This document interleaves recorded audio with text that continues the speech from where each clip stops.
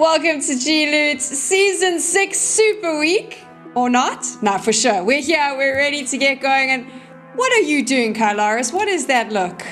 It's summer! It's time! We're here for Season 6! I'm hyped! I'll take these off because I can't see anything. We're good to go. That was a good way to start. High energy, lots of heat. Toby, are you planning to bring the heat for the Super Week? What James delivers in accessories and clothing, I will deliver in broadcast quality, yes. Oh, I love it. Okay, there we go. The meme team is all back together. Toby and Kylaris are going to be jumping on the shoutcasting duty. My name is Tech Girl, and I am going to be your host, and we are so excited to bring you all the action. Both of you fresh off your PUBG Nations Cup experience. You went gallivanting in Thailand, but now the serious business begins, right, Toby? Yes, it was a great trip. It was very warm, and now, of course, as you say, back on the good old PGC point, right? This is where these teams have to come out hidden right from the start, and the get-go would be, I suppose, qualify for the finals. I do love this because, you know, when they say you go on an awkward date, all you do is talk about the weather. We have only spoken about the weather for the first few minutes of that pre-show. So here you go. Super week, though. Kylaris, are these teams ready? This is a lot of games to play in a very short space of time. Yeah, I would say so. I think it's not only the teams that have qualified via there's several different means, but also the teams that are invited were actually longing for more days to play here throughout the year. So they're dead excited to be able to jump into these group stage and figure out how they're going to shape up against all of these other teams and try and get towards that final.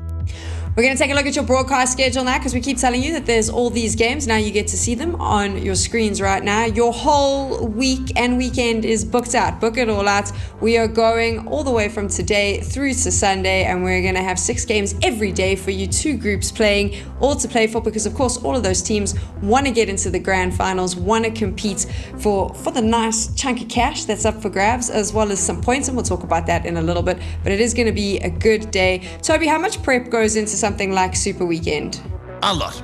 A hell of a lot, let alone the fact now that the what used to be teams that are invited straight to grand finals of events now participate in the last qualifier stage of the tournament. That is massive, because if you're an invited team that doesn't make it to the grand finals, that's gonna have a lot of teams going, well, I mean, why weren't we the ones invited then, right? So there's a lot of pressure, especially for those teams that have been able to skip parts of the qualifier that now have to come out hidden. This format is a little bit of a mix-up, and we'll explain that in a bit. But first, take a look now at the Day 1 and Day 2 schedule. That's what you can expect, because things are going to change up a little bit as we move into Day 3. And you can see there the games that you're going to see starting on Miramar, moving on to Erangel. You know how it goes. 6 games, 6 opportunities to get all the points on the board. And Toby, again, I mean, this is really important. You kind of want to come out swinging on Day 1 to make your Day 2 a little bit easier, right?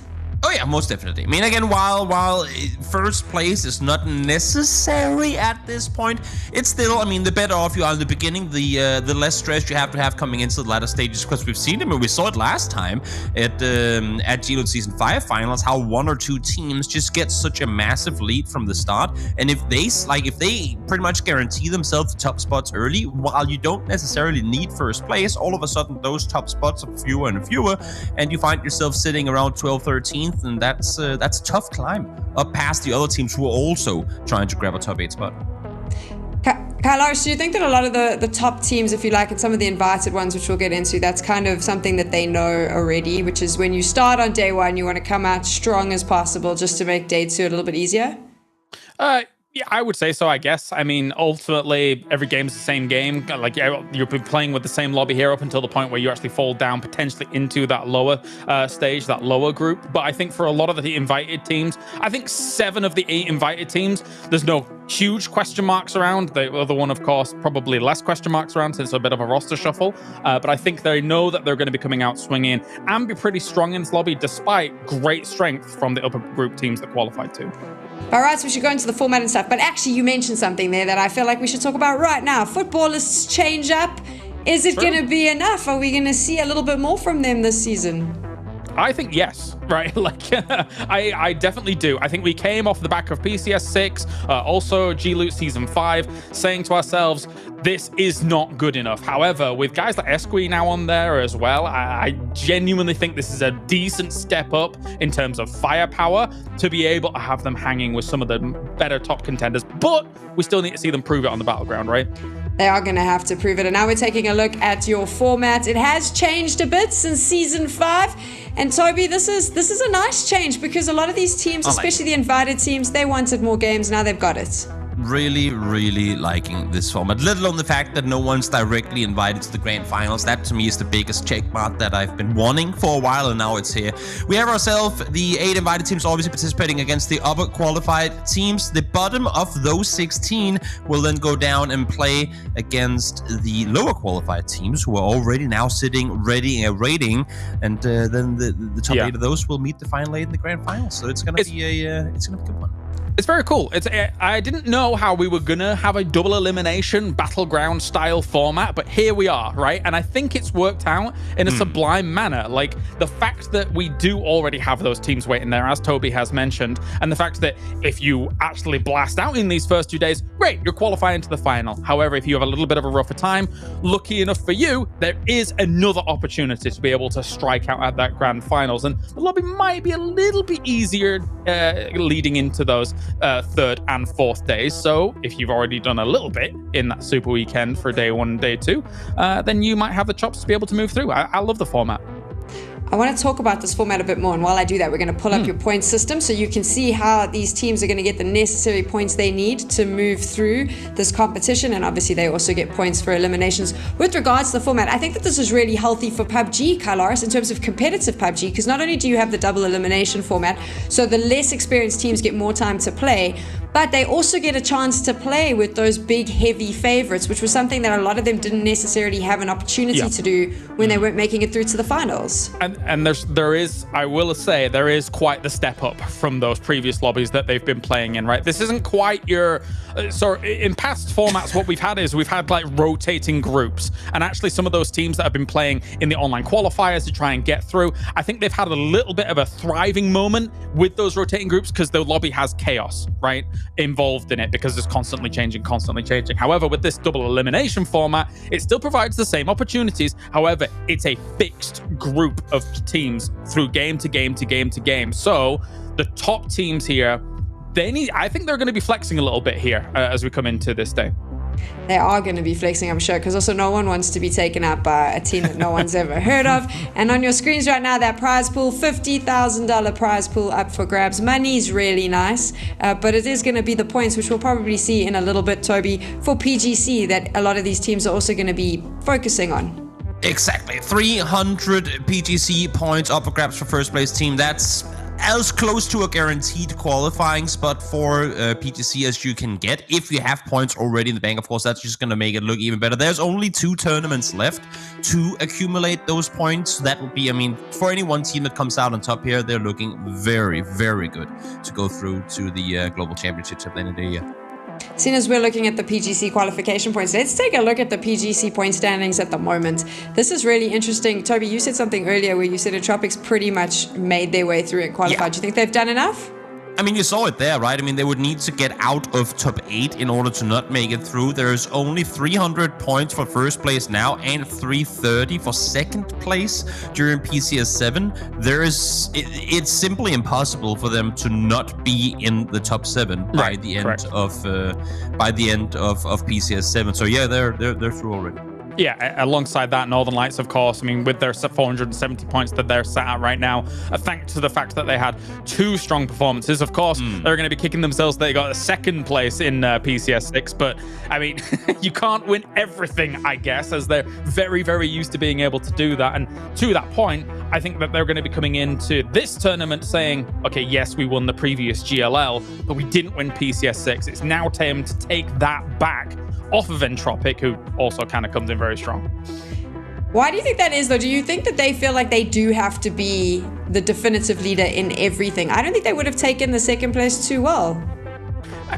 when you're winning everything, right, Toby? When you're winning every single tournament since, I don't know, 2020 or something, I think, you know, it's getting a second place. That's a little bit of a blotch on your record compared to absolute streak dominance, even though second is nothing to sniff at. But when it comes to Northern Lights and the kind of prestige and caliber that these guys are playing at, they were the kings of this region. And there was a little bit of a slip off, even just a tiny bit, I guess.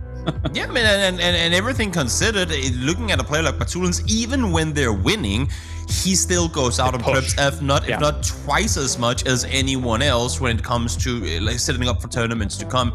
And I love to see it because we've seen it before where teams have managed to step ahead of the crowd, but then because they don't continue to do what they can to maintain that lead, other teams, they just swarm them, take them down, and what was at one point a fantastic team crumbles, where NLT have, to me at least throughout, been aware that yes, we're at the top, but only as long as we make sure it stays that way. Yeah. And now that teams have caught up to them, both because we're back in a format that, not that they're not good at it, but other teams fare better in the super settings than the most teams did in Winner Chicken Dinner. Now that we're in a format where other teams can play better against them, they have that much more to prep for. So seeing them get second, I would assume it just makes players like Batulins, like the entire team, do even more to get back into first place. Absolutely. That's the thing. They continue to be hungry from win to win, and a second place is only going to make them more hungry. More hungry, but they do have to beat 23 other teams this weekend. Let's take a look at them now. When I say that, they potentially don't have to play all of them, but there are 23 teams that are going to be jumping in. We can see them all. You can see those invited teams. No surprises there. But a couple of new names popping into the mix as well. Kalaris, who are you most excited to look at when it comes to these new names? I like Creed X Esports in terms of a new, in inverted commas, new roster to this level, if you know what I mean, right? I think a lot of people are probably looking at this roster and thinking it's, oh, this is just the Gaxi gang. But that's not quite the case, I think is fair to say. When you're watching the qualifiers, you're able to watch Wox, for example, Wox Easy Lol, get himself like a 10-kill game, right? So there is extreme potential on a team like Creed X. I just don't know if this lobby is going to allow them to have the room that they need to be able to get those kind of big frag numbers, right? So that's definitely one that's on my mind. Toby, how about you? While it's not a new, we've never heard of them team before, it is a team that, looking at very recent roster changes, seeing Jemty and Samty back on the same team, how long has it been, right? And I know it's kind of banging the same old drum, but that to me, it just brings the nostalgia to a PUBG tournament where I'm looking forward to see, because people that have been following scrims, they know that things have been going on over the last couple of weeks, but I want to see what they can get going. They have Pixel 2, phenomenal players by their side. I want to see what amount of damage they can put out against a lobby of this caliber. Kalaris, there is another thing we have to mention with these invited teams, and we'll get a chance to see this team now as we take a look at the teams that will be playing on day 1 and day 2. But there is a someone coming back, and I think there's a lot of fans that are going to be excited to see him on the battlegrounds.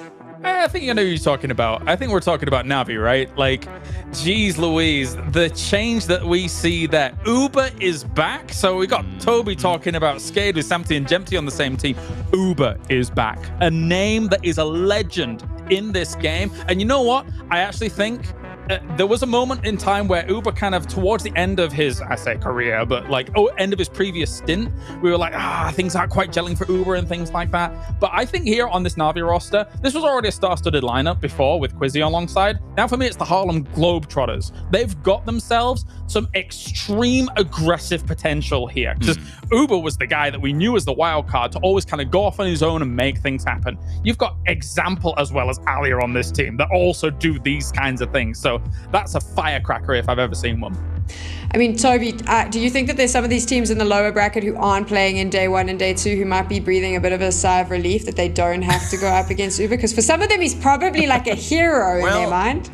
If they're lucky, they will have to eventually. I mean, I wouldn't assume to see Navi not make top 8 after these 2 days. But even if they don't, I mean, coming down into I don't see a scenario where, and now might happen. I might just cast a curse them out, but I do not foresee a scenario where Na'Vi does not make grand finals. So no matter if you're playing today or whether you're playing the final 2 days in the lower bracket, you will be going up against them. And if you are, you better be ready for it. Better be ready, but it's nice if you can just have an ease on in, you know. I'm all about that easy road to start, then just level it up. That is the thing, there is a bit of pressure on these invited teams now. Before they were always guaranteed grand finals, Toby, and now it's not quite the case because they actually have to prove that they deserve that invite, because it's going to be really awkward if one of them don't make it through to grand finals.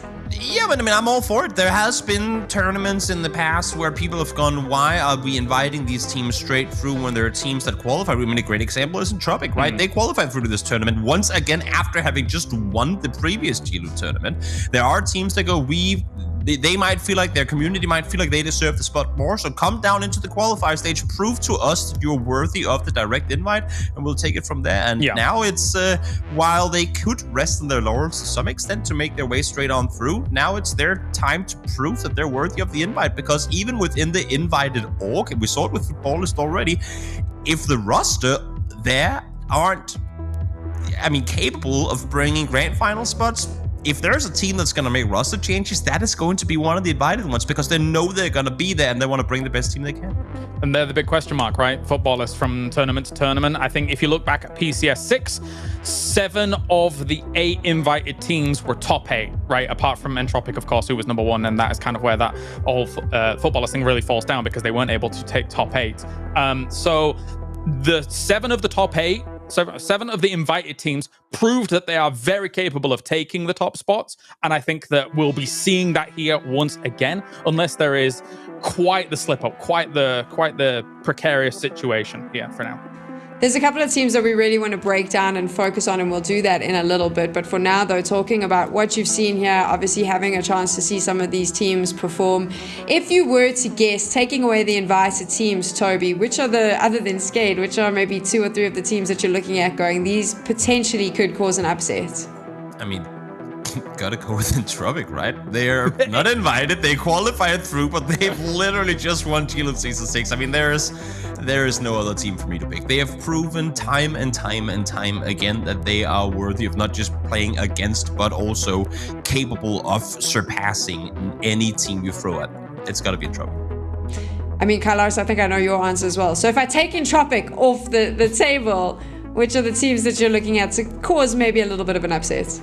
Well, I have to lean on what Toby was talking about before with Skade. Obviously, they are a name that is extremely proficient at the game in terms of their roster, in terms of the depth, in terms of the veteran status that some of those members have. In fact, all of them, to be perfectly honest. But also question mark, if I'm totally frank with you as well. I think you look at this roster, and it's a veteran leadership with some of the guys that underneath all of that are very, very strong as well. But let's not forget, last year round, they were able to get themselves 3rd at a PCS as well, and then move on to play PGC as Team Unique when they were there. It didn't quite go their way then, but it shows that they are very capable of being able to take those top spots, even with a lobby as strong as this one. There's always a fan in the chat that's disappointed with how their team performed and feels like their team is letting them down. Any teams jump to mind? I mean, Football is, for me, possibly the disappointing one when we take a look at the last PCS and the last G-Loot. Any other teams that you think might need to redeem themselves a little bit moving into Season 6, Carlos? Not redemption, other than, as you say, kind of the footballer situation, but they've made their roster changes. They understood that they needed to make a change and try and move forward. I think my question marks rest around teams that weren't necessarily here before, which are MEA teams, Stardust as well as Istanbul Wildcats, for this upper group specifically, because I think they're coming into a group of 16 teams that are extremely powerful, and I don't know whether or not their qualifying run is going to stand up to this kind of lobby. So I'd love to be proved wrong. However, we shall see. Toby, is it difficult for specifically for the teams that qualify from the Middle East and Africa regions to face off against Europe? Because there's no doubt in my mind, you know, European PUBG, strongest PUBG. Do you think they do come in at a little bit of a disadvantage jumping in here and kind of have to level up considerably?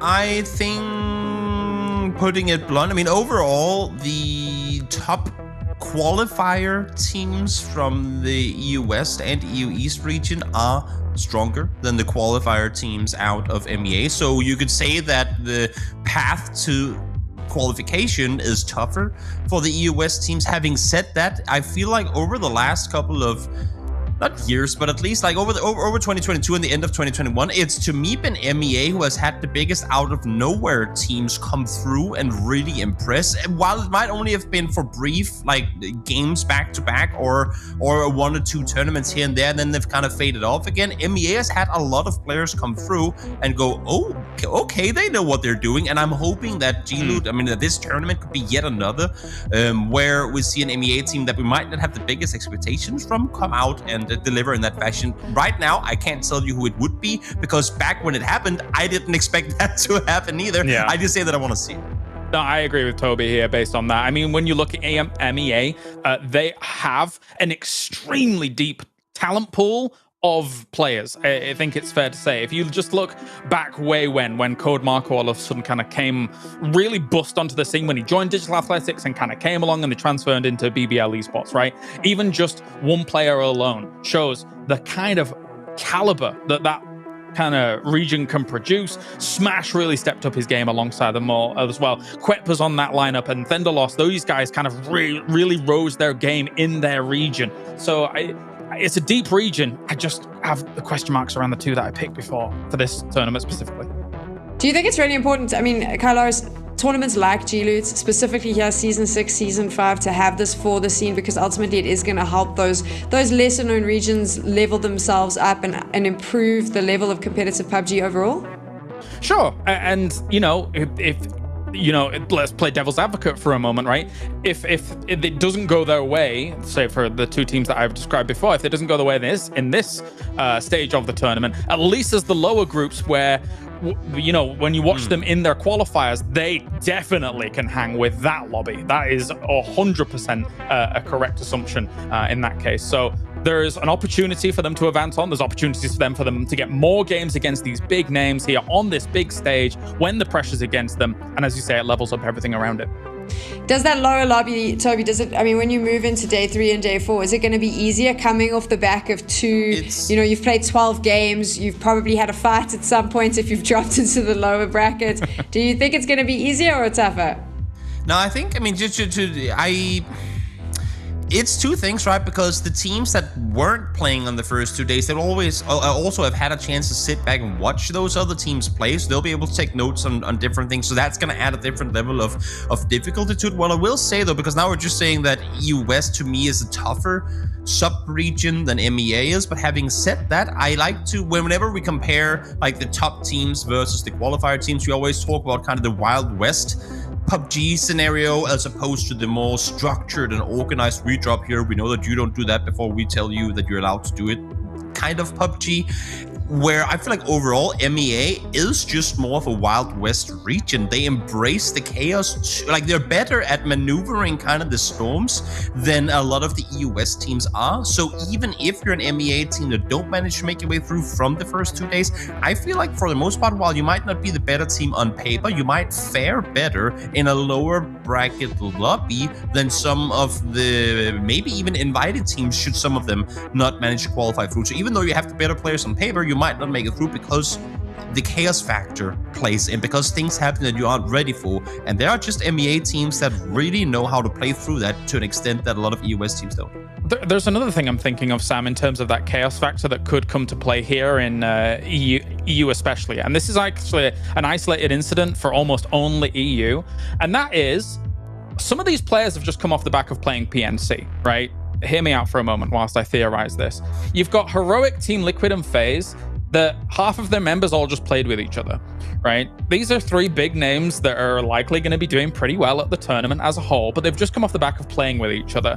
There has to have been a little bit of cross-referencing, cross-understanding of how those guys are really playing and how they're approaching the game and stuff like that. So even just a teeny tiny bit, I think maybe, reading each other a bit more compared to prior. We'll see. Trade secrets, Toby, were they given away at PNC? Is that what Kylaris is saying? I mean, we saw teams succeed by, I think, at least combining strategies from both their usual teams. So there's no doubt about the fact that teams brought into PNC, or players brought into PNC, what they thought would be the best, and what usually is the best is what they thrive in on a regular basis, which would be their usual organized or like org teams. So yes, for sure, there will have been small things here and there. But then again, I mean, personally, I think most teams know what most teams do. Again, the EU West, the more organized, they usually know what each other do. It's about how do you counter that? How do you play around what we already know? Whereas to the MEA, for me, it's more of a what do we do against an opponent we don't know what we're going up against? Like, you kind of have to prepare for everything, whereas if you're going up against Liquid, you know what you're going up against, but the quality of what you're going up against also means that you have to be very, very good at countering that in order to stay alive on the other side. That we need to talk about Entropic, we need to talk about Heroic, but I am going to sit back and enjoy this. Kylaris, Toby, tell us what we're looking at. All right. Well, Toby, I have got my plane guiding shirt on, as this will not be coming into a land, but we'll get all our players landing. Getting into Miramar to start things off, buddy. How are you doing? Yeah, it's amazing. I'm doing just fine. Thank you. I'm not going to lie. I mean, I plane guiding shirt, I don't know. I thought it was like a Tour de France reference with it being so bright yellow. I thought it was a you're in first place sort of thing. The thing is, I don't really care for Tour de France, but I just drove through Copenhagen, and I had to go down and watch it. And then I saw people on a bike, and I went back home, and that was that. What is this Tour de France that starts in like somewhere else? Yeah, what's going on? It's Tour to France. It's not. Yeah. Okay. Fine. But then again, my knowledge of this is very, very limited. So it is what it is. But this plane, I mean, we talk about oftentimes, James, how first games usually we want to see everything kind of fair for teams to get landed and get sorted. This plane path was very far east, so there will no doubt have been teams that have been forced to go for more kind of alternative drop spots. But with that said, I mean, pretty straightforward circle to rotate into. No, definitely. I think my first point of conflict is potentially the Divan and Skade situation. They'd like to drop around this Hacienda area, San Martin location area, and have a few pot shots at one another. We saw it in the qualifiers as well. Maybe a few casualties here and there. But Skade, in qualification process, was able to do extremely well, and you saw it, the veteran status of them come out. I mean, you saw Samty being able to clutch out situations fully enough against guys like Divan on Erangel, mind you, but they definitely went a few blows here and there on Miramar as well. So curious to see how this plays out. It's going to be amazing, no doubt about it. And one of the things that I'm just in general, I mean, now we were blessed to watch obviously global PUBG with kind of a mixed team vibe at PNC, but just being back to same old with Spice. We're looking at Uber right now, obviously not just same old with him joining Na'Vi, but back to the EMEA scene. It's just amazing, you know. PUBG tournaments, there's only so many of them over a year, and having one started once again here, I think it's absolutely phenomenal. Back in, and I'm not throwing to you saying, all right, Toby, take it away, cast the game. We can take it away together. Yeah, it's weird. I don't understand what's going on. Is it good weird? I'm okay with it, you know. I've done a bit of casting in my time. Love it. I love it. Liquid getting looted on up back in Picard. They go. Nothing new under the sun in that regard. Again, I said it was a pretty straightforward circle, James, and it for the most part issue is because of the very far eastern plane path. If we look down towards Los Leones, I mean, you have footballers all the way down Puerto Paraíso. There are a lot of teams who will have to find a way to maneuver into this one. And right now, I mean, with what I'm seeing, hard western wrap over or through Monte Nuevo is pretty much the only kind of connection point if you want to go in or around San Martin. Yeah, quite free in theory for teams like Heroic, etc. Of course, dropping over and Chumacera if they want it. BBL, of course, could quite easily take that road through past Monte Nuevo if they so desire. But yeah, I mean, if we see a lot of teams having to rotate along kind of east side coast, maybe try and find a few of those what I would consider to be quite narrow channels into the east side of that circle, there could be a bit of conflict there, which would be a concern. Exactly. Face all the way up towards the north, and a wide two-ways, but I like the fact that they've sent Aitzy and Gustav down towards the south already. Of course, if you haven't already, I mean, if you're new to competitive PUBG, welcome, first of all. Second of all, we do have map streams as well that I strongly advocate you having open to, regardless of whether you have two monitors or not. Watch the map stream too. It's pretty good information. Oh yeah, extremely valuable as Na'Vi is moving forwards towards central prime compound positions. They're going to be very content with the position that they have taken. Whilst we're just getting this going here, Toby, What do you think of that Oasis potential change that's coming in? Is it actually a guaranteed change? I saw it, and you know how, and that's just me. You see a change, you instantly go to Twitter and you go, oh! But honestly, I didn't this time around. While I see the whole concept of, oh, no change, we don't like change, and therefore we complain about it, I am not gonna comment. I'm not gonna disagree with this change before I see how it plays, because I've always hated that hillside anyway. We're talking about the southern hill of Oasis that has now been very, very much smaller, and Oasis it's itself flattened. easier to traverse through. Traversability, if that's even a word, is alpha omega on Miramar, and making it easier up towards the north. We have seen quite a few northern circles, so making that easier up towards the north. Honestly, I think while people complain about change because it's change, I could see it actually benefiting, especially the competitive scene with the. It becomes an actual drop spot as well right now, looking at how they've kind of changed things a little bit. But anyway, let's move back on here to what's going on, as we have Heroic now making their move. Likewise, BBL. Both of these teams moving kind of the way we described it, right? But that is, you don't even need a map to make that call. Realistically speaking, they know that is going to be an open channel to them if they so desire it. Interestingly enough, though, as I take a look at the map, Team Liquid's move is interesting, but then again, Entropic has already found Creed X, looking maybe for a few pot shots. Disciplined trigger finger to start, though. I mean, we talked Entropic all the way throughout the entirety of G-Loot Season 5, and they were just always there. They found these teams rotating on through, and to me, they're one of those very adaptable teams. They can play against the top in the more quote-unquote organized PUBG, but they've also always been a qualifier team, so they know how to weather kind of both. They know how to both do rally and Formula 1, so to speak. They can do it all, and they show it here as well. Not afraid to go out and take fight early. They will push up on you. Gaxi trying to get away now as well. Should be able to do so, because I don't think Lugaru's going to get their time. Yeah, because they went through the meat grinder, right? That is exactly what you're saying. They went through that. They lived that, and now they are finding and living the benefits of that, as there were some shots coming in before. Lucarux is going to crest over the hill there, take a few pot shots with the mini, but not quite get too many connections, as they will live to fight another day, will Creed X, and find themselves another compound. Oh, no! Here is Batulin. You don't come to my hilltop, he says. Issue is, he is right now on a raft with sharks in the water all around him. James caught looking the other direction for a second, then knew he was up above him, but didn't spot Batulins, who remains the goat on the hilltop. This is confusing to me. It's like when a cat is like pawing at another cat trying to get it off the table. Like, of course Batulins is up on these hills. This is what he does. He's the highest cat. And it's not going to go well there for James to start things off. And the potential, a few more shots if Batulins wants it, but no, does not go for it. He wants the flush, is what we can see here. Fortunately for James, been able to kind of climb away, and I think Batulins, as much as he wants that first point of the game, of the qualifier stage, I should say, I think he's also well aware that he is very, very much alone right now. His teammates nowhere near, none of them even rotating to go towards him. So this is one of those calls where they go, Batulins, if you're feeling this one, go for it. But if you go down, it's on yourself, buddy. It's on you. I mean, you've got a PNC champion staring you right in the face here, Toby. Yeah. Let me remind you, lads, and Vard can hit the shots, all right? Just saying. He sure can. Issue for me is that I'm not sure he has his bike, and I think that's why he's sticking around. The bike, yep, you see it up there. The bike is up on the mountainside, isn't it? Or am I blind here?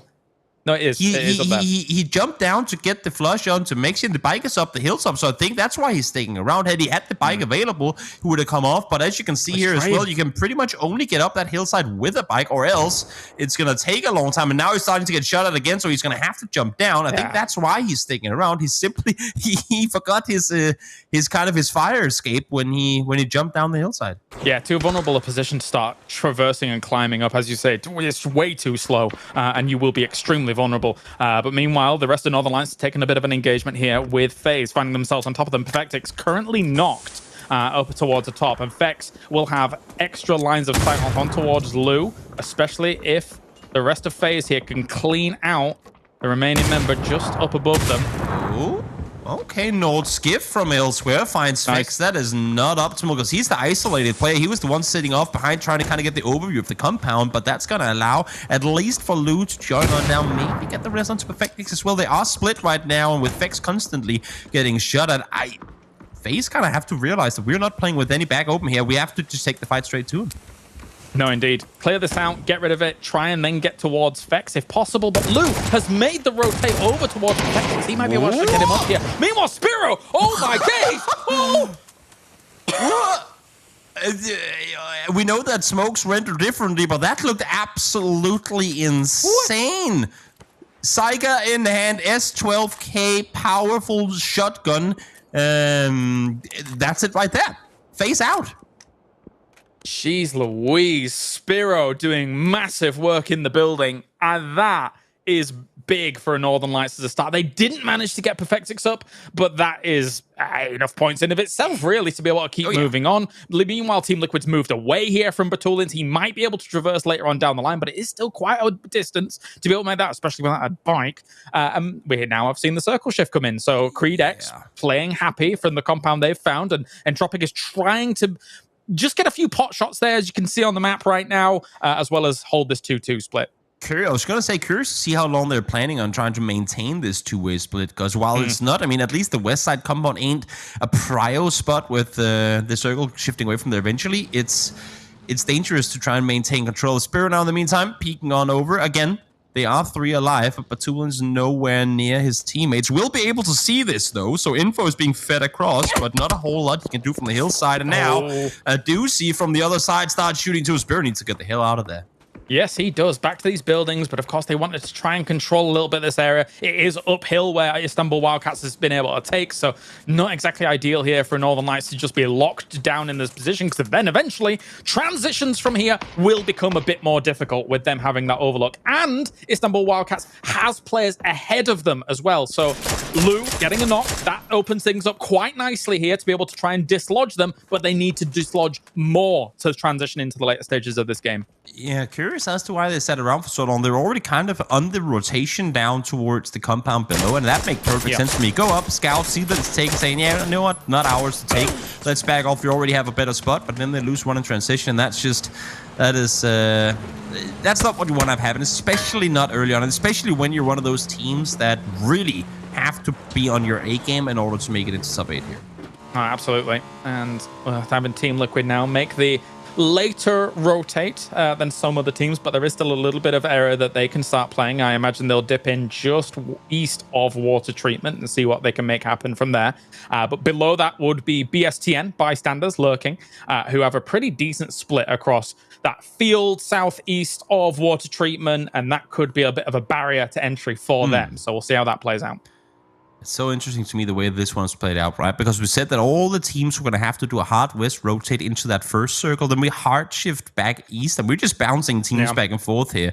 So when we look down towards Minas and the area of the map that would usually, I mean, with this phase 2, had it been any different phase 1, that would be kind of a highly populated area where teams would then rotate off the hillside. That's completely barren right now. We only have starters up in that area. They got all of it, including Graveyard to themselves, because everyone wrapped west to then come in towards the east. So San Martin and the entire north side is so crowded where usually that wouldn't be the case at all. You can see Apocalypse here looking forward, going, there's got to be people down here, right? But they have it all to themselves.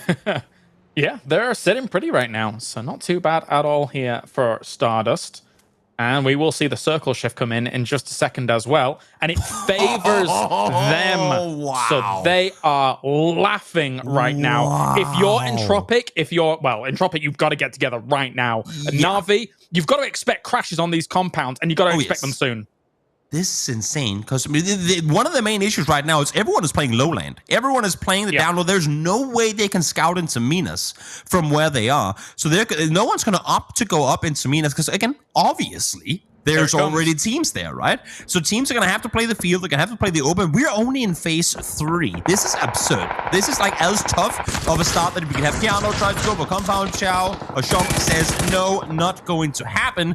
Shoots through towards us as well. This is going to be chaos. Chaos unfolding before your eyes. No, absolutely. As you say, with this kind of phase 3, this is what kind of happens in situations where there's like a lot of water in the circle. Oh, Bolty comes on in here from Zhong. Pixelic will be able to follow stuff up as well on Creed X, and now they are absolutely getting battered. They tried to make the transition in on towards them, but it was not successful. They had to end up against Hay Bales here, and Lou now trying to take some shots.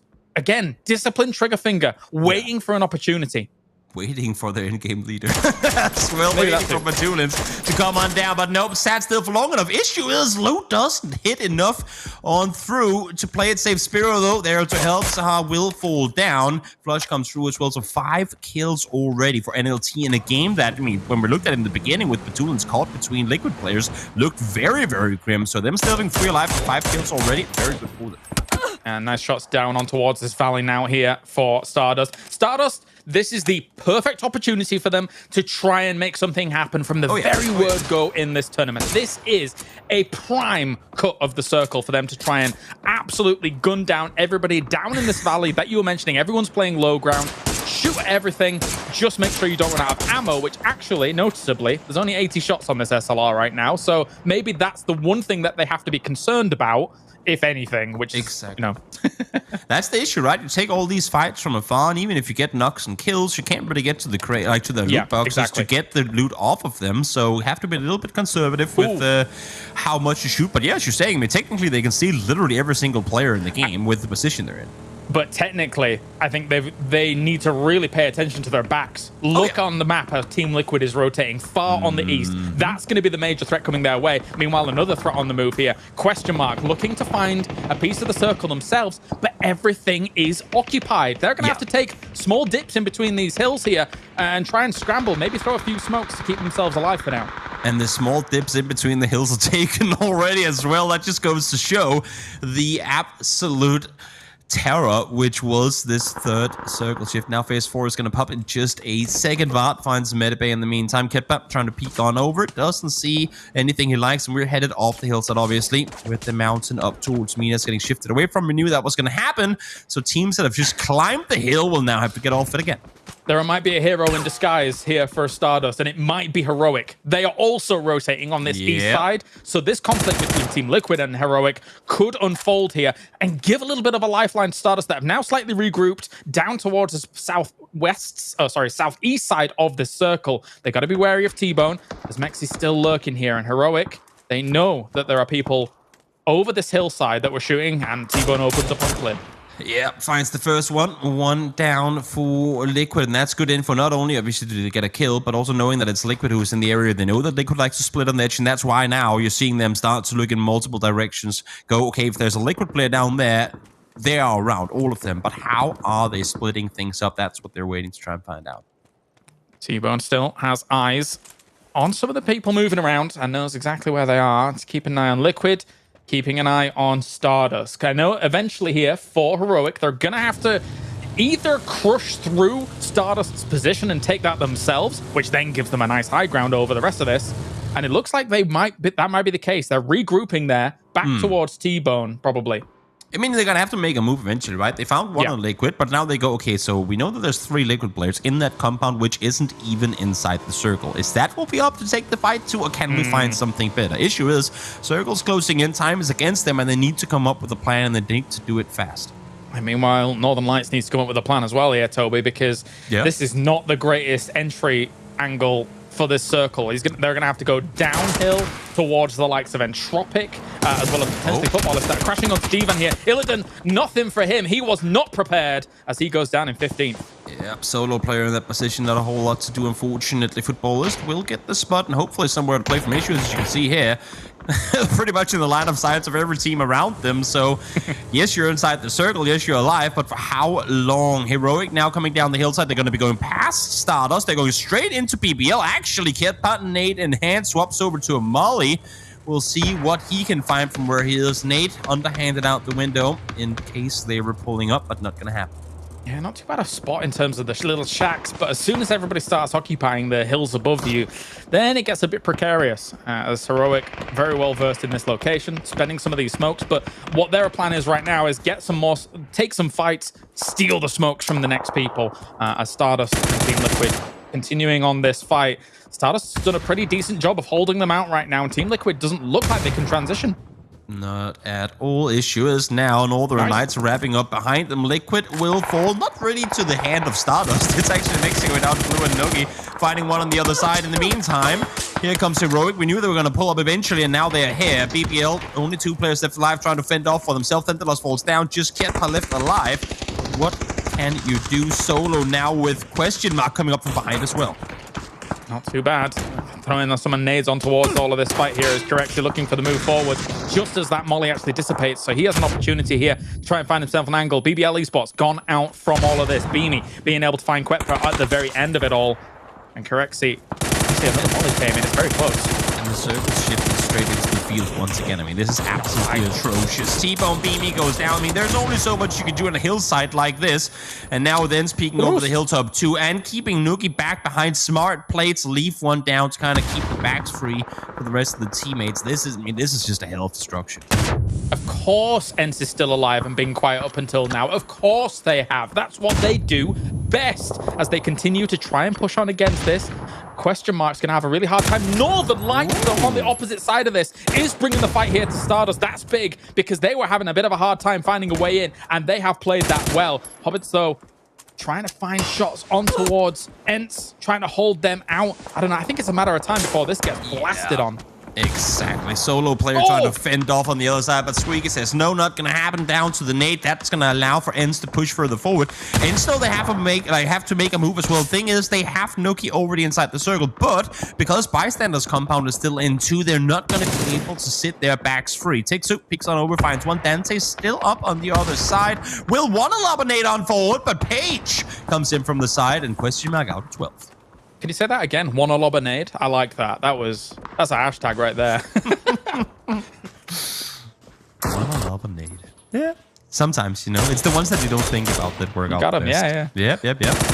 Ski, good position again. I mean, for footballers, they're sitting in a good spot, but they need to do damage now because they're going to have to get off this hill at some point.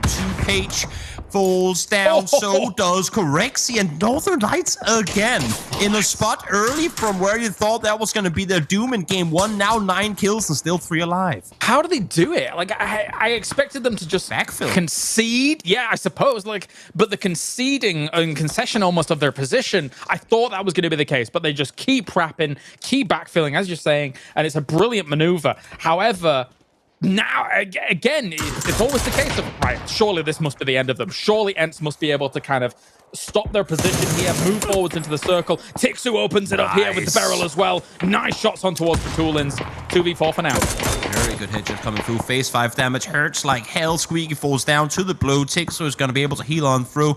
Still first aids on Rust and Maswell, but now you can see they're being forced to expose themselves to the lowland, and that's the main issue here. ENCE 7 kills, 2 players knocked. Don't think neither Tiksu or Squeaky will get back alive, unfortunately.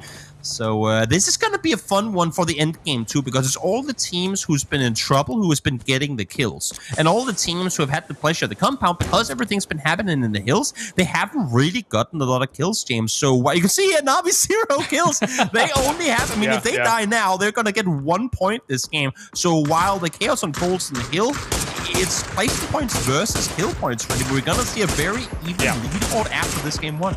Yeah, that compound, I mean, as you say, like, as examples, landing some blinders here alongside Alia as well. I mean, you can't see up that hill, right, from this compound. It's got a really weird little lip that unfortunately they're able to find it, but ENCE will end up falling here thanks to the nice push from Bystanders. But now again, you find yourself on this side of the circle. It might keep you alive for now, but I don't think it wins the war out here in the long run, Toby. No.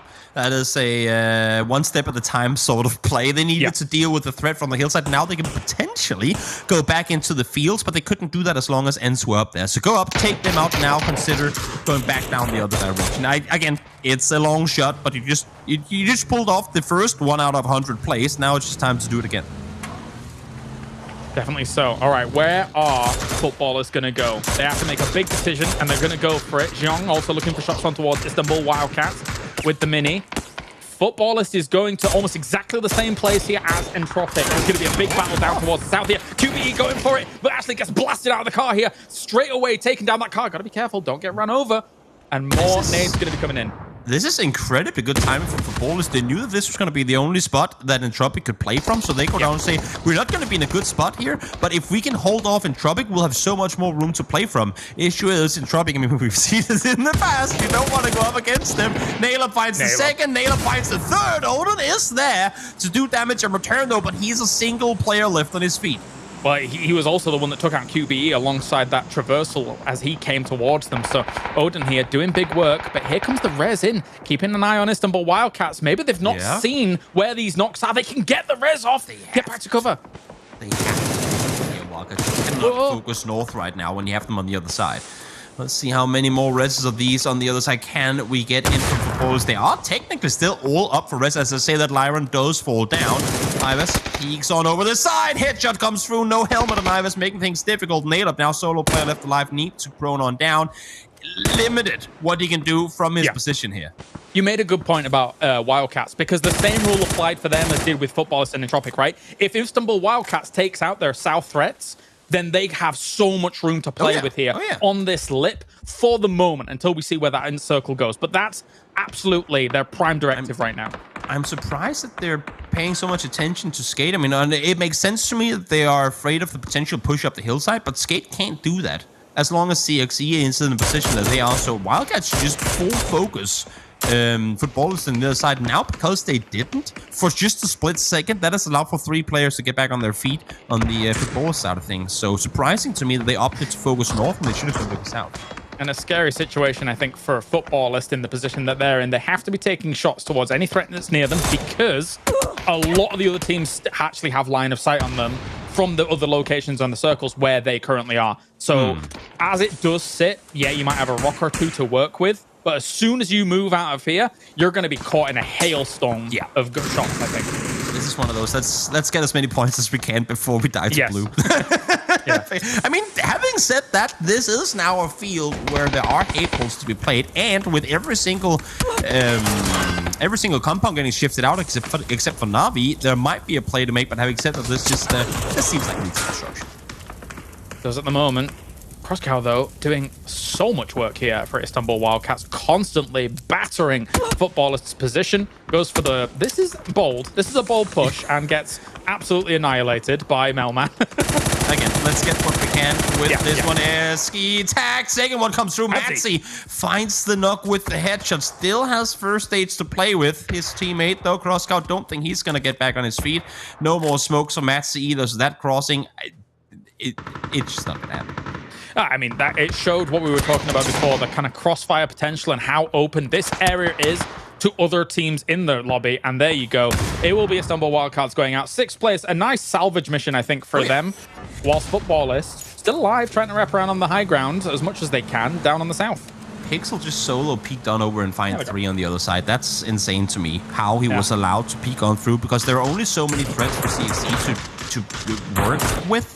And while, I mean, they have to make the move, Pixel, once again, I mean, he's just a flank master in PUBG these days. He always managed to get himself into positions, like kind of off-angle spots where the opponents just do not expect him. And he punishes CXC with that there as well. Bystanders get 4th. Very nice to see them get that, despite, you know, again, we expected them to go out after taking that move on towards that east side. Now we have 3 remaining Footballists, but it is going to be Skade going up against Na'Vi here in a few moments' time.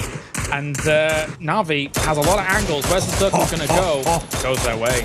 Now in the car going, guys, follow me, and he's dead. Nothing he can do with that vehicle there at all. Na'Vi now circle in that direction, knowing that with that knock coming through into Na'Vi just before, they need to use this time to push further forward. That's a bait right there, because that's Na'Vi's vehicle. So they thought that might be a player on it, but not the case at all. The car kept driving forward without him in it. He's now been resting back on his feet. I love this move. Just being able to take all these angles against Skade. They know Skade's very proficient at being able to get out into the middle of these fields and try and find themselves a spot. They're not giving them the opportunity. As Jempty here, Pixelic as well, trying to find themselves a spot. Uber opens up things onto Sampy, and now it's not going to work out. Novak tries to go around, but Example is well for the trigger here as Alia as well finds through the smoke. Lost track of him just a little bit, but tries to go for spray downs anyway. Pixel solo player trying to fend off down the hillside down the field, I should say, where he is. Jempty is, on the other hay belt, trying to stay put as well. Now knocked once more. Don't think there's any res coming in there, but Pixel still with a decent health. Level 3 gear, not gonna really matter though. Alia continuing to connect his shots. How do you beat a Na'Vi that has got these angles at this point? I don't know. That Skade's going to have to do something magic here, but there is still magic in the hands of Jempty and Pixelic. He goes for a headshot, but no, it's not going to be an Example. Finds the barrel on towards Pixelic, and Jempty, the last man remaining here, trying to find something, but they will start hounding like wolves at the door here to try and bring down his position. They know exactly where he is. Gemty trying to stay put behind K-Bell. Not gonna happen. Spotted second time around. There comes the kill. Na'Vi, 6 kills in the end of things again. I mean, coming into the final 4, they had 1 kill, but doesn't matter. 16-point game to start things off with. They'll be well satisfied with that. They're gonna roll with it, right? If you get yourself a compound quite like that, no reason to really flex out until you are pushed out by the circle for the most part. You're hearing all of these battles going up on that hillside to the east side of you, which we mentioned you just can't really get decent angles on, but you can start shooting at everything down into the fields if you want. But there was just no opportunities to really get too many up until towards the end. Now I understand the yellow shirt, James. You knew what was going to happen game 1. It was a Na'Vi game. It was meant to be. And with that, let's hop to a break. And we'll be back with Sam for game 2 in just a few.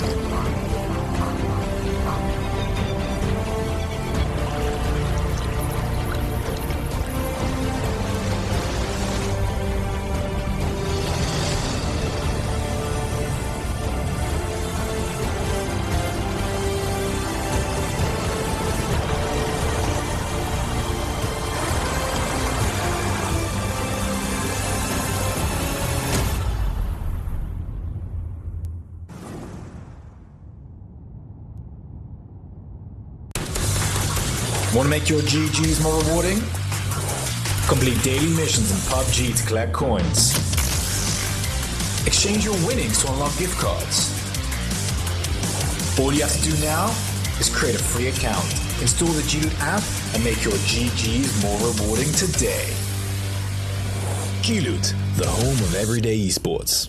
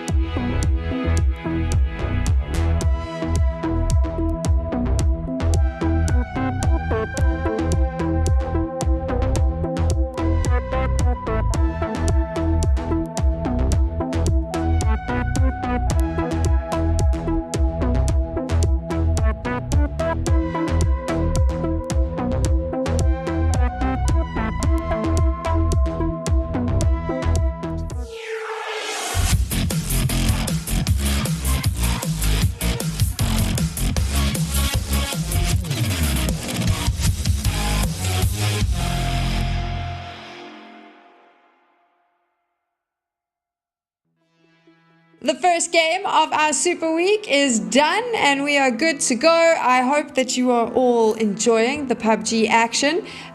Gents, what did you think about that? I'll let you have it, James. Very enjoyable. I am excited to be casting. That's how I'm going to leave that. I thought, I mean, again, normally we talk about simple plane path, simple circles. And while the first plane, the plane path was pretty straightforward, it was also a bit easy to talk about alternate drop spots. Then the first circle pops, we go, okay, that's a tricky one, but it should be all right as we lose Sam mid transition there. We'll keep going. But James, that phase 2 into phase 3 was brutal. Yeah.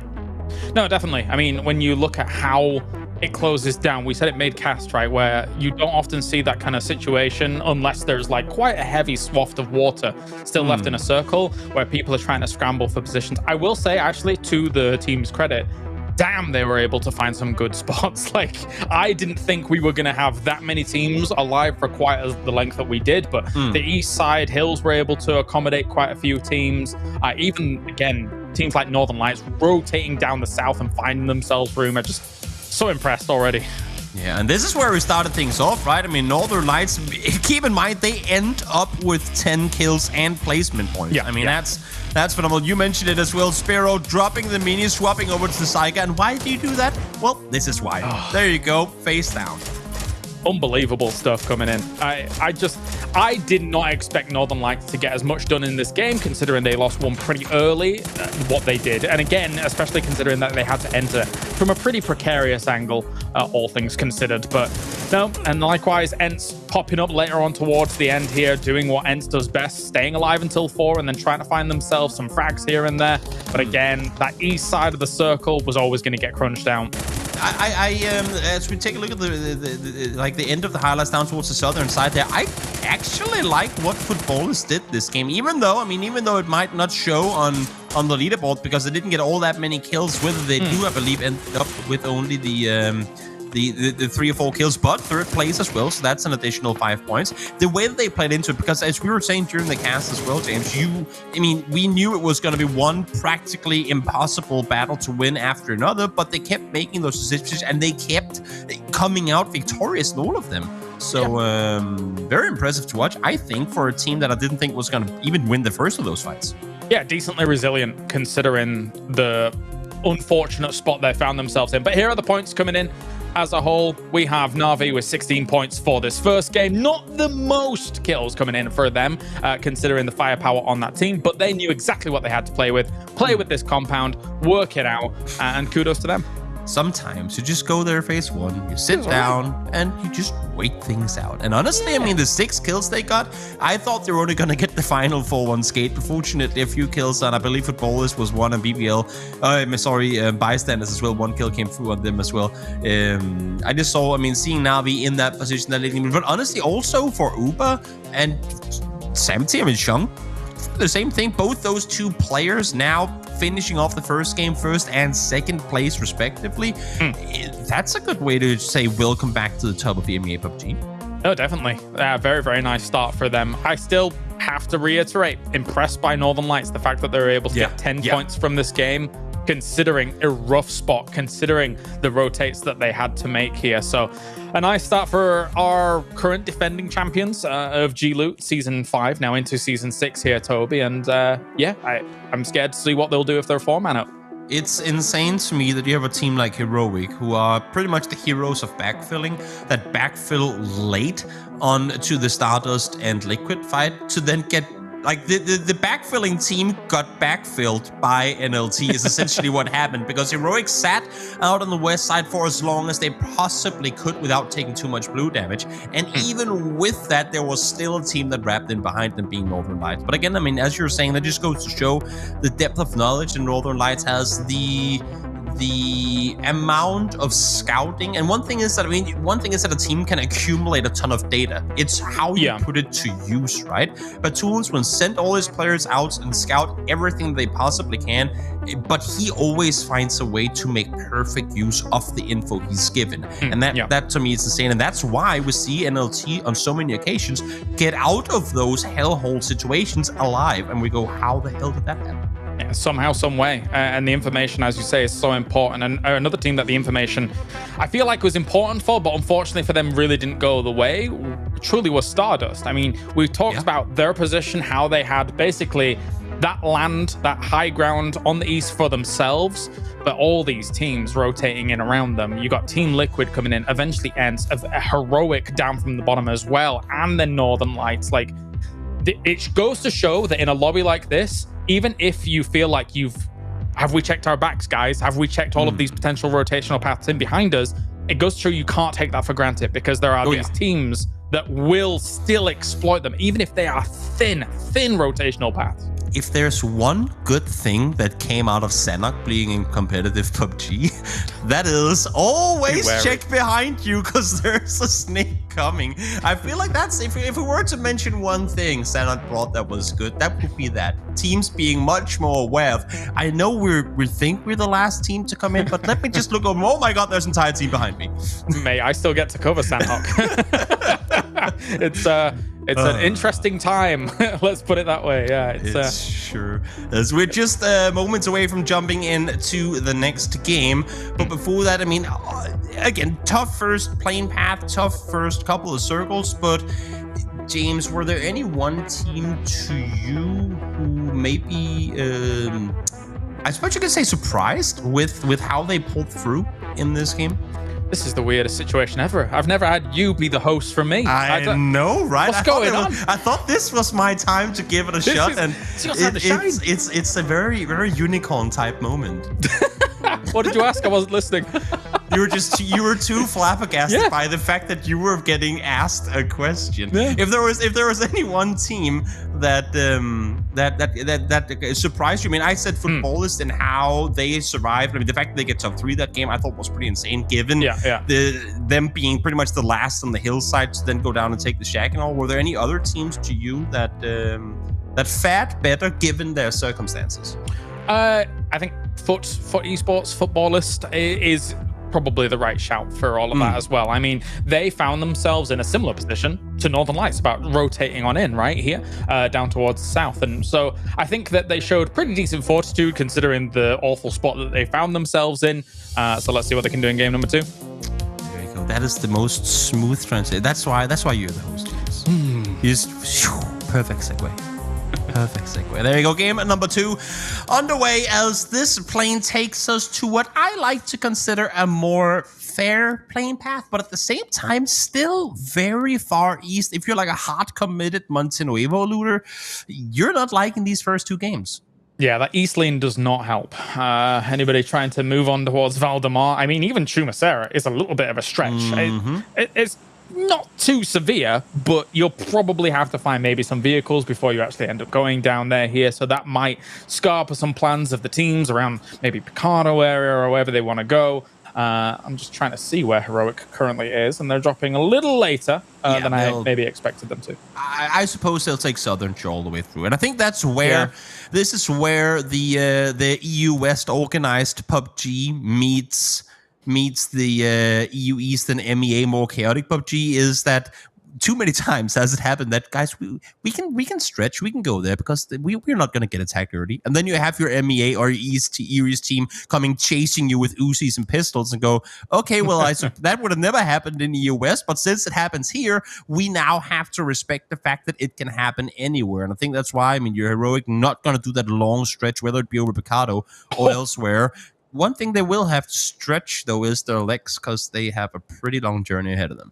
Yeah, you remember in PNC when we were showing like that data? This team has traversed 32,000 meters. Yes. We're going to get 100,000 for Heroic here at this game. This is rough.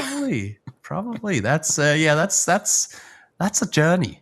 That is a journey they're on for. Fortunately, I mean, again, with the plane being this far east, I wouldn't be surprised. Now we are seeing them loot just a bit, but straight into cars. I mean, T-Bone already there, get straight into a vehicle, and hell, I mean, even wrap all the way up towards Montenuevo. They usually loot Chuma. They know the ins and outs and kind of who's in those areas.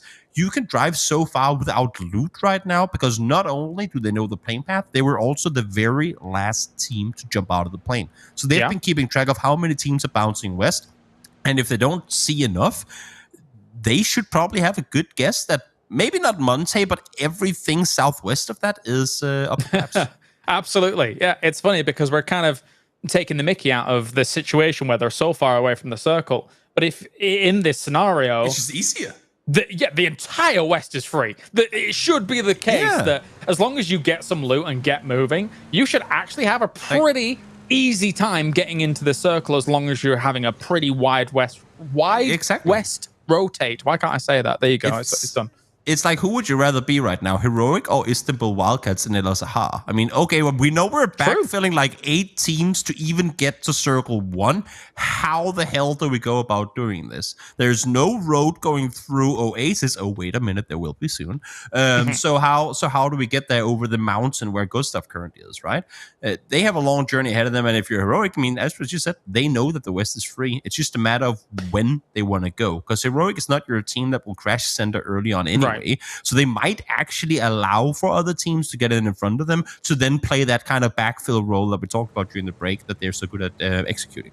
An alternate for Istanbul Wildcats as well is the far north rotate, right? Where you see people going along the huge wall and trying to then duck in, eventually wrapping west around Oasis.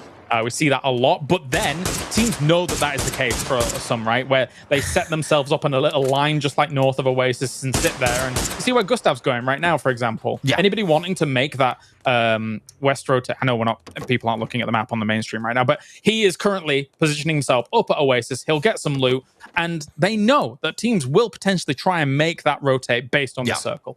Also, it's crucial info for them to sit up there and see how many teams are actually going this way. I mean, even if Gustav was, and we can see the entire team is rotating now, but even if Gustav was to sit there on his own, just allow for teams to go through. We see Batulans do that all the time when teams, like when they get a somewhat center spot early on, allow those teams to pass through. We're not eager for a center spot early game anyway, but then we have the number. Okay, 4 teams came from this direction, so if this Hergelhard shifts whichever direction, they then have that much more info to go off of. Yep, not too bad. We're seeing Skade as well, making their way up through the middle of all of this. And BBL is lurking. They are currently close to this position. Maybe just a little bit of a regroup. Code Marker realizes maybe there was more cars than one. They're in a very wide split. I mean, you have Smash and Thindalos down towards the south right now. They're trying to execute a 2-1-1 split. Now, fortunately, they're sitting tight. The issue is, since Skate didn't see anything in the first compound, they're going, we don't want one, we want both of those. And for Ketpa and Code Marco to wrap back down towards Smash and Thindalos, they have to go through 2 teams. So that's a very early kind of forced split for BBL here. Gonna have to be cautious. For sure. Shouldn't lose anyone in this situation, really. Unless a knock occurs and then there's an extreme crash, but it's unlikely. Skate will play this slow for the moment. And the other 2 BBL members not moving just yet either. So just some warning shots here and there. Don't come this way. Hold the ground. Sit tight and relax. Just relax. Let this ship stir itself to harbor. Sail itself to harbor. I don't know English anymore. Is this a Danish phrase? It is, and I tried to translate. Of course, it's a Danish phrase. It did not work out at all. I do that sometimes because they sound so good in my head, and then it just doesn't. No, there's times where Martin will say something, and I'm like, what is that? What are you even saying? And he's like, oh, it works in Danish. I'm like, what are you talking about? I suppose every country has some of those. Let's take a look at the map real quick as, again, Fex trying to scout further forward. I mean, they're not too worried sitting where they currently are. They'll get to scout a lot from kind of the pearls on the string position that FaZe are currently in. Issue is they are on an unplayable, so even if the circles come their way, they will have to get off that hillside eventually, and they're obviously well aware. So right now, spread out, try and see how much info you can get while everyone else rotates on forward. Yeah, definitely the Gustav anchor on the west side for that when it eventually moves away. But Team Liquid following on in against Entropic and potential for a conflict. But I think they'll both teams. Entropic's just dipping. Team Liquid's playing it slow. I don't think they want the conflict. This is EU West PUBG. They know on the second when Entropic is going to get the green light to continue driving. And then they slowly come on in and take their spot. And that's just how it is. Meanwhile, in America, everybody's driving past each other, explosions, Molotovs. I'm like, that's cool. I don't know. Yeah, that's And that's what I love about it. I mean, that just adds even more to those global events, right? Because you never know which of the playstyles is going to be the one that succeeds. Yeah. Even if you have 2 teams doing one thing and 8 teams doing the other, it can be those 8 teams that need to adapt to the 2 and not the other way around sometimes. And that just causes so much chaos in the lobby. And that's why, I mean, again, for anyone who's maybe only been following their respective regions but never really tuned into the global events, I don't know why you wouldn't, but in case you haven't, that is to me one of the biggest advocates to always make sure to watch the global events. Regardless of whether your team, quote unquote, is participating, it's just so phenomenal to see the top teams try and bring their style of play to a tournament and sometimes be forced to do things differently. Yeah, definitely. And also when we get to like PGC and we had it at PGIS, the fact that it's a long form tournament across weeks and weeks, you then get to adapt to your play style or your region's play style, right? Which, and based on what everybody else is bringing and what's kind of working out. And we saw that proliferate itself throughout those weeks as time goes on. So I think it's awesome to see. Stardust here is slowly making their way in here from the south. I'm gonna go out on a limb here and say this is going to be, and we can put it to the test. This is going to be the game of all of Super Weekend where no one has died in the longest. I worded that weirdly, but I hope you know what I mean. Like, this is going to be, now that we're at the 9-minute mark and no one dead, we're not gonna hit this mark again with 64 live throughout Super Weekend. To be fair, Stardust is trying to kill themselves off by crashing into one another. Yeah, that's trying to ruin it for you. Gotta get it by 9 minutes, but nope, not gonna happen. And I mean, looking at things right now, we could go even further. Of course, I mean, again, depending on where Phase 2 takes us, but Phase 2 pops at 10 minutes, right? So, yeah. Right now, it's people taking puck shots at one another from their compounds. They know they're not gonna make any aggressive plays. Everyone knows that everyone is split. There's to say, if you find the knock, great, now we know who's there. Having said that, dum. Here it comes. The Toby curse in full effect. Well, Toby. 10 minutes? 9:49. But I'm still going to say it. 9:49, not going to happen. Not in Super Weekend, not again. Well, Toby, if this was Fantasy League right now, you'd have been -3. Just saying, you know. Well, I wouldn't, because I wouldn't have picked right now. I'm kidding. Circle, in the meantime, does pop heads on down south. And now, again, I mean, a scenario similar to previous game where the circle itself wasn't too terrible. Issue is pretty much every team played it the same way. Everyone tried to wrap north around. Everyone tried to do that kind of oasis wide rotate that you were talking about, James. And look towards the south now. So much space in the southern half. A lot of what will be unplayable coming in for Phase 4. But right now, I mean, the south is open. Issue with the south, though, there ain't that many spots to play from. Indeed, as we continue on here, BBL just trying to find any little pot shot that they can. Not too much available to them here as we continue on. Still just kind of Skade lurking around the north side of them, but at least during all of this, BBL did group up and didn't lose anybody on the transitions. Whoa! Lovely spray coming in to start things off here. That is, it's one of those, how do you even respond to that? Don't drive so close to the compound. Come on, he was 150 meters away from it. Like, what is the buffer zone going to have to be if people are going to be continuously hitting shots like that? That's ridiculous. That's just... that shouldn't be allowed, but it's happening.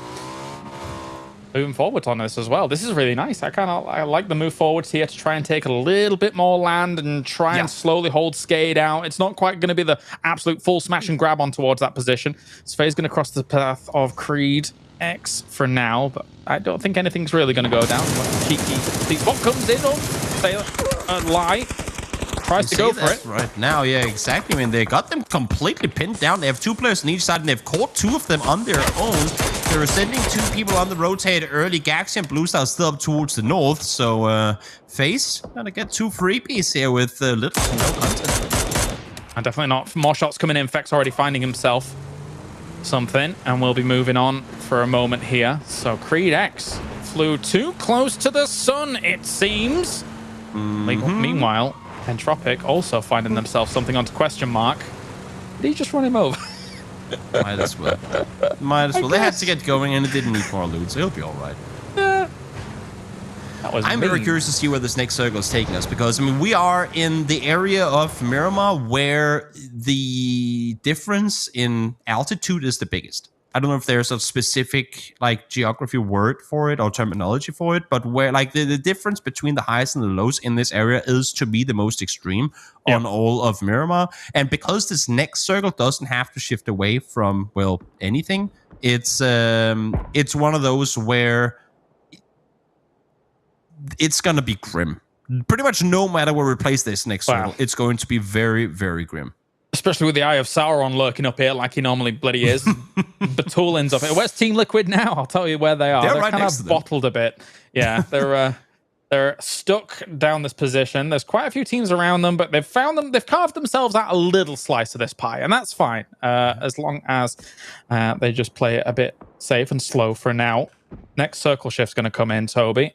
And all of these teams eagerly awaiting it. Creed X so far out. So was Ents, actually. Oh, my days. Crater Fields ending. When? I mean, we don't know. I would highly expect this one to hard shift straight up onto Nailub.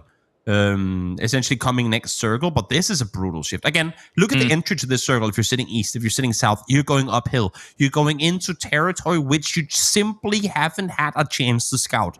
You're rotating blind in pretty much no matter where you're coming from here.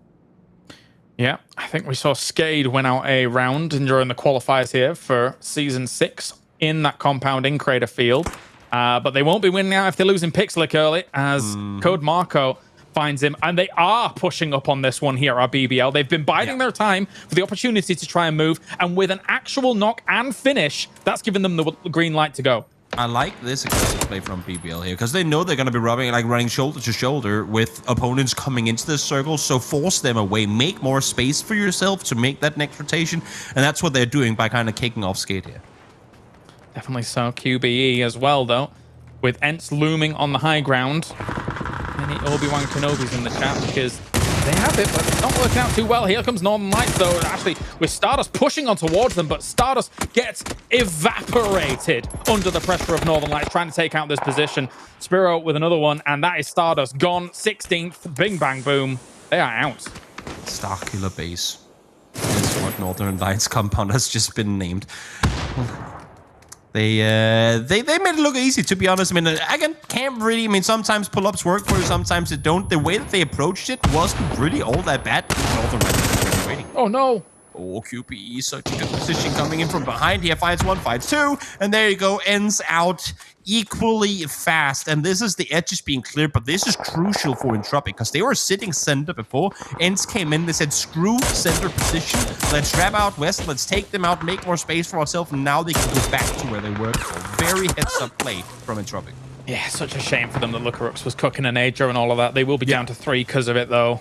So as we continue on here, they do still have a decent position, but Northern Lights has taken that compound that's prime down in the bottom of Crater Fields. Heroic also looking on towards that. I mean, they are split themselves 1-1-2 right now. This is a lot of angles of sight that they have available to them at the moment. It's gonna be very hard to maintain control of, that's for sure. Correct seat forced to leave. Melman now in the meantime peeking on over. Opts to go back into cover. They don't want to over peek too hard on this, because you know that when you're in that bowl, you think there's 1 or 2 teams that can see you, but in reality it's probably more like 4. So smart for him to constantly kind of maneuver back and forth and never leave himself exposed for too long. No, definitely so. Uber still having a few cheeky looks around here, seeing what's going on. Also, I don't mind their position at all. It's going to give them a good opportunity to transition anywhere they need to. And they will also have the circle head their way. And, I mean, they were dead center. It was going to probably mostly going to go their way anyway. Let's be reasonable about that. So all they have to really do is displace Rupture, I think, from foot. And then from there, they're going to be sitting pretty as long as they don't let FaZe get a slow maneuver through all of this kind of urban ness down there. And that's where they're currently banking on Wildcats to help them from above, right? For them to some extent be the tripwire that alerts them when they get too close. In the meantime, speaking of tripwires, I think Davey would have wanted one of those, because Smash is being allowed to get very close here. Yeah, they're slowly wrapping to find themselves a higher spot than D-Man, and that is annoying for them. It's empty, looking for shots on here. But Hjor already found himself one as well. Ivers takes out Creed X for the most part now. They are having a rough time trying to get into this circle. They were already wounded coming on in. And they are, unfortunately, lame now, trying to get further. Kirk, though, jeez Louise, really bringing the fight on towards Skade. As Smash is also looking for another angle on Divan. Now that they found themselves a higher angle, Code Marco goes down to enable Nordskiff, but Smash got himself Illidan. Will he be able to get himself more? Nordskiff being able to pull out the double so far. Can he get more for it? Did not see that one coming. Able to find one with an 8. Finds the second one there as well. Quitfight will have to peek on over, but Nordskiff again. Fending off Thunderlust and the rest of BBL2. Now shots are being fired from behind as question mark is starting to kind of roll in this direction. Let's see, can they find the final? They need to do it fast. Nordskiff continues, but fortunately, Thunderlust puts it to an end. It's a good job they got a res, because if they hadn't, Nordskiff would have taken them all. That was ridiculous here. Clib found himself beamy flaming on towards Smash, so BBL, despite themselves finishing off that fight, doesn't matter, because BSTN, Bystanders, is looking to move on it, knowing that that fight's happening, but also question mark will look to move on it as well. Heroic has taken down Team Liquid, and that is brilliant for them to kind of secure that position that they've carved themselves out in the fields, but I think my eyes need to be on this. BBL, question mark, and Bystanders now.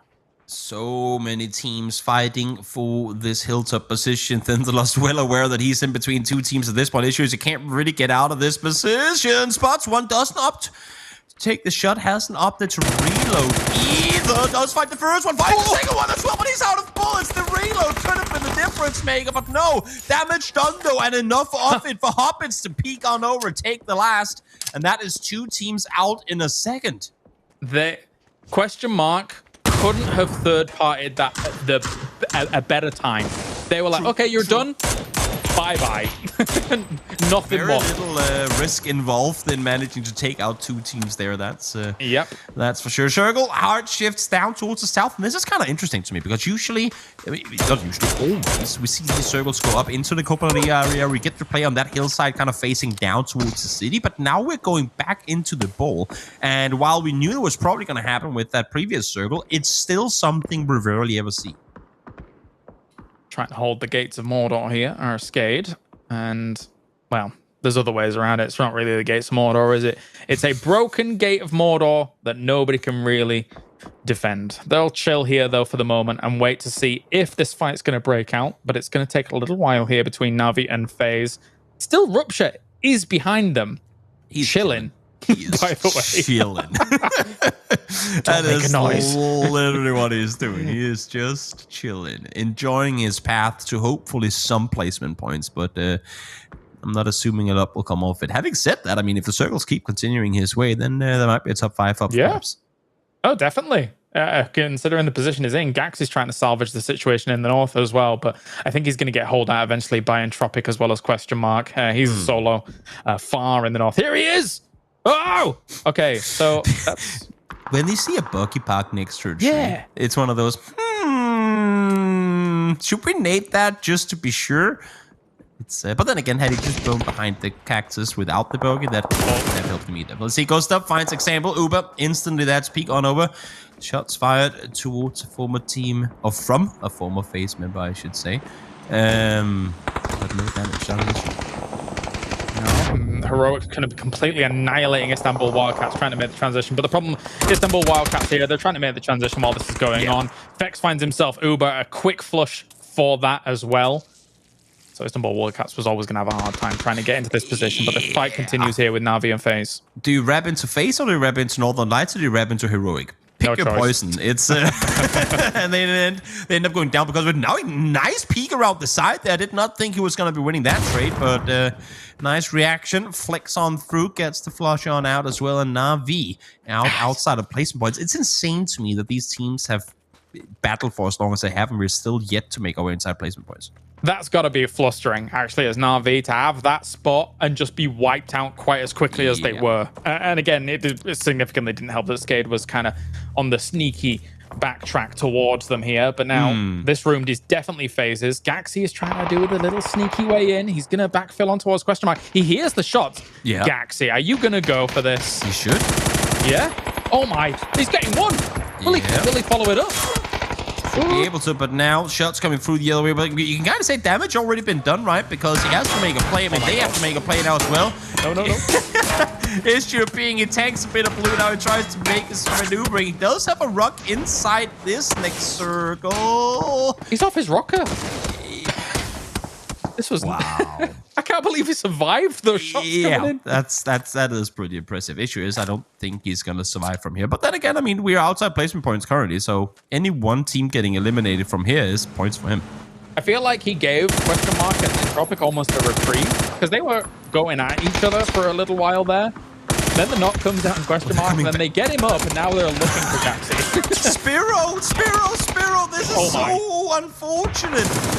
He takes shots towards Heroic, pops a tire. They go, well, we ain't getting away from it. Let's just turn around and fight him. And now they do issue being they also unfortunately run each other over. So Heroic taking casualties, and Northern Lights again having a good Miramar game here. 7 kills already, but Tulin should be able to get back on his feet. There you go. In-game leader back on it. And as you can see here, well aware there's a player above. Doesn't matter. Corrected deals with Krone. Yeah, this is interesting. Bit of a rare circle. Like, normally you end up going into crater fields or a little bit north of this or a little bit east of this. But right here, Lou finds faultlessly as Na'Vi is trying to take big pot shots on towards anybody on this high ground. And that's the thing. Like, in the middle of this circle at the moment, aside from some of these cliff faces, there's not that much to play. You've got to come off of high ground to try and find yourself a spot if you're in the north. When Rupture's buggy is the best cover you're going to get, that's when you know you're in a pretty terrible position. Yes. Let's see, in the meantime, Iva still 2 players up, and Entropic trying to fend off against Question Mark here. Shung finding Gustav. As Face take casualties. Again, this Face and Skate fight, I'm surprised no more teams have opted to try and kind of engage on it. But then again, as we've been saying, there hasn't really been a position from where they've been able to do so.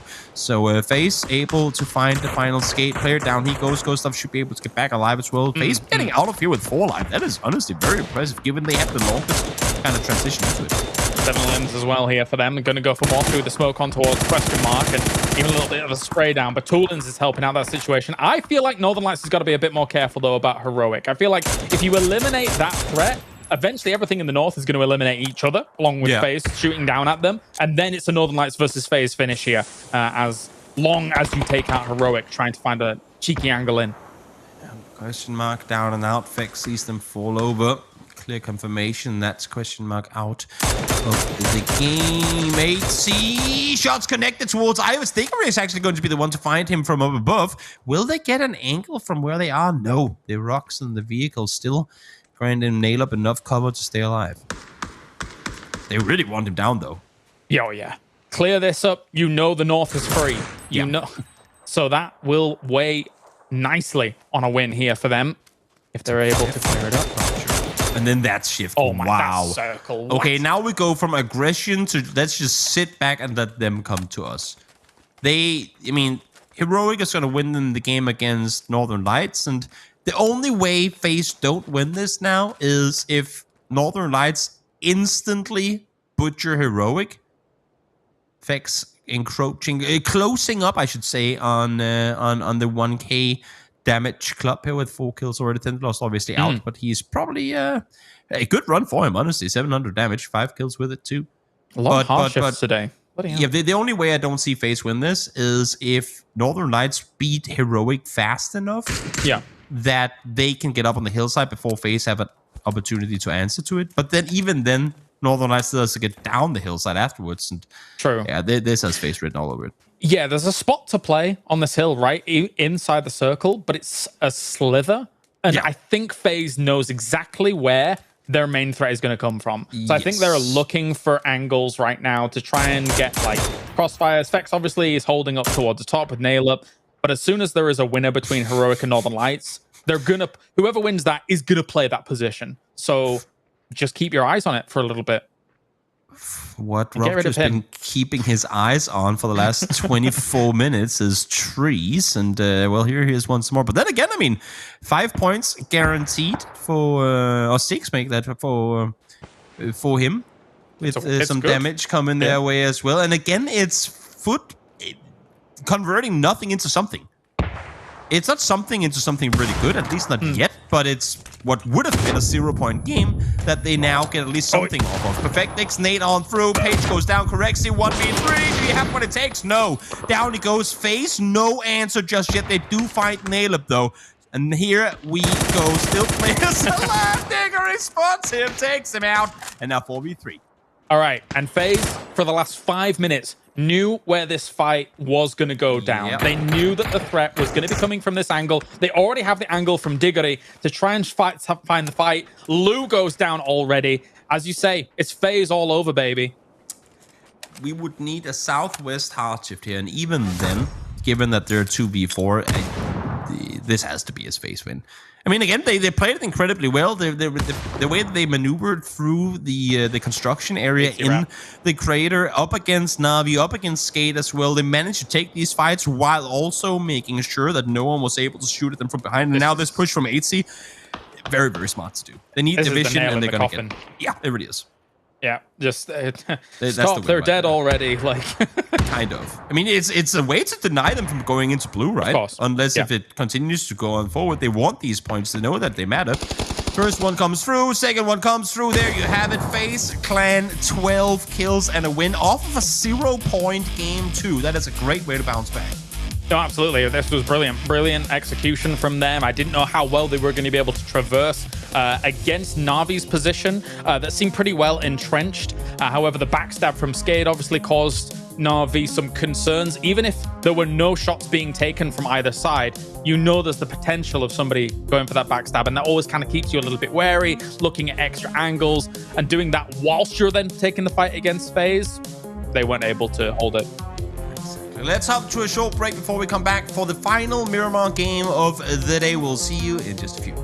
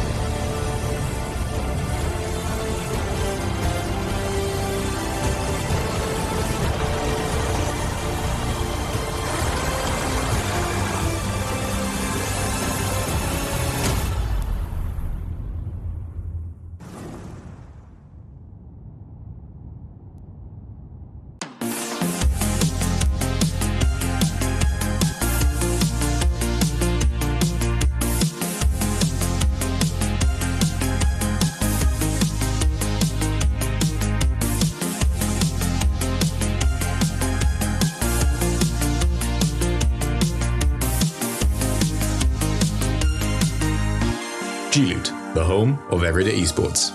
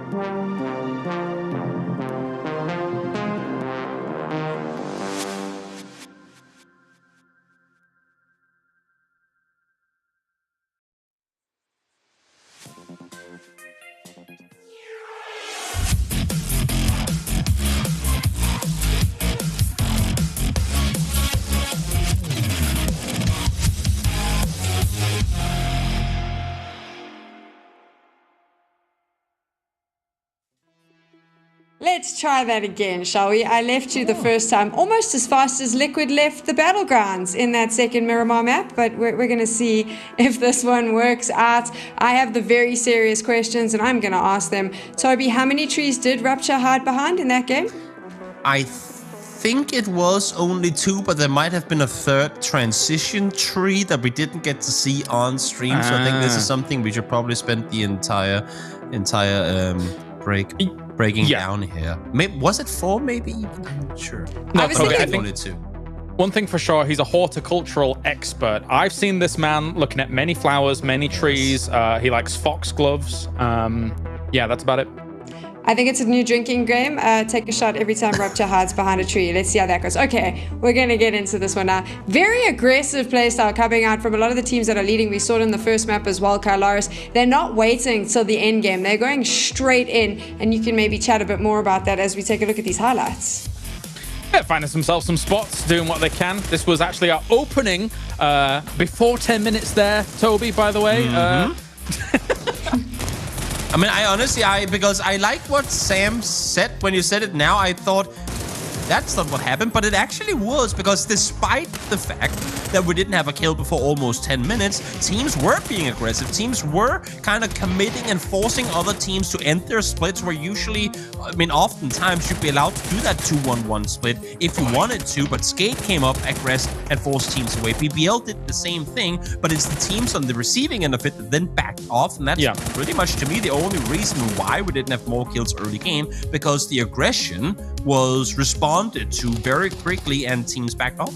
I mean, there's more than just shooting in this game, right? There is. You say that, James, but shush you, because obviously there is, times where, as you say, you're pushing people off of their splits, trying to kind of constrict their lines of sight, constrict their movement, and make sure you can carve yourself a bit of the pie for yourself in terms of the circles. So that is also a decent form of aggression, which in Europe we're very adept at.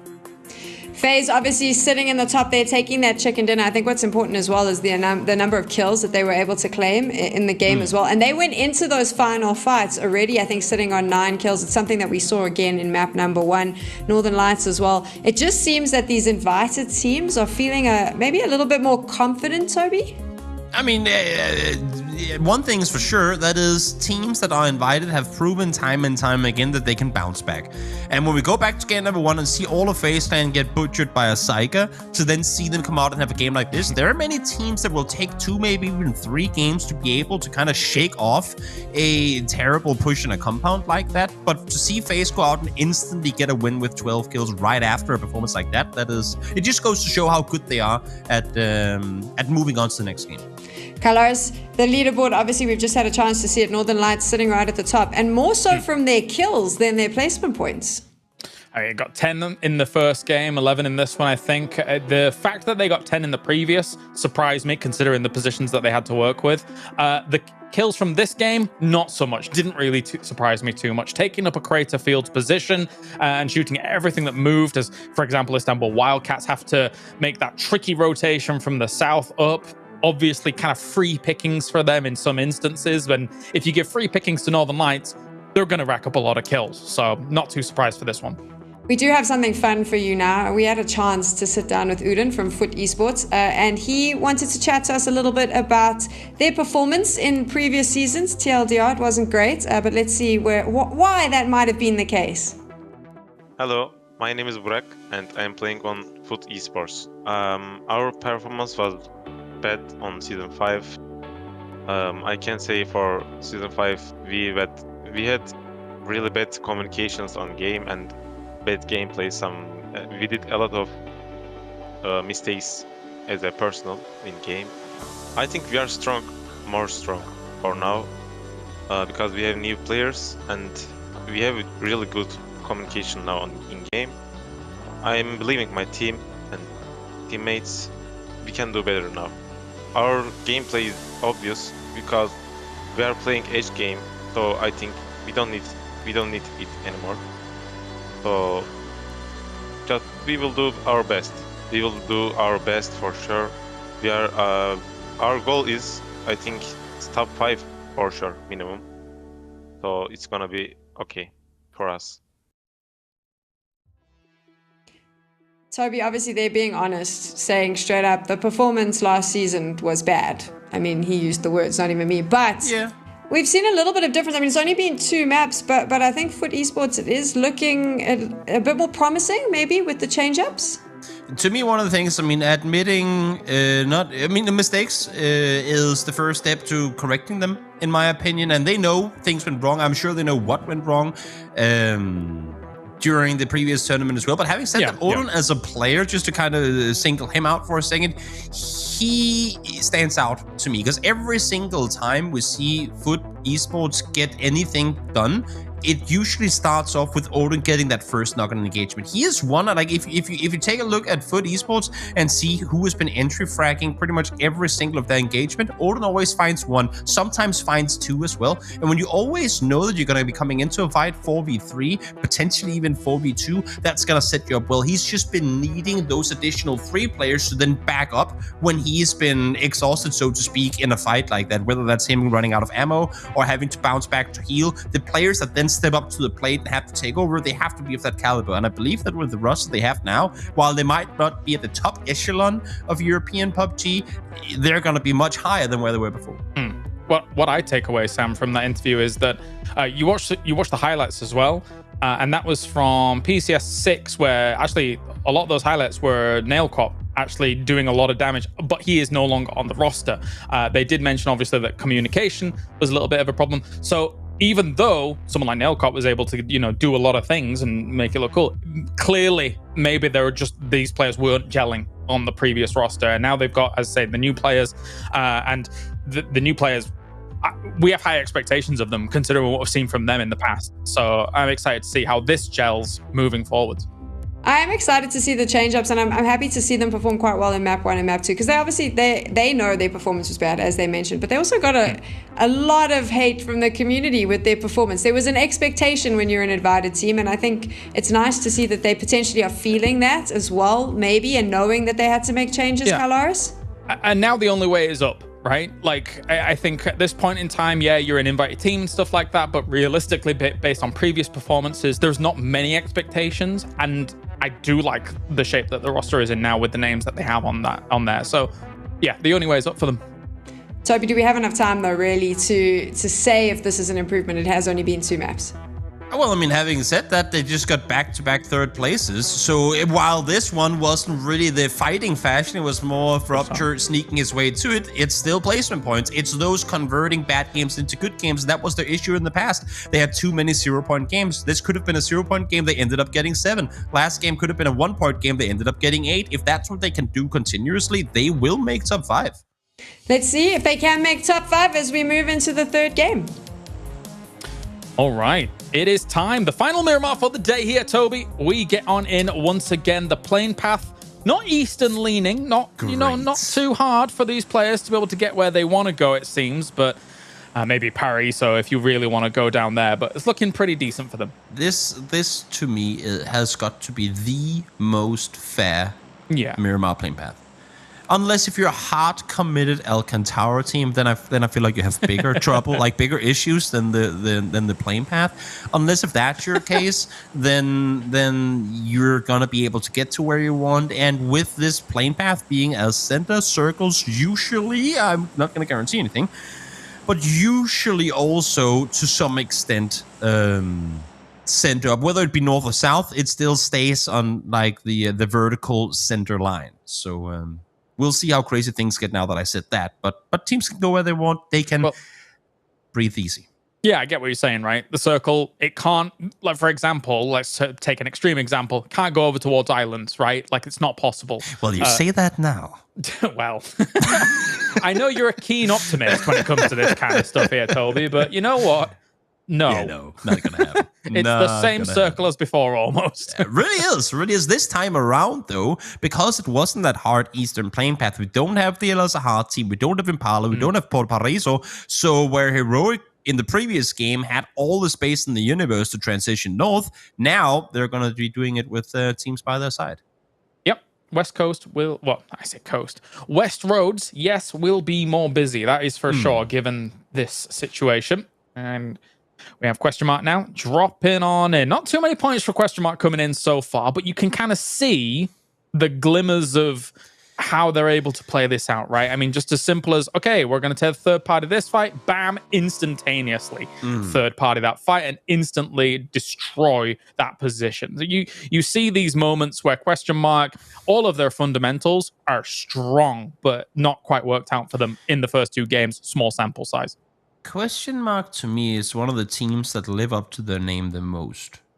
Because yeah, you think so? They to me are a big question mark. To put the word to it, they sometimes they can look better than any other team on the server, and we're not just talking that one game where the stars align and everything worked out for you. They can have like back-to-back games or even days where you go, damn, question mark, whew, they're hot, they're feeling it, they're winning their fights, they're making all the right decisions, they're making it look like they know exactly what they're doing, and then right after that happens, they can make brutal mistake after brutal mistake. Like they can make what seems to be simple rotations, somehow manage to mess those up. And you go, wait, where's this team I saw yesterday? And what's causing it? I'm not sure. But I suppose to some extent it makes them more entertaining to watch because you never quite know what you're going to get. But I suppose that makes sense to me now, 6 points, 2 games in. Having said that, it has been tough games. But they could easily go out and get a 17-kill win this game, just because they can do both. So what you're saying is question mark is like a box of chocolates. They're the Joker of like the top echelons of EMEA PUBG. But yes, they are literally the question mark.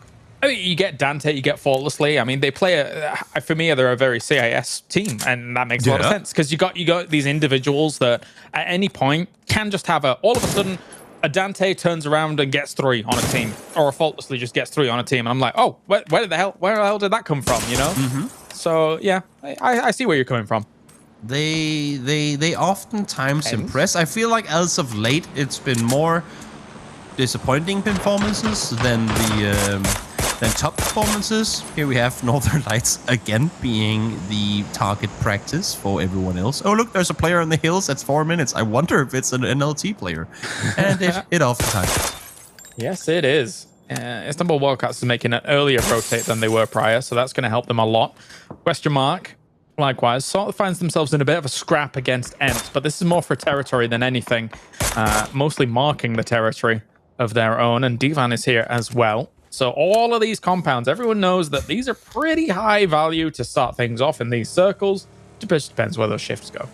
Exactly. Gotta love seeing Squeaky in a circle early on. He's jumping around, shooting and everything. I'm not used to this amount of attention in the early game. I don't normally see an opponent until 10 minutes. What's happening here? Just jumping around like a crazy man, shooting at everyone he can. And it makes perfect sense. They want to keep people away from their current 2-1-1 split and do damage while possible. Speaking of damage, Quetpa finds teams. The car's going to continue driving, and I hope this is not. I mean, again, early in the tournament, don't want to paint with too wide a brush here, but don't want to see this being the tournament again where Liquid goes into the losing players early sort of curse. Yeah. I feel like BBL could have converted on that. He was quite out in the open, but they're playing it cautious. All four, though. Yes, they saw all four. Wrap underneath instead and say, if you want to get down that hillside, well, now you know who you're running into. That's fair. I mean, even like, again, it's not, we said it before where it's all about, you know, it's not all about shooting. There are a lot of moments as well where it's all about trading off resources, right? If you can wound someone's vest, if you can get a knock on someone, that does technically and unironically have knock-on effects into the later stages of the game, right? Where the next knock you're bleeding out quicker, etc., etc. So any little thing that you can do, hurt a team's vehicles, all good, all good. And that's why we see people shoot, even when they know that the guy's in a house 300 meters away and there's no way in hell he's ever going to get that flush. It's for the info of who he's up against, and it's to, as you're saying, break the vest, break the helmet, get those knock timers going, because then when you're facing them later, the odds are just ever so much more in your favor. All right, you're going to do a loop-de-loop? No. All right, never mind. I've only ever seen one. I believe it was Fuzzface who did it in the tournament once, where it was one of those, I'm going to die to blue anyway, let me just have some fun with it. Same thing with bikes. People just don't do that many backflips on bikes. Yeah. Unfortunate. You know what? Yeah. We should mandate it. It should be a requirement. You get a half point for every. No, that would be weird. How about keep going round and around? How about 0.1 point for a backflip on a bike? Yeah, and then you end the game. You end the game with like no kills. It's like, you know what? They got a half a point win, guys. How did they get that half a point? By doing the loop-de-loop. Doing loops. You know what? If we're just jumping on the let's make it entertaining for the viewer thing, then I suppose there's a voice to be heard in that regard. But then again, I like to think the competitive integrity is more important. You know what? I agree. We'll stick with that. Thank you, James. I appreciate you saying that. Alia going to be finding shelter to get going. Who is it? And who is it that pulls up early? Once again, it's Entropic. And they only pull up with 3. They keep QPE behind. Unfortunately, Alia has taken his driver's license, knows exactly where to park a car in order to get it out quickly. But it's 3 games now. It's 3 games now, James, where it's been Entropic who's been the ones kind of in our scope in the early game. And look at this. Look, they're not done yet. They want to see what they can find early. They know teams are split, and I honestly don't think Logorux is expecting a 4-man team in that compound. They love to fight. Speaking of big fights, there's another team that loves to fight. It's Northern Lights here, trying to find big trades on BBL. Moving up quite closely here. Smash looking for Spiro, goes for the flash here. Quick little charge round there. Doesn't quite get the conversion off of it. Falls back. Marco, though, on the crossfire. Finds himself Spiro. Tries to go for the flush. Will get him actually with the molly, of all things. And this went from 1 to 100 very quickly. Yep, quiet engage, sure, then the loss goes down. But again, I think a case of maybe Northern Lights not expecting the entirety of BBL to be in the compound here. They thought that maybe it was going to be 1 or 2 that they could kind of engage on in a split position, but not the case at all. Issue now is that the south side of the road has been taken down, and Smash and Quetpop need to try and kind of assess the situation. Can we cross? Can we get our players back on their feet? But that's where Patulin sits up on the hill above. Yeah, he's going to have some decent support fire for this. The concern for me is, while this is going on, Team Liquid is south of them, and so is Heroic. This could get worse as teams are slowly encroaching onto this position as well. Perfectix manages to get himself one. Northern Lights are hearing this, going, wait, what the hell is going on here? Yeah. We were not expecting this much action. I mean, we have seen this compound kind of, especially in these circles, be a magnet, and having the team that gets to play this compound win games. So it makes sense that it's a prio spot to at least send a split towards early. But seeing 4, like, of the top teams full commit all 4 for this position this early on, that is a bit surprising to me. See if we can find any more conversions. Lou still looking out for Smash's position. Quetpa's down. Today. Then lost off. Yeah, just a hard shift after hard shifts. They're actually, just this almost the same as before. Exactly. And the worst thing is, I mean, we were talking about a bigger variety in rotations. Now look at how much traffic we have west, and then look towards the east. It is a cluster of teams now having to maneuver their way into pretty much forced bottlenecks. It's going to be absolutely treacherous having to maneuver on. I'm loving what we're seeing from Entropic trying to wrap south around here. That's going to that's going to come to benefit them in the long run. This is going to be hard for Smash to work out here. Yeah. As two members from Northern Lights still push up. Perfectus going for the flash. Smash goes up against the wall. Still gets blinded slightly anyway by it. That's unfortunate. Why is there no Where's the push? Here we come. And he's gone. Finds the first. Nice double peek around the side from NLT. That's also one of those things that PUBG players have gotten better. I mean, we see it in other first-person games all the time, how you double peek like that. But there was a long time where it was like, when are people gonna do that every time? Especially when they have the kind of capabilities and manpower to do it, instead of peeking one guy, then the next guy comes a little bit too slow. The teams now have understood that we need to trade kills. We don't. That first knock is not all that dangerous. We just need to have the second guy come in and deliver the killing blow. Batulians has line of sights on almost everybody around him, but he's just chilling. Doesn't want to take the shots unless it's absolutely open and free, and is free on towards Na'Vi right now. I mean, already the one kill for him, and that was just a support fire for his team down towards the bottom. Otherwise, would have lost a lot more. That's potentially free. Ooh, goes for the spray, brings him down to half, but here comes the rest of Na'Vi racing up the hill to try and give the support. Right, Sorafar finds Gustav, one gone down. You saw bystanders trying to find the flush, not gonna happen. So Gustav falls early phase in a not the best position, I should say, up towards the northeast. I mean, down in the circle, so there's that, but still, what I would assume with a pretty tough rotation to make come next circle. We're at bystanders here. Still keeping an eye on Creed X. Stardust is going to be moving in east of phase.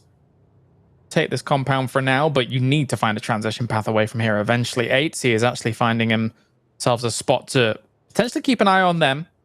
Hold them out maybe, knowing that they're trying to find themselves a spot as well. In the distance, Grown found Zuba in the middle of the circle, actually. So as those trades go on, they could be impactful later on. As Na'Vi still trying to take, effectively, the spot that they had in the previous game. Yeah, and the spot that they failed to kind of convert a whole lot of in the previous game. But then again, I mean, if there is a team that can, like we said with FaZe, transition from one game straight into another and make something bad into something good, that it would be Na'Vi as well. So go back to the exact same spot, assess what you did wrong, and then fix it for the very next game. Not necessarily a bad idea. Difficult at the same time, though, right, Toby? Because the scenario is different compared to the prior one, where we have a big clump of teams still kind of having the overlook of a lot of that. So you've had Batulians, for example, firing down on that position. I mean, as long as they can res everybody, then brilliant. Which currently they have done and found themselves a bit more stability and being able to fire up towards Batulians. Not too bad, but still, you're going to have a lot more eyes on you, I feel, this game for the next 7 minutes compared to the previous.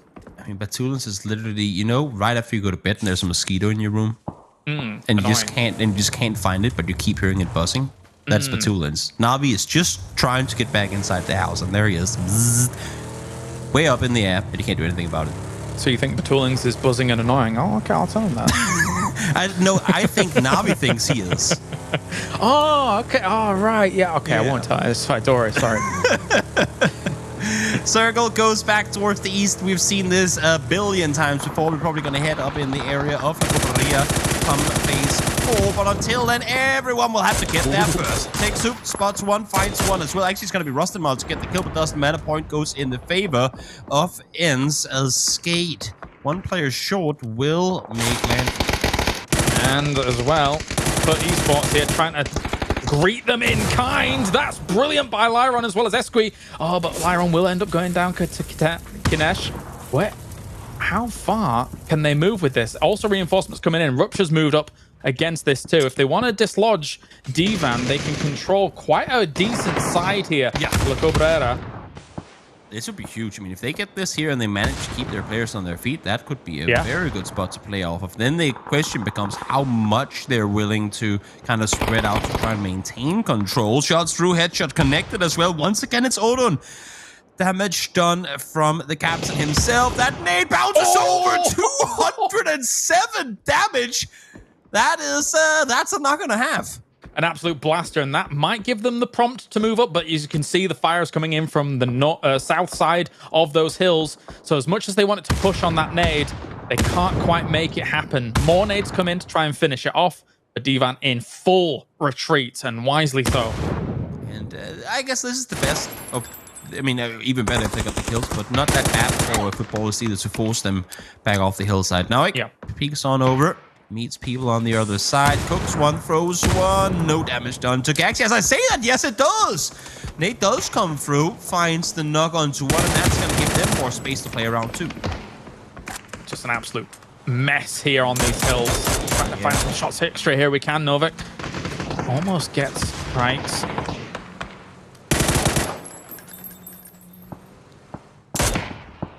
Oof. Very close. Gotta be careful. Into that boulder. Jeez Louise. Gotta be faster with the quick peeks there if you want to take a battle to a bold action. Nawick, obviously well aware of what he's up against here. The issue is they know they have Ents on one side. They know that they have Wildcats on the other. And they know that eventually those teams will probably come their way. So can't sit too still. Can't focus the same one target for too long because there are essentially threats all around them. And then a twist of fate. The circle, actually, I thought it was going to go away from them, but nope, goes straight to them. So we can continue on that that little war that's going on there. All the teams down towards the south now going to have to move on into these hills or try and commit to the city as well. Because there's a lot of it left in. There sure is curious to see how Northern Lights are planning on rotating on this. They're leaving a low up on the hillside. I'm supposing that's to try and cut a path for them towards the west. I am seeing them cut into the city now. I thought they actually might want to wrap all the way north around, even the train tracks here as well.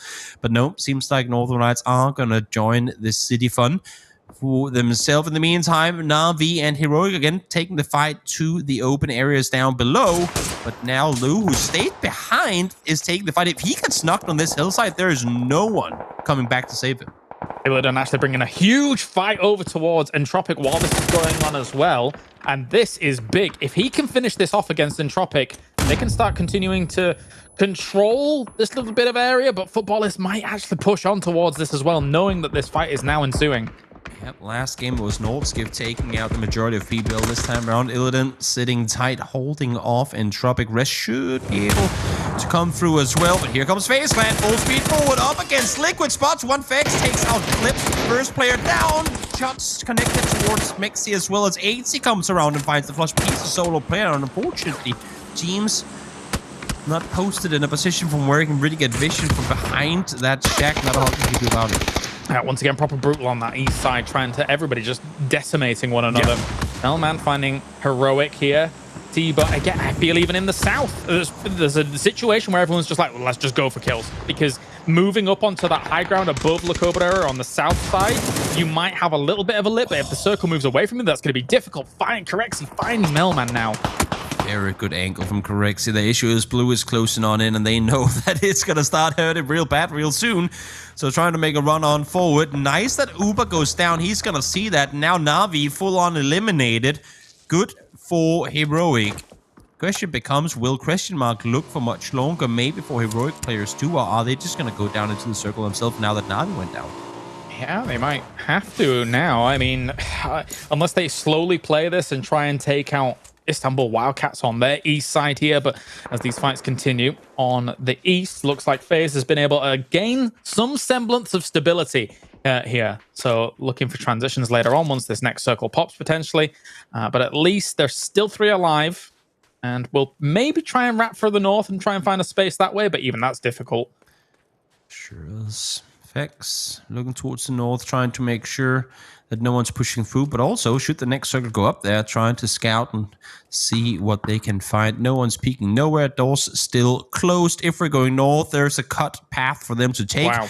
It didn't, but I would still not be surprised to see them actually go up into those compounds to then try and use that position to scout into the circle itself, because going completely blind into the city now is just, well, essentially suicidal, because you don't know what you're revving into. Whereas if you can take those compounds in north, James, you have a pretty good, at least, vision of where you're going. Yeah, either there's a set of checkpoints like you're mentioning, which is those north compounds, and then maybe into the one in La Cabrera, or you just actually slowly encroach on Creed X's position and try and dislodge them and then take that for yourself. But then got to be careful of Ents, as still we're going to have these slow fights in the middle of the city, and everyone is taking their piece of La Cabrera now to try and hold out on. We could even get the full ending in there. We probably kill as well. Yeah. You know, of course, nothing's guaranteed now. Folks spotting and hearing face outside. There are only 2 players on their feet, but these buildings, I mean, we could do 1v4 and still come out victorious if people start pushing those staircases. Stiggery down to low HP. Does manage to stay alive, avoids the multi as well. So he's going to be able to heal on up. All right, continuing to find a few little angles here. 8C looking to find a different angle on those windows up at the top. If you can find that, maybe you can get a cheeky knock. How's the nades? How's the multi as well? Spots one, jump the window. Good timing now. The nade's going to be thrown on into. Hopefully goes in there. It does. Convenient. And Fakes gets a shotgun. The switch.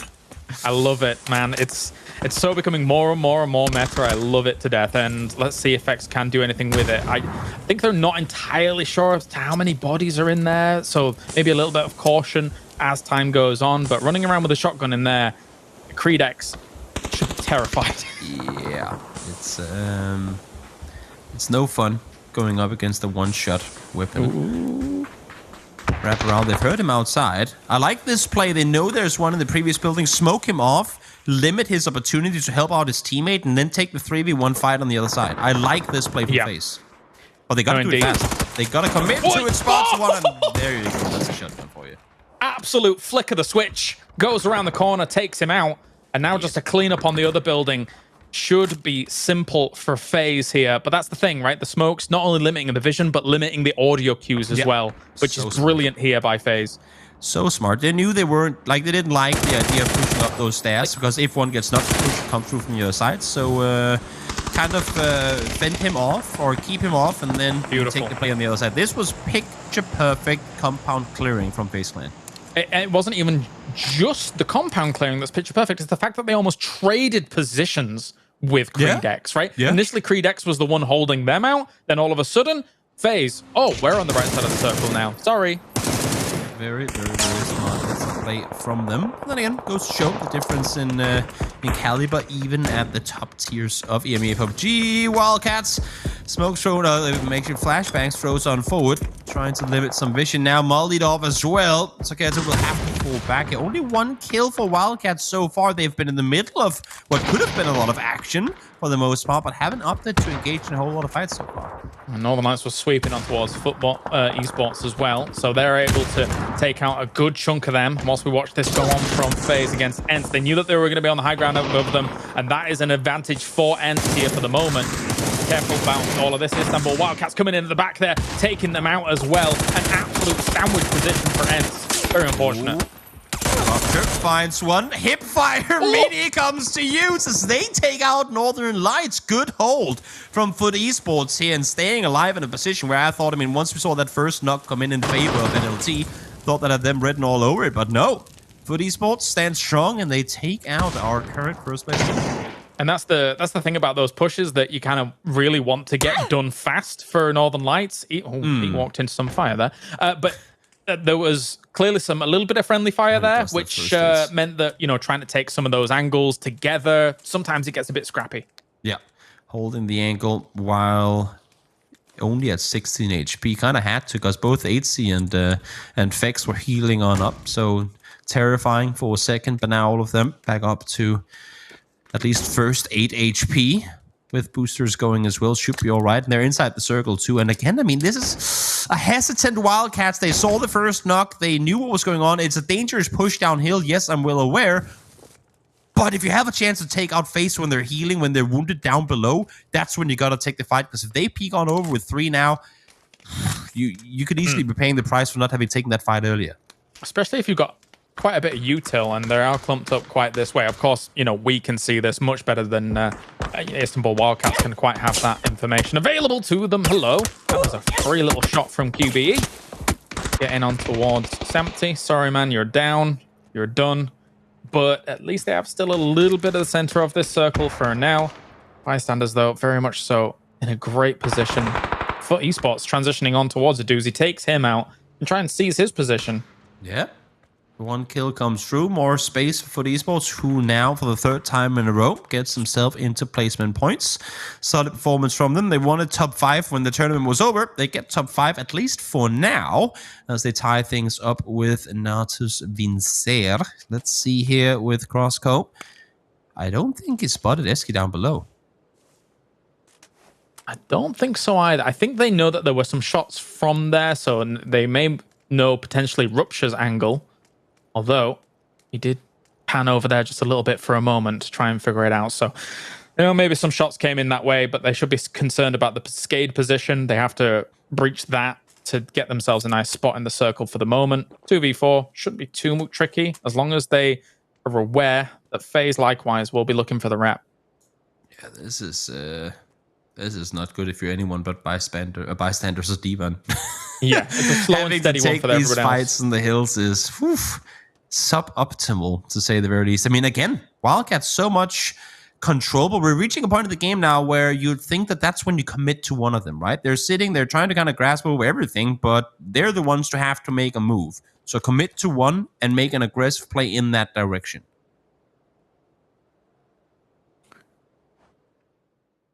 Problem is, it's not that we've turned off the audio, it's just no one's shooting. No, exactly. That's the problem. Like, nobody wants to make the first move, right? Especially in those hills.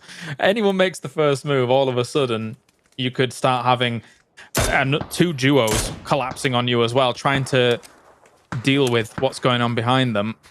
And Entropic is also a bit of a lingering threat, as much as they're going to have a hard transition across this road for sure. So, nobody wants to move.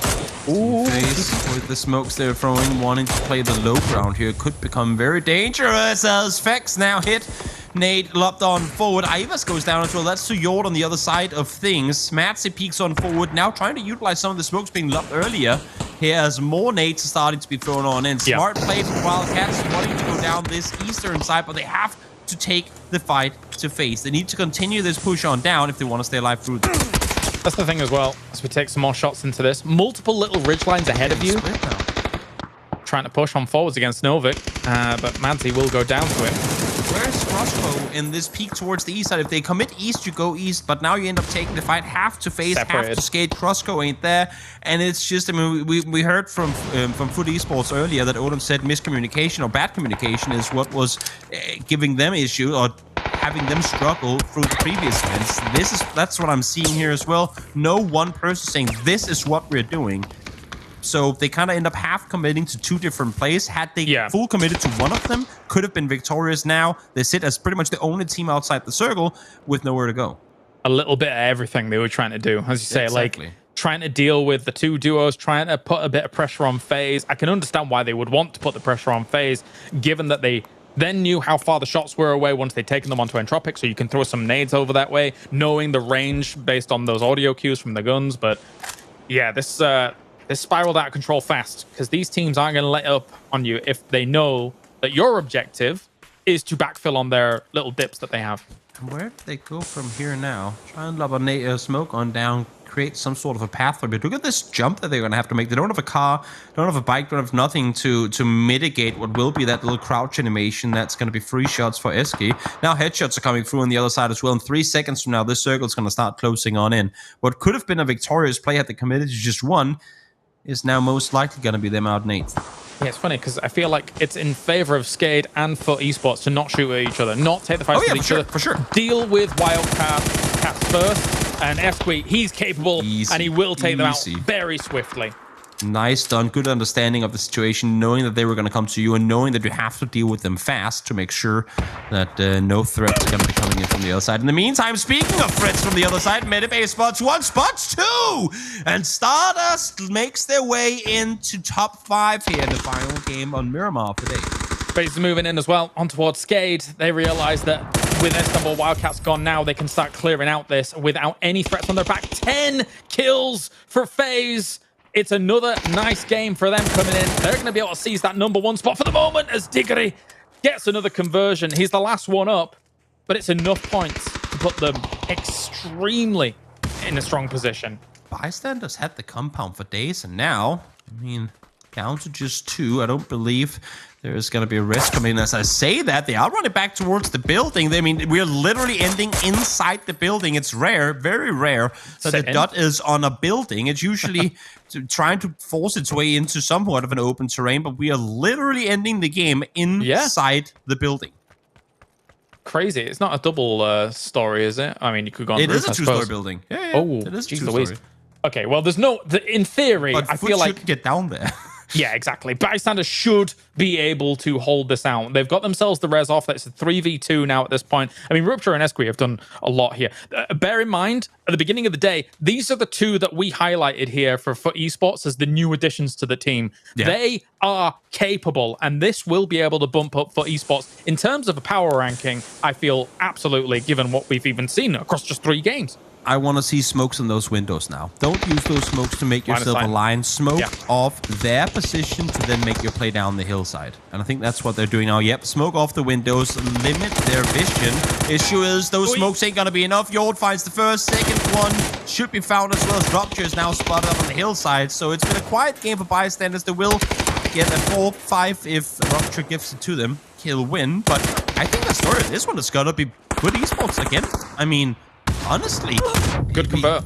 It's insane. Oh, he's running. Get it. They didn't get it. Bystanders, quiet game for them, 4-kill win. But Foot Esports here, third place, now second with 8 kills to boot. That is night and day performance from what we saw them last season. I like what you were saying though about the smoke off the windows. The one thing that does work against them though is that smoking off top windows is extremely difficult. You can smoke off bottom windows because you can have the smoke hit the wall in front of it. But that's why Herc takes the top window. You try and smoke that, the smoke goes in the window, bounces too far. So he had great line of sights constantly to be able to push and take those kills. Exactly. Phenomenal game to finish off Miramar. We do have 3 more games on Wrangle coming up after this break, but will be a few. So stick around and we'll see you right after this.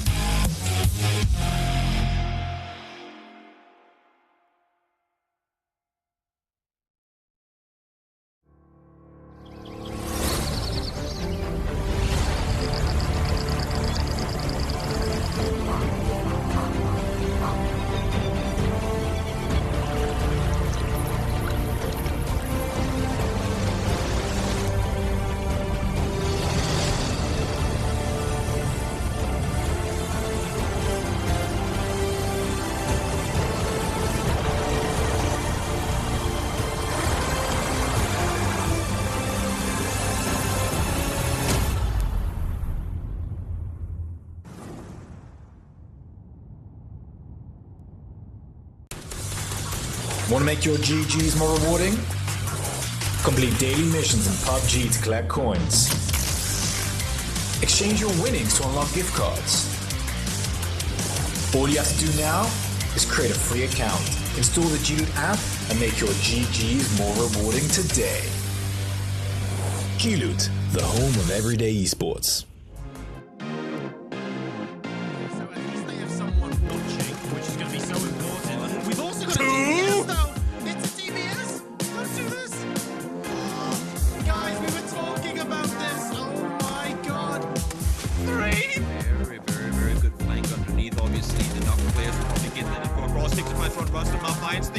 Damage coming from the return, but takes to finding one more. Just one more player left alive on the hilltop. Will they fall apart? Yes, they will. And we haven't seen more entropy kills so far in this game, and here they are, out active, playing unfortunate, not quite going the way that QB wanted it to, and their teammates are nowhere near for the rescue. Nailgun, he ain't gonna waste his precious bullet.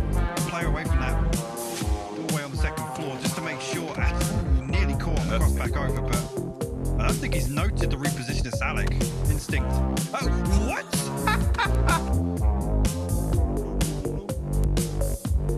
One tick here could be the deciding factor whether you win this, not playing it smart. But no, he wins it! 1v3 example prevails. Enemy, you need to all of it. Does fight the first, and look at the HP from Lou and Batuns, but no, you're taking blue, buddy. What are you doing? We might find it, Toby. Oh, he's so mad. He knows exactly where they're coming in from, too. This could be deadly. Spots one, takes him down, gets the second, doesn't get it. Lukarooks is there. Of course, it's Lou that wants to kind of hold back that push or at least apply some pressure. James actually finds her as well now. It's just Batulins. Finds herself in a 1v3. James, open sightline. It's a spray. It's good though. Batulins. Now it's a 3v1. Thunder had a chance to aggress while the fight was happening elsewhere, while the Thunder might not strike twice. So goes BBL back to back. Chicken dinners essentially on their side of the circle. Marco spots for all down slow HP. As I say that, actually not Marco the one receiving under the majority of the damage there. Ken, but those find a second. Very good. Now Lou, all that's left alive. BBL were outnumbered, but it's just Lou left alive. That in will amount to more. Let's see Smash tagged up by the mollies twice. Make that Jim able to get the response from the other side. No tries to peek on over. Then the lost how much more damage can you do to them? A lot, as it turns out. Solo player left alive goes out. Even better if he gets a couple of extra points. Paige, man. Knocks away. If he steals a few away, that's going to be so good. He can't though. That's Liquid out. And it's only Spyro, and I reckon they know. Actually, Melman that finishes that fight. It's time for Na'Vi. Actually, Aaliyah over the top side here. The perfect setup from Na'Vi. Waited for a knock to act upon. Quizzy going to find Hyruza now. Embarco just going to give it up to the blue Joro. Really good read on the sound cue there. And Gustav making a case for the shotgun just to be permanently part of this. Beamy goes into the blue to surprise. No Al. way, man. And Team Liquid, who are trying to move up. You can take a look at where they are with the car. They are not...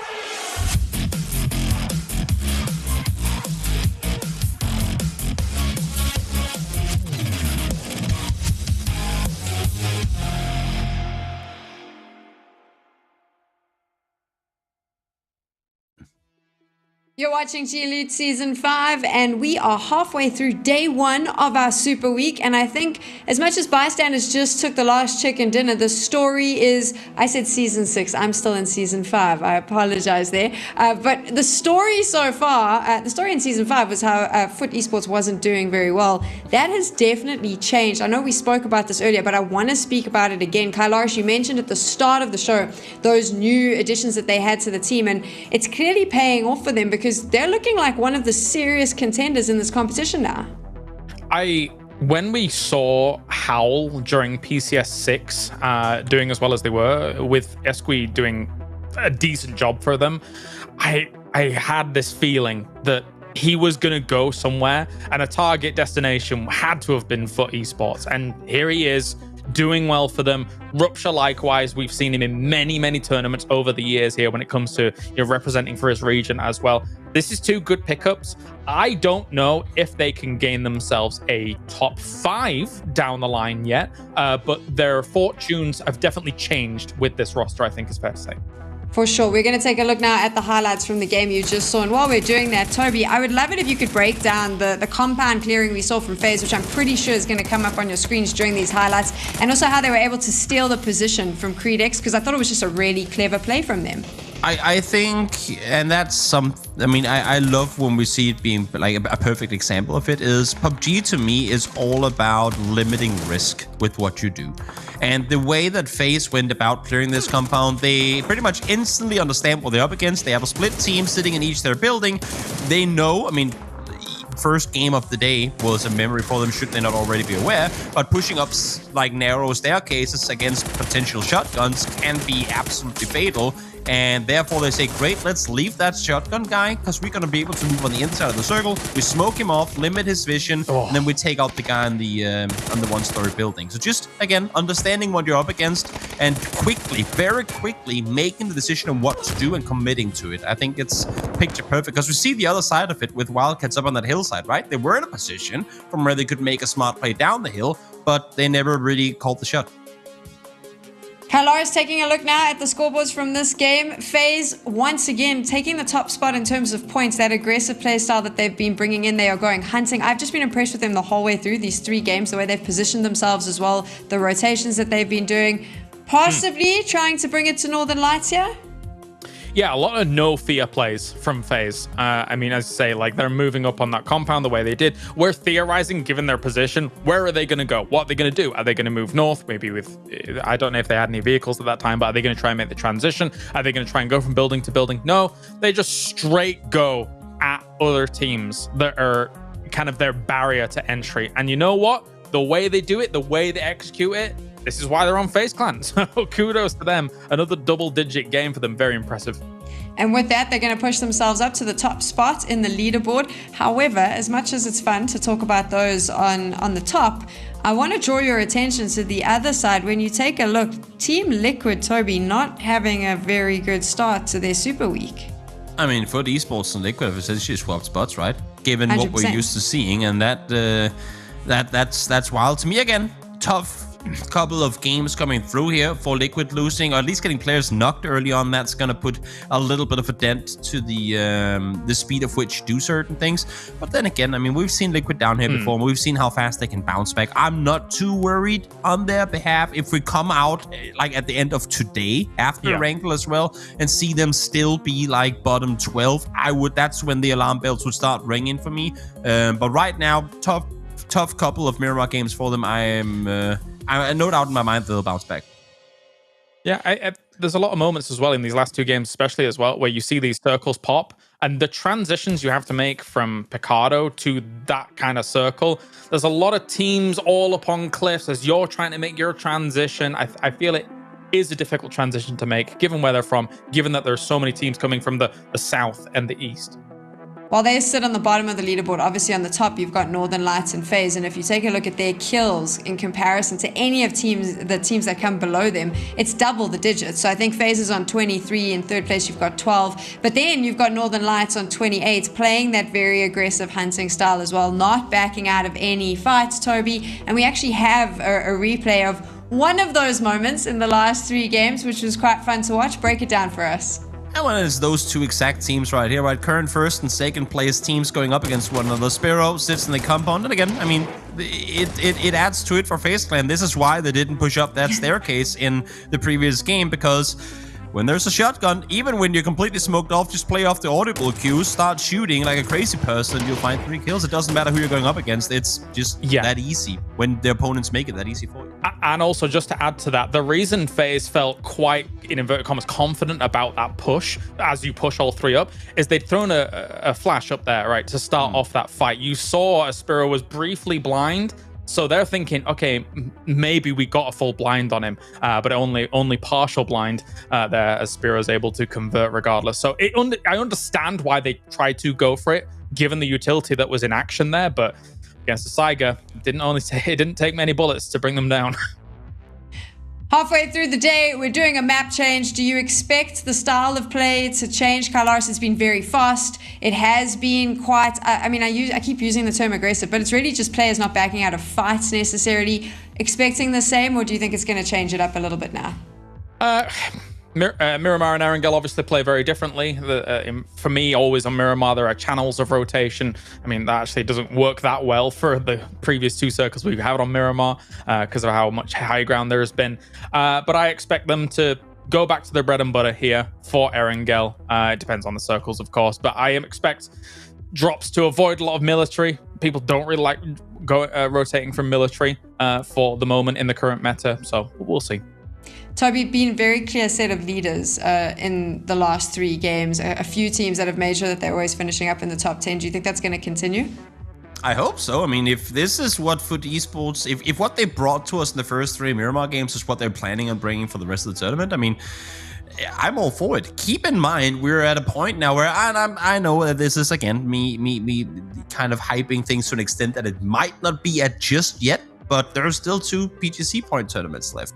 If a team like FUT Esports really get things together and maybe not get first place, but close to it now, and then in PCS 7 also get a decent chunk, there's 8 spots available for UMEA, and they could be one of those teams going through. Kalaris, do you agree with them?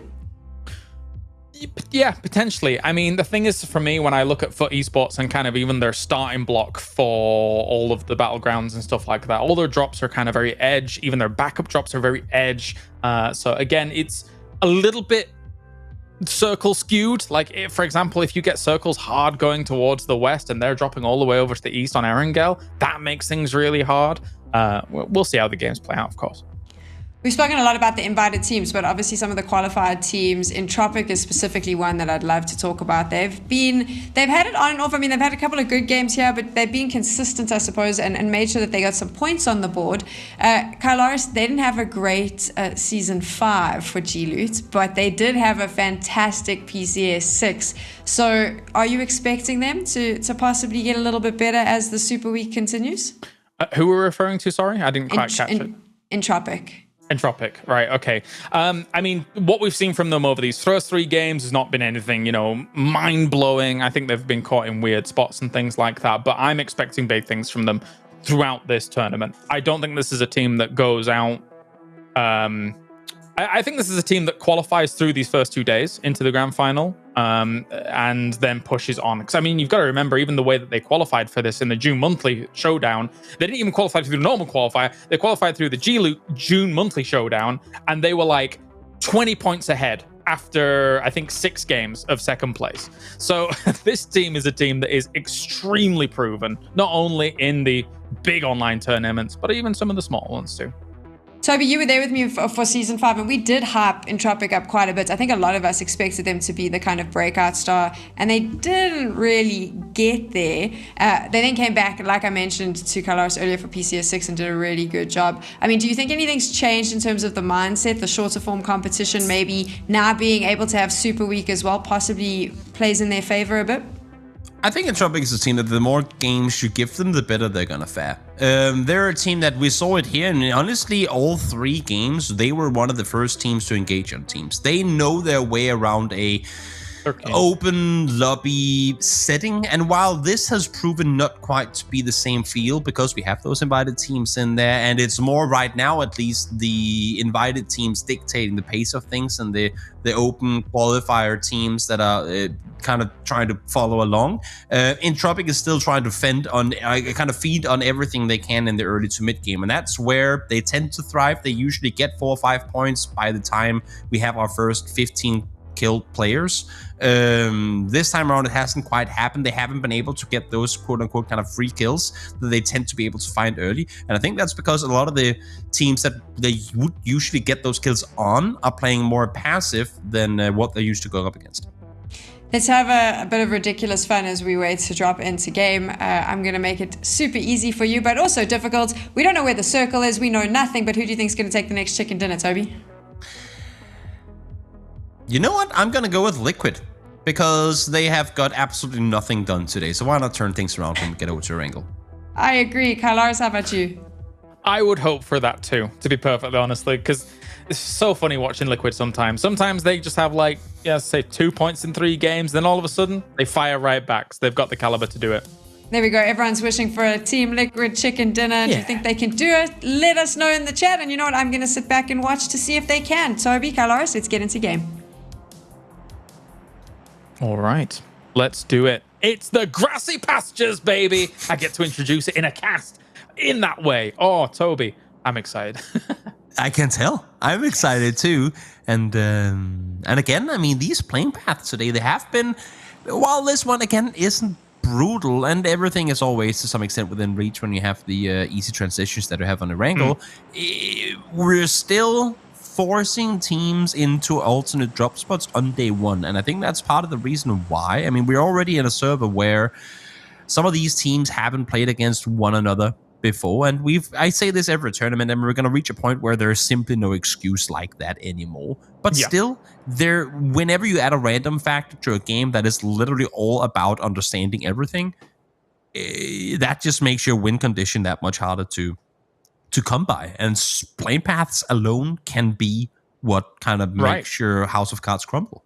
Yeah, I mean, you're talking about those alternate drop spots. I was talking, maybe, we don't see too many people heading towards military, but we have quite a few teams in military, and the reason is they can't reach their normal spots. You're thinking about BSTN, they would normally be over near Nyasnaya. Divan, they would try and be over near Mansion. Entropic would not really want to be here, but they're going, well, actually, they're taking cars from Novo and going across to their normal spot. So as this continues on, Stardust as well. I mean, they'd be over towards the shelter. So just a slight adjustment here for some of these teams to try and find themselves a decent spot to start off their Erangel campaign fast and get themselves in a decent spot. Full speed forward they go, and they're really, I mean, oh no. Does Digger even have a weapon yet? I don't think so. I think he's just been on the rotator the whole way through, and now he's going to see that Entropic are driving in front of him. That's when you get a little worried, right? Because you're seeing one car in front of you. Then you go, does that mean that there are other cars in Milta? But no, he takes a right, goes down towards the city. No fear in that man at all. He's going to go in, no guns at all, and hope that there's no one around.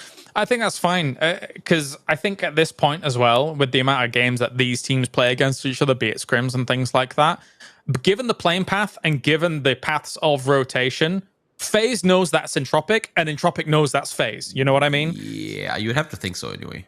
So I think even if you take a few pot shots if you had a gun, but it's unlikely that they would have, based on the fact that they were just looking for vehicles to get to their normal place. But this is also why you saw Entropic go like full pedal to the metal. Because they knew that if we're 10 seconds later that rotation, Digger and Vex will have found a gun. Fair. And they will be on the shoreline and we will be dead. So it makes perfect sense that they're going that fast to kind of avoid potentially running into FaZe. Yeah, definitely. As we've noticed that, sometimes they will go as their backup droppers Novo, but I mean, if there's a clear path of transition, quite like they just had then, why not? Why not go for your favorite spot? It's on mainland. You don't then have to worry about a potential bridge camp and things like that. Meanwhile, Divan got what they needed to from military, and they're going to be moving quickly, and I don't blame them.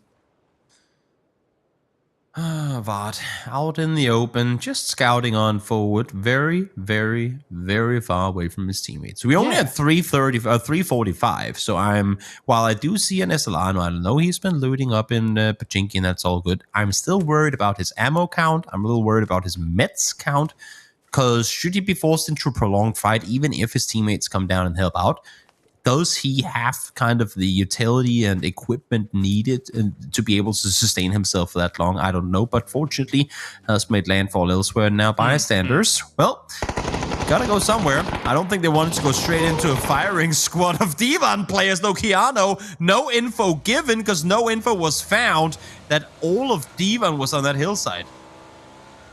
And that's where sometimes all of these teams at the same time taking the backup drop, sometimes information's a little bit more sparse compared to what it normally is.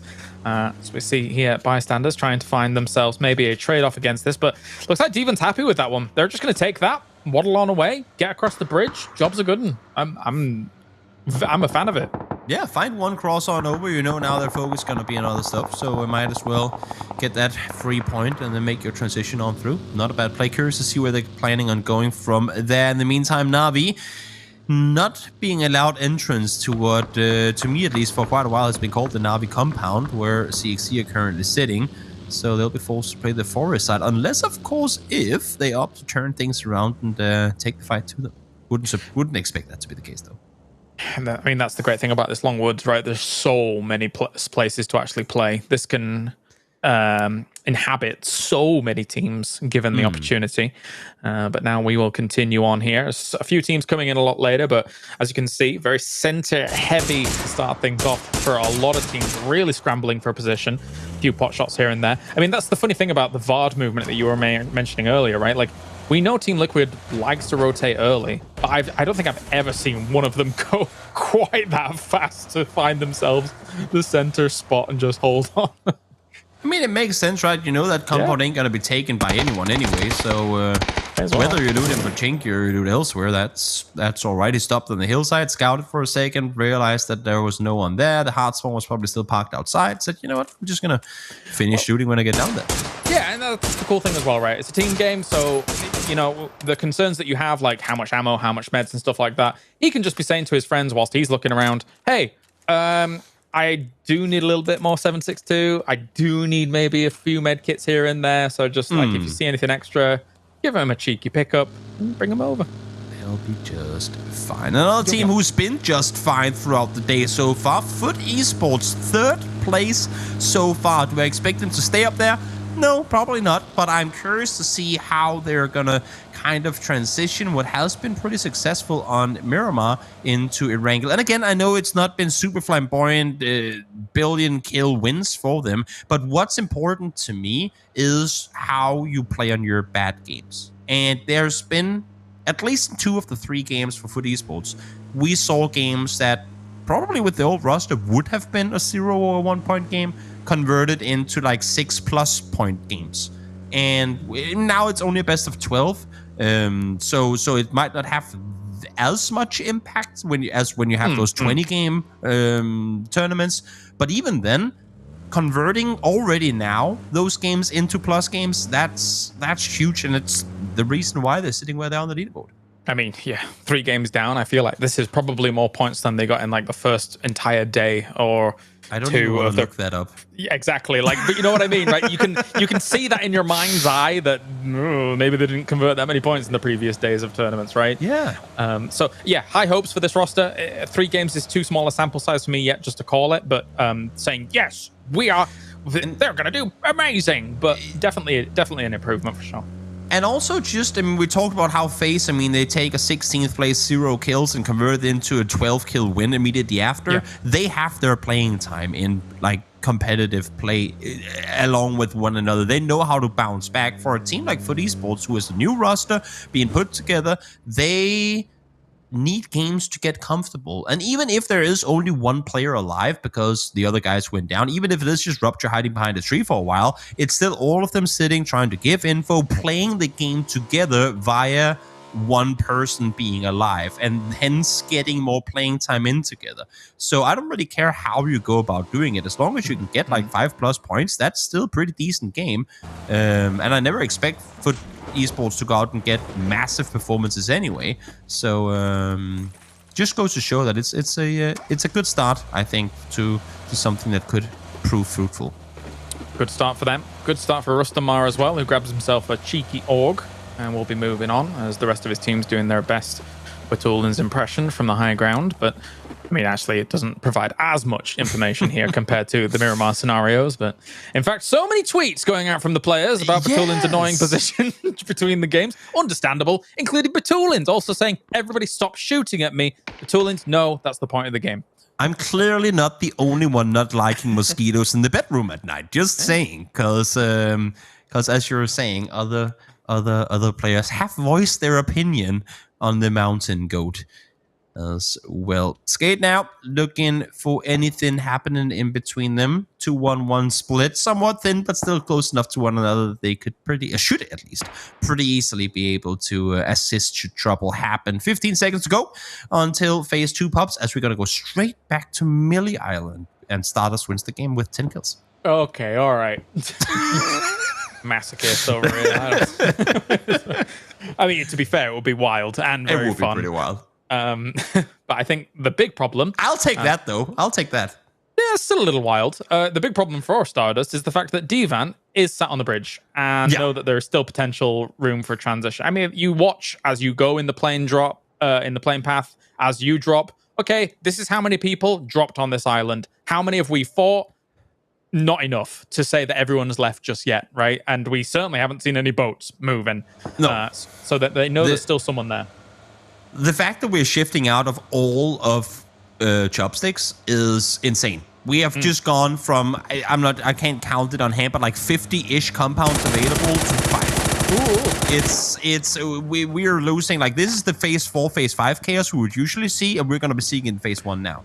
Yeah, it's about to pop off. Armageddon is about to go down. Oh, geez Louise. Perfectix, though, lands shots onto QBU in the distance. As Code Marco goes for the M24 shot. If he'd have hit that, I would have been whimpering in excitement. But yeah, it's going to get chaotic because all these people are going to be looking for a lot of positions. Longwoods was something that I've said can inhabit a lot of players. Divan is now taking shots on Stardust, holding them still at the bridge here. And this is perfectly executed for them so far.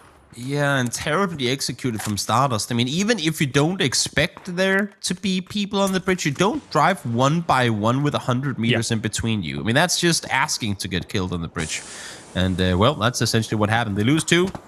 Last 2 pairs forced to continue on foot. Now shots are being fired from Entropic on the other side. But damage has just already been done to Stardust. They had a chance to wrap on over, but they just didn't play it right. Yeah, no room where they're going to be able to make something significant of this game. Cole Marco, stop it. You really just want to see him get one of them. I do. He's going to get one. I promise you. All right. It's Code Marco, man. He's a legend. Code Marco. Well, let's see if he's going to fare well against James, who's currently trying to join BBL, it would seem. Sneaking his way in between all of them. Now he's been spotted too.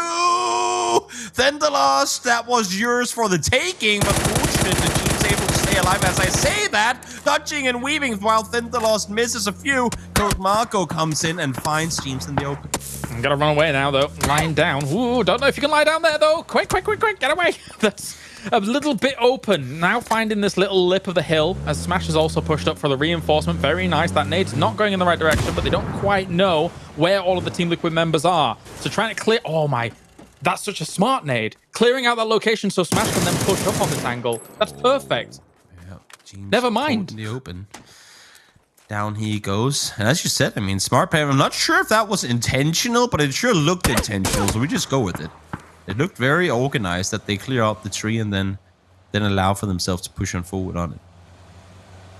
Well, regardless of the fact, we have still people lurking. T-Bone going up against Ents. The spray comes in. T-Bone's on the retreat.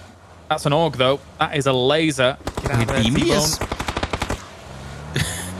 Oh, we're getting shot at over here. Let me come over and check out what's going on. Beamer just sending it straight through the instrumentation and somehow gets out of there without taking any damage. I did not expect to see that happening. We're a bystanders, just chilling down towards Ferry Pier. I mean, for all intents and purposes, until we get shifts away from water, that's not a bad spot right now. But here comes this. Oh my days! Wow. Hello? That is pretty terrible. Not gonna Circles? lie. That is pretty terrible. Not gonna lie. Shoreline finish might be where we're headed. We know we're gonna be shifting away from water. So right now, I mean, both question mark and, well, I suppose all of the east over towards Ferry Pier looking very good. But if you're a FUT Esports fan, you of course want a hard shift towards the west. Issue being now, we have over half the server having not really made landfall in this next circle yet. So good luck, have fun. There's only a half spot available.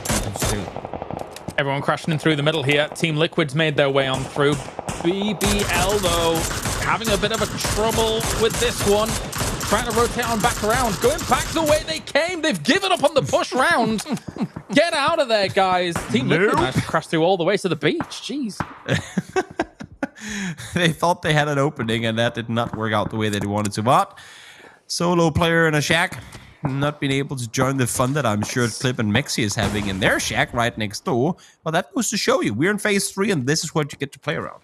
That's the thing, though, right? When you're making those kinds of moves, all that requires to go awry is one tire going. And then your car, like, spins out a little bit, and then all of a sudden, you're going really slow, and those shots are landing. So you got to be very, very careful about that kind of move. Northern Lights in the meantime peeking on over, expecting, I would suppose, at least. There's some players in the backside. Nice idea here from Stardust. They know there are people on the other side. They were on the northern island themselves, or the main island, I should say, but saying, you know what? There's going to be a lot of players coming in from that north side and probably going to be going towards the east too. If we just go far enough south on this one, we might be able to chill in the water behind the boat, and then I don't think that's their actual... I mean, having said that might actually be their plan. I thought they were going to make landfall on the pier, but if they just stay far enough south and hide in the water behind the boat, they can rest in the... Yeah. I was hoping it was going to be the end of the pier, right? Like, considering what's going on. But I think they're going towards the middle of the beach. I think they're going to go over towards where Wildcats are, but that's... I mean, they're going to hear those shots now. That's dangerous. In the meantime, Elliot spots one, shoots on through, walks it down, he goes. Clip in the meantime, spots one, two, Code Marco goes down too, so a little bit of revenge for Team Liquid as BBL now all around them. And they're coming straight into it. It's D-Day! It's Normandy! Calm down, lads! What is this?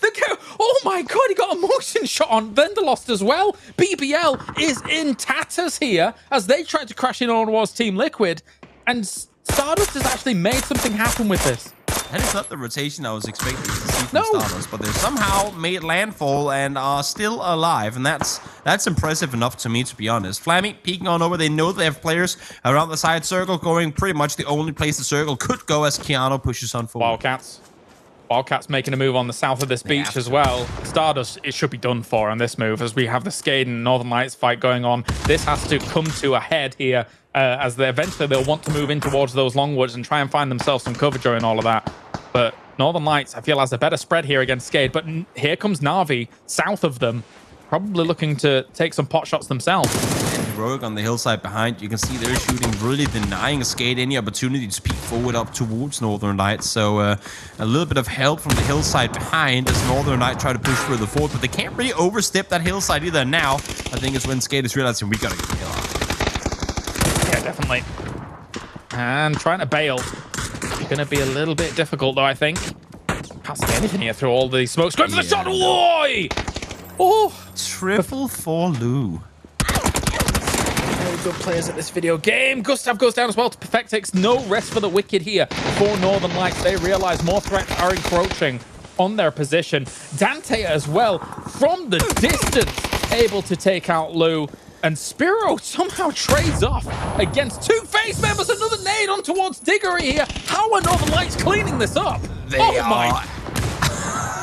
Within a second and a half, they take out both Skade and Facefit, and they make it lose easy. They lose Lou in all of it, but they will be able to get Perfectix back alive. Now, they do still have Na'Vi. I'm surprised Na'Vi hasn't made more of a move up towards NLT at this point, because now, I mean, you'd have to assume that they have to. They know they're on the edge. They know that there are not players on their side. In the meantime, Blue Star spots Flavor, takes him down with a Scarfall guns, but will fall immediately after. Creed out in 13th.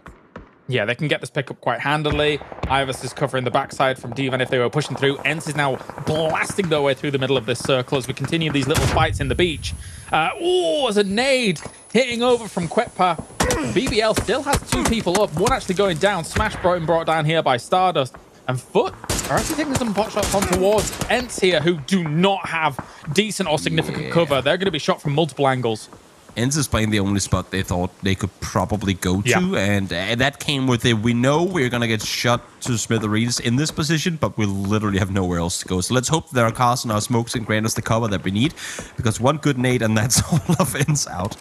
Absolutely. There's a hope when you take that spot that there's not too many teams south of you, or if, as you say, you create that little car fort. But from the north side, it's quite covered, unless, of course, you've got a team just above you with a nade or so, and then it actually gets a bit dangerous, I suppose. But anyway, still, these fights continue on this east side. Na'Vi and Northern Lights is next up on the menu.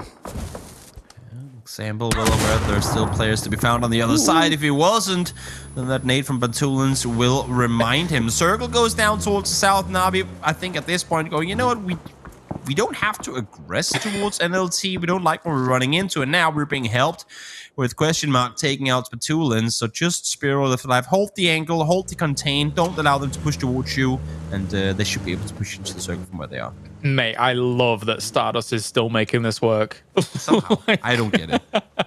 It's brilliant. I mean, you've got those craters on the beach, right? They're quite shallow, to be fair. And of course, it's since ages ago now that we had this update come in with the Erangel update. Ages and ages ago, but never quite seen people use them. No? Like this from that angle of entry. I mean, we never get games that go down here. True, Could be part of the reason why. Now here comes Heroic, full speed forward into the circle. They're going to be crashing into Foot Esports, but there's a hillside, and somehow Beamy comes out victorious, and that one did not see that happening, but somehow stays alive with it. Odin pushing forward, wants to come up and help his teammate, but I don't know how Beamy did that. That was just... No. That was a bit silly.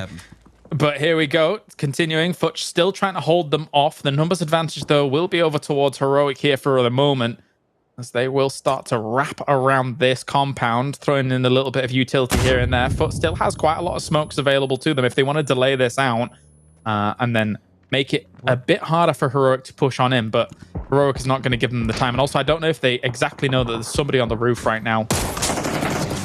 Out one. He shut him out of the vehicle, I believe, with cold action as well. We'll love to see when it happens. Kelsey, full on smoked up, can't see anything. Fortunately, doesn't have to do a whole lot because Medibay is there to help out, so Wildcats will fall. I thought Wildcats were going to play more contained, try and prevent for Heroic to make a play around the side, but they go for the aggressive play early, and it becomes their downfall.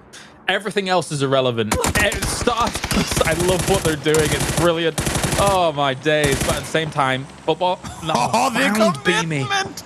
The commitment. Beamy knew he had him pros on the roof, but he still goes for it. Odin spots the other 2 down for Heroic. Now they commit to the rest on 1. Now Odin needs to fall back here.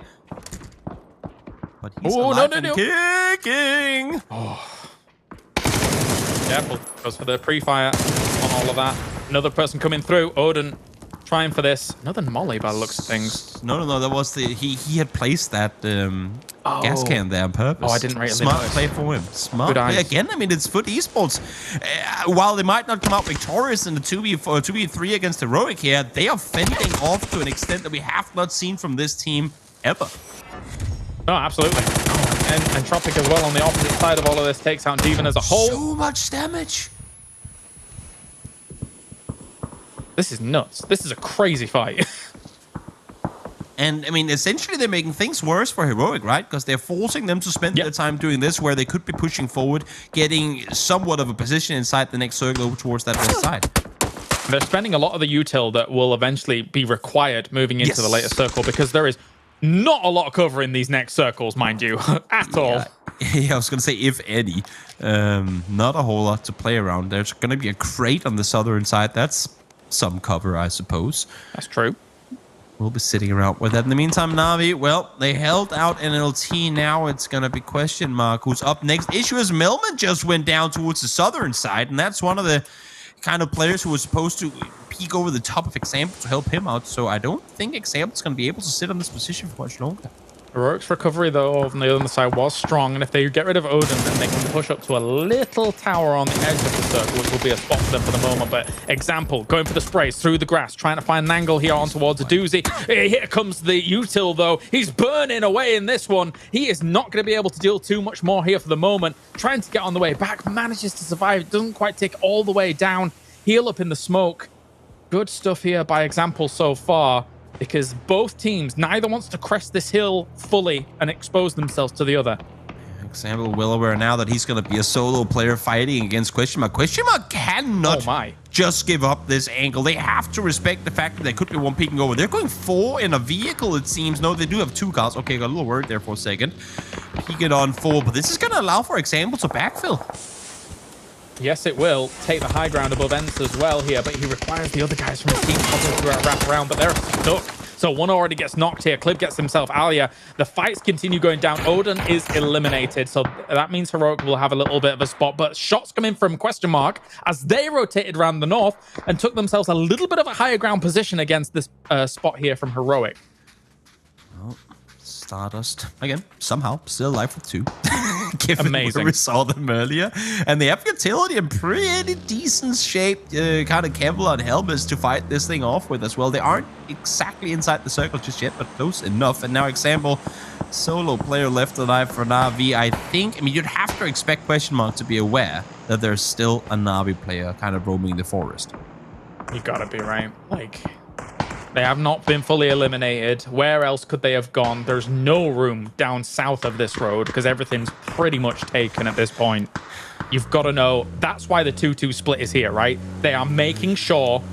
Oh, although a doozy. I don't think they know. I mean, they never got a knock on Na'Vi player. It was Enzo knocked Na'Vi earlier. They don't necessarily know this. Doozy's out. He's looking for him, but he's not going to be quick enough. Example's able to pick up a doozy fast. Now he'll try and turn his attention for Hobbits. The cross angles come in faultlessly.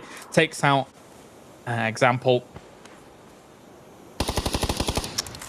Down he goes. Stardust trying to stay put again outside the next circle. Have to make a play eventually. And here comes Entropic. Maxi now. We said that 1 or 2 good nades would be the downfall for the Ents car fort. And indeed it was. Yeah. Maxi and Clip working together finds them. 5 teams left alive as Heroic continue to deal damage from the west. Yes, 5 teams left alive and nobody wants to go in the circle because it's rubbish. So let's see how this is going to play out. Entropic cross shots on towards Clib, manages to take him. Mexico's down as well. That's an easy cleanup. 10 kills going for Entropic. And now everyone's just going to shoot at everything. There is not much to play in the middle of this circle right now. There's a few trees here and there, a lip or 2, but beyond that, it's cars all the way.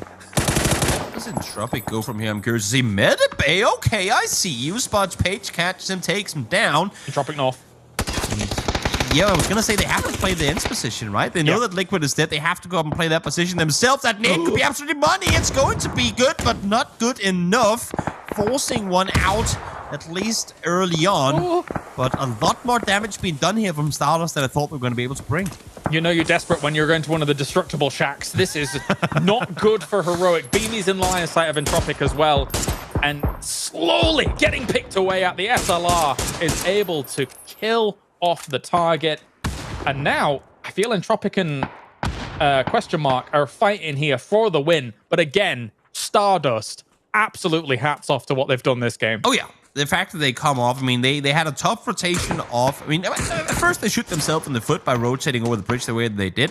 Then they realized that was a mistake. Let's take a boat wrap south around and have somehow made top 3. That's insane. There is a world where they could still win this as well. True. I mean, if they can hide for long enough, you can see both Question Mark and Entropic want to focus on Stardust. Yeah. But at the same time, they also know they're sitting right next to each other. And should this final circle ship south, it could be a good issue. Is Prone.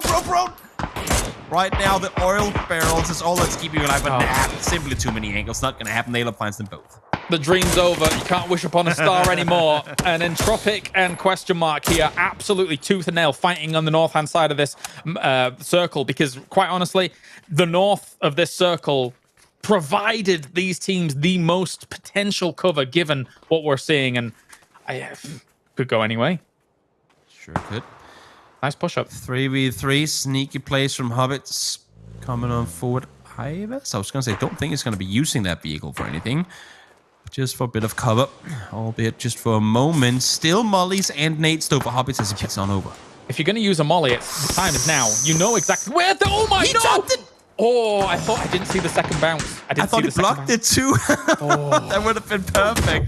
Absolutely perfect. Hobbits double mollied up on forward though. Let's see what's going to come off. If it doesn't go into the car, he does. Play behind the smoke on the other side of the street. You know you're going to be inside the circle. Only 6 bullets in the SLR for Hobbits, forced to back off, but now there's a new off angle for Entropic. Nailup's pushing up as well. The trade becomes the traded as Dante, though, opens up to Lucarux on a long range. That's a nice start for them. I don't know if they can get Lucarux up because he's up on that high ground. Yeah. The other two are down towards the bottom, hiding behind that tree. There's no way. Nailup finds Hobbits. 14 kills, 2v2 though. It ain't over yet. Nailup, you need to hit these and need to hit them good if you want to bring this one home. Still not inside the circle. Ivers with this off angle, I mean, you want to see him get out the win, and now finds Faultlessly as well. They know exactly where Dance is. It's just about getting the angle. Definitely trying to make the transition here, trying to hit those shots. Goes back behind the tree in the distance. Ivers looking for another off angle. There's too many angles here, and Tropic's going to take this. So they got the rest up now as well. Hobbits falls down. 15 kills, should be 16 in just a moment. First tap, second tap. The death of 1,000 punches. There it comes. Entropic victorious 17 kill game. And that, my friends, is your PCI 6 champions right back in form. What a game. Because it was ridiculous. Like, the fact that we have this circle going towards the beach, the Stardust situation, the Longwoods fights going down, and all of these teams trying to somehow find a spot in the west and the east of this circle. A great game here to get things going on Erangel here, Toby. I'm happy. I mean, Sam asked if Erangel was going to be as aggressive as Miro. I think this answered her question. Absolutely crazy game to start things off here. We're going to go to a quick break, and then we got 2 more Erangel games coming your way. So stick around, and we'll see you in just a few.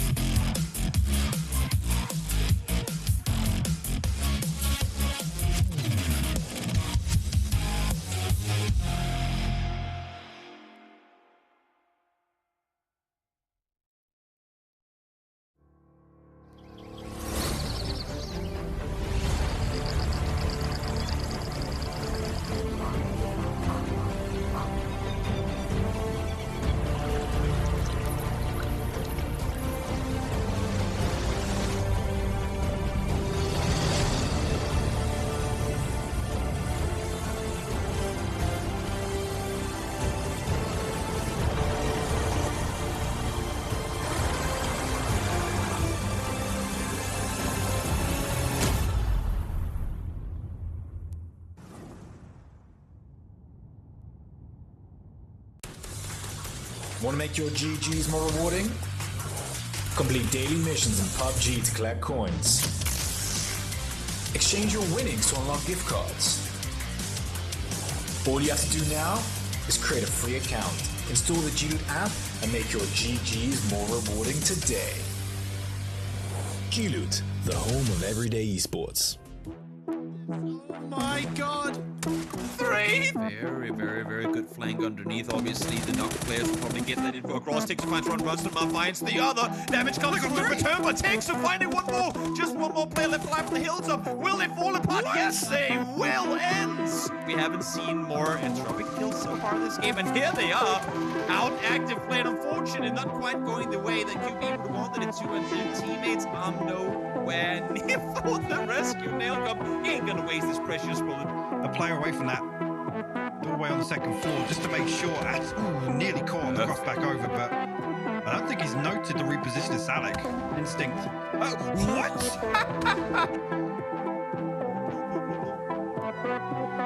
One team here could be the deciding factor. Will they win this? Not playing it smart. No, and it wins it! 1v3 example prevails. Enemy, you need to do all of it. Does fight the first, and look at the HP from Lou and Batulis, but no, you're taking blue, buddy. What are you doing? We might find it, Toby. Oh, I saw that. He knows exactly where they're coming in from, too. This could be deadly.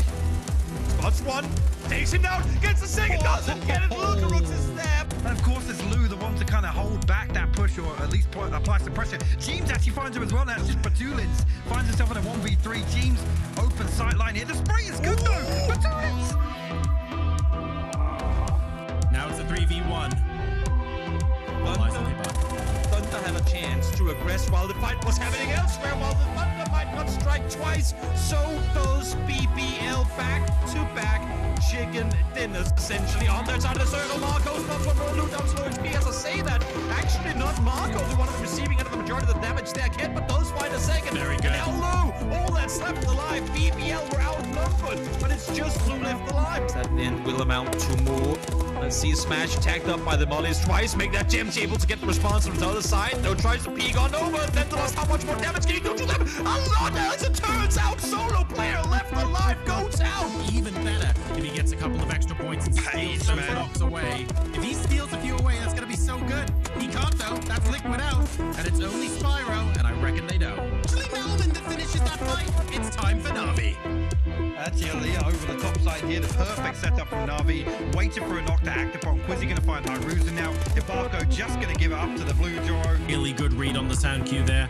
And Gustav making a case for the shotgun just to be permanently part of this. Beamy goes into the blue to surprise No Hal. way, man. And Team Liquid, who are trying to move up. You can take a look at where they are with the car. They are not shying away from this at all. They want to finish off FaZe Clan entirely, and they do. Team Liquid managing to take this Wizard Tower. Is anyone coming in next? He's got the shotgun. What can he...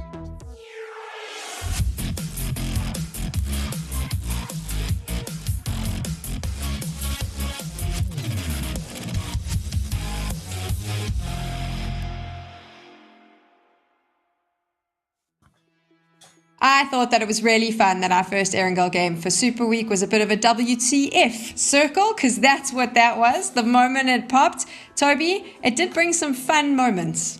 It brought moments. I mean, to me, I feel like we're reaching a point soon where we've seen everything in PUBG, but still, sometimes we get surprised, and Shoreline's Twist of Therapy just ain't something we get to see too often. So once again, I mean, similar to the Crater Fields game that ended up going down towards Crater Field as opposed to heading north into the Coparia, we get a similar area but different end game, and I thought it was hilarious.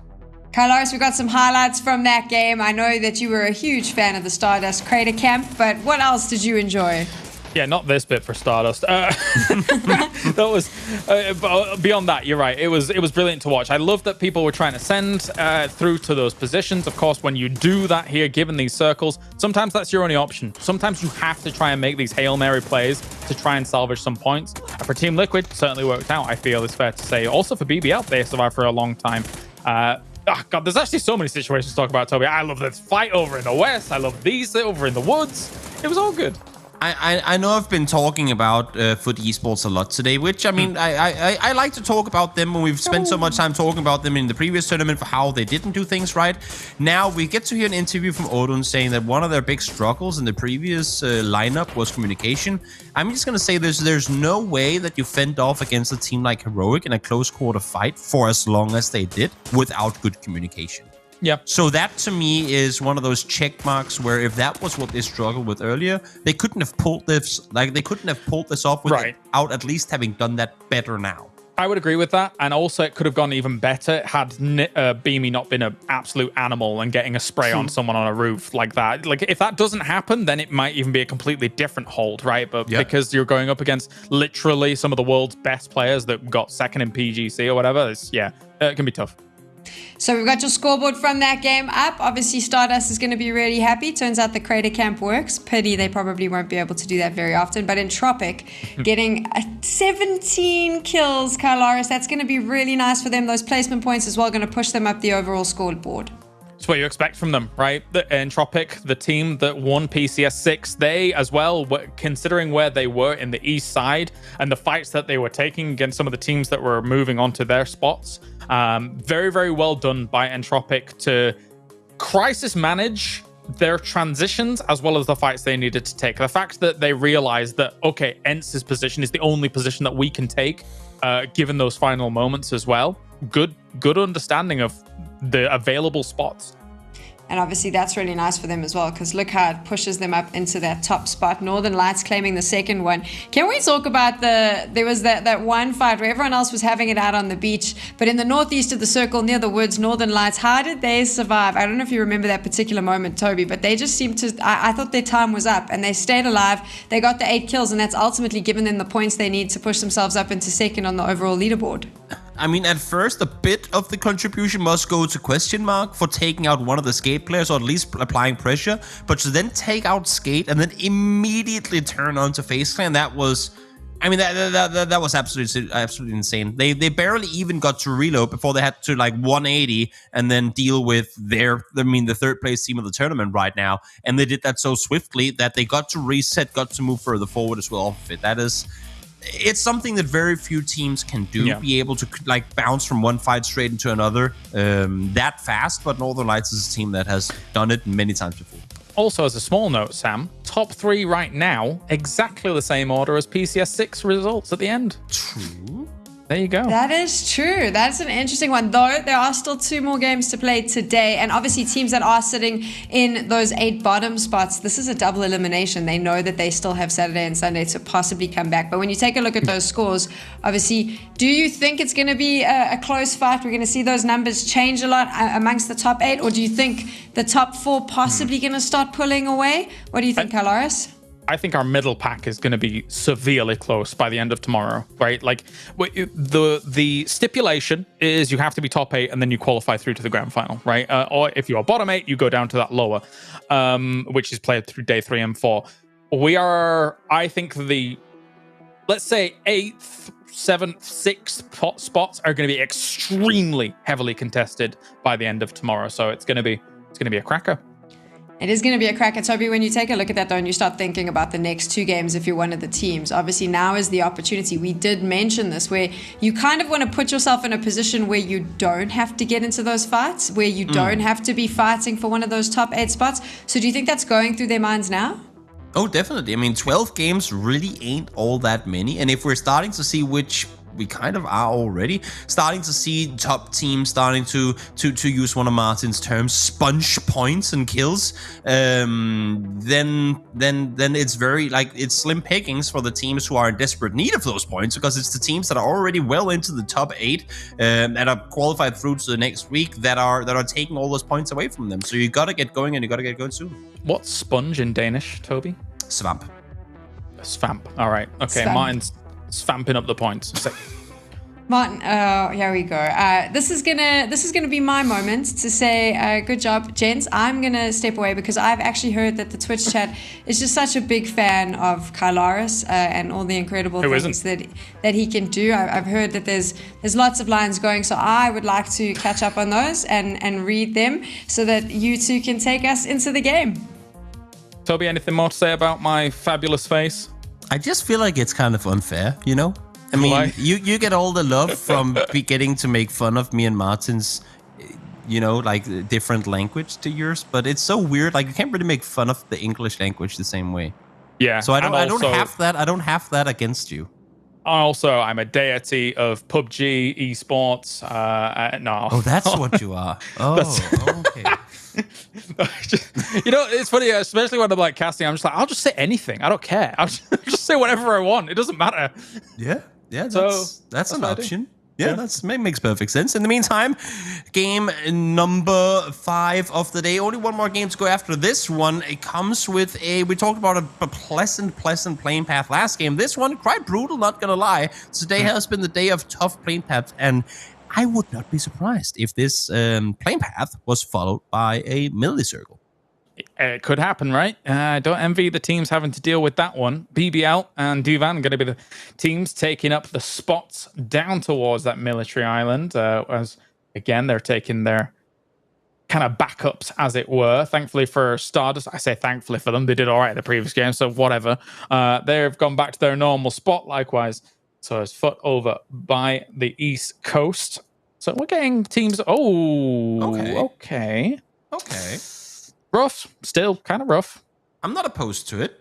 Yeah. I don't mind a East game. I don't want to go down to Milta. I feel like we've been there enough recently. I feel like we see this circle more and more nowadays. Don't you? There was a period where we had it all the time, and then like for a solid, I believe like 2021, we barely ever saw it, and now it's starting to reappear. It's true. We have like the whole Western Circle thing. We've been quite far north as well. Oh, Batul has just exactly got into his vehicle. Run away. Fortunate, able to get out of there alive. I don't know if he got shot, if he got bumped by a car once, but he has taken damage. They say yes to shot or bumped. How do you show that as an observer? Did he get shot or did he get bumped? He hit a tree. Oh, thank you, observers. That was some great visual cues with the little zoom in on the tree. That's, by the way, a shout out to the amazing observing team. It would be a more difficult job had it not been because you guys are here as well. So thank you for delivering the great visuals to our tournament. No, I'm not thanking them. We make their job easier, Toby. What are you talking about? Oh, that's what it is. They're going to hate me forever. It's fine. I don't care. Them too. I would love to be the villain of PUBG Esports, but because since I'm mostly the host, you can't really entirely do that. It's like when I'm doing other stuff, I normally like attack Twitch chat and say that they're rubbish. That's really fun. I really enjoy that. They get wound up in other games. I'm starting to feel like bringing you on for the whole casting thing was a really dangerous idea. That's correct. James casting PUBG was a short-lived adventure, but it was fun while it lasted. No. It's not going to be short-lived. Come at me, Twitch chat. I don't care. In the meantime, let's take a look at Entropic, our team who has absolutely no stress in their life right now. They're in first place. They're inside the circle. They're in probably, for now at least, one of the best splits in the entire circle. And they just don't really have to worry about a whole lot yet. But come phase 2, pretty much regardless of where it goes, they will either have to rotate into a ton of teams or have a lot of teams come their way. Yeah. So obviously they can't just sit around and chill for too long because they need to plan ahead. Yeah, as many times in these circles we've seen all hell break loose once the circle and then just like centers on Milta Power, and then everybody's starting to do their weird rotates around Milta Power, and it's like okay, I guess you're playing that spot now. That's a spot. But just in general, all of the compounds around where Entropic is right now become a hugely hot commodity, and then transitioning between those compounds equally as annoying. So we'll see how this plays out, but still lots of options. Indeed. BBL up into go East Bridge.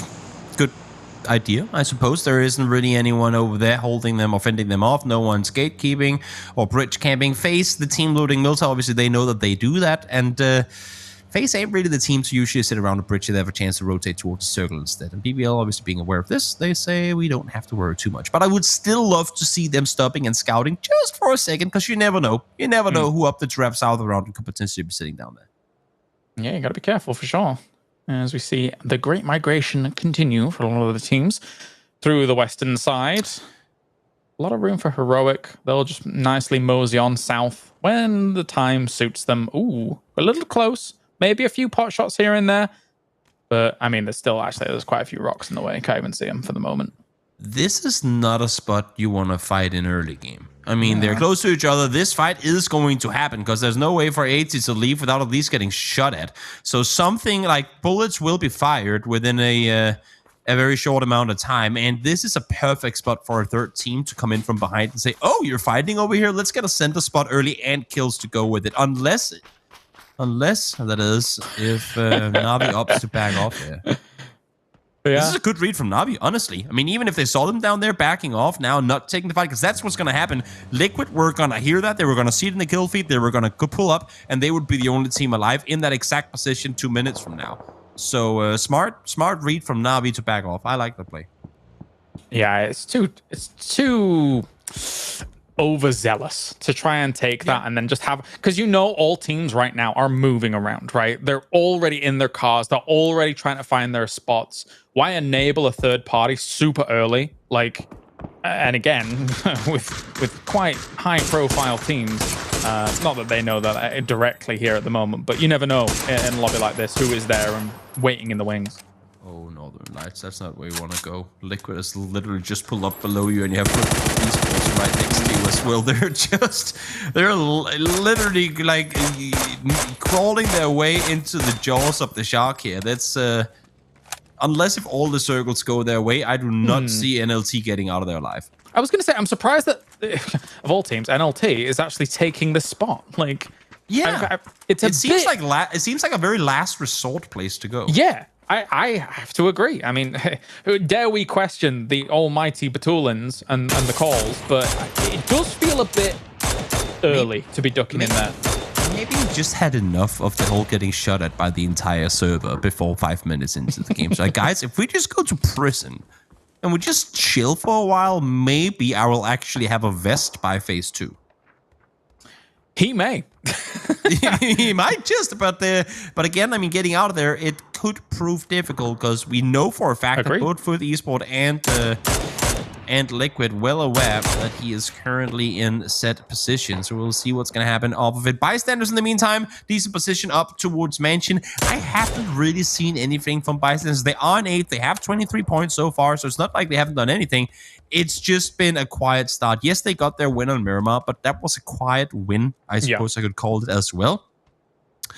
Bystanders is not only a lot of Danish players, obviously, which I have to wave a banner for, but a very talented bunch of players. I just haven't really seen them kick things off today.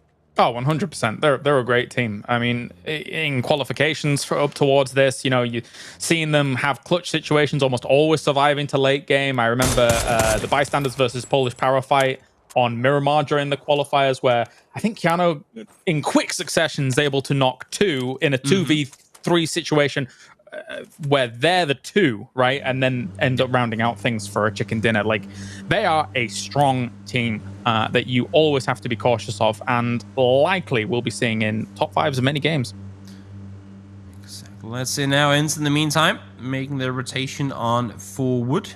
They'll be backfilling pretty much the entire server, as they usually do. No stress on their part whatsoever. Hoping, of course, that the circle is going to go north, at least to some extent, because they are coming in on the northern side of things. And, okay, so, James, we still have a minute to go until phase 2 pops. Where would be the worst place for the next circle to go? And by worst, I mean the most fun, obviously, for everyone but the players. We've already mentioned it. It's the center on the Mills Tower, so everyone has to go around it and be is that really annoyed. That bad, though? I mean, it is really bad, but is it that bad? I'm thinking Lipovka, because even if you don't get Milta, you can still play the areas around where Lipovka, if you aren't in the city, you're in the open.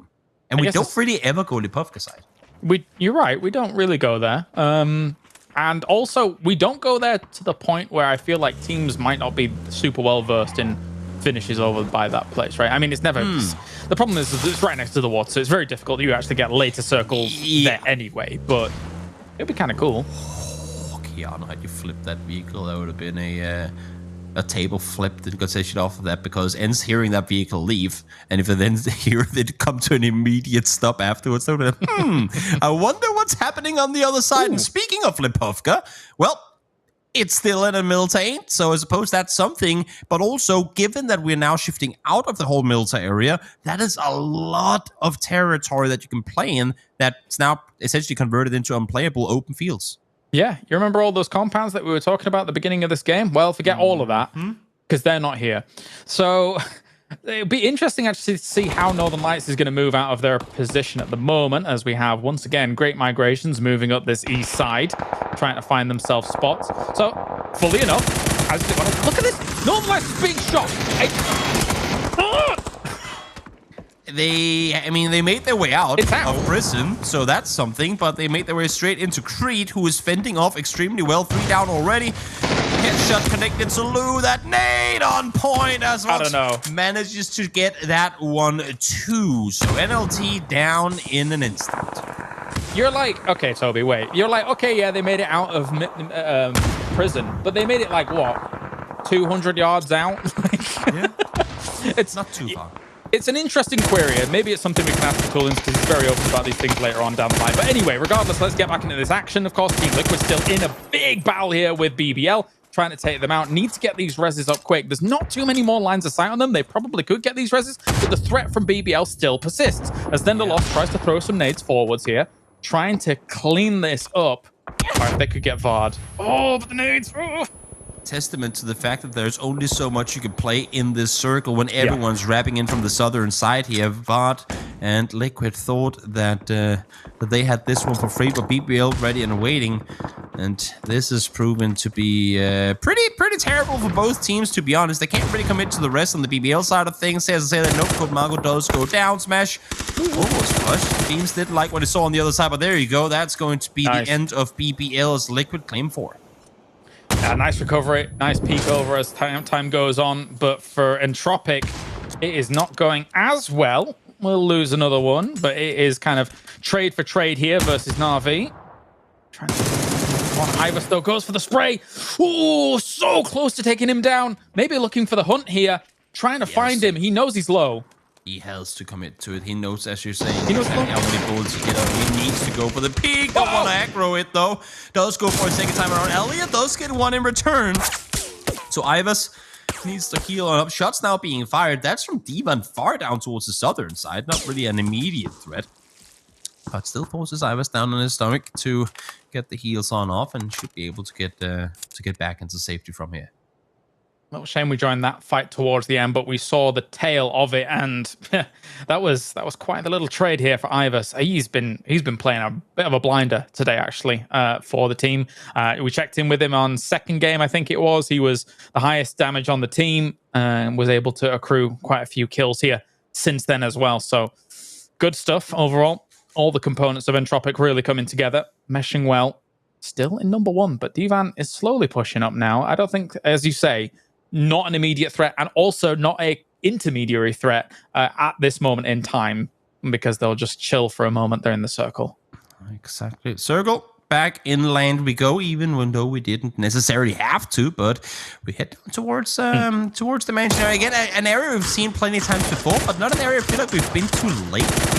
So interesting that we're hopping back up towards the mansion forest here. Phase Gustav spots one digger. We're going to be the one to take down flawlessly. Doozy does manage to stay alive with cavalry now arriving, but the issue is, I mean, what is it that you try to fortify here? It's not exactly prime real estate. Not only is it hard to defend, but you're also outside the circle. Ooh, nice quick peek from Gustav.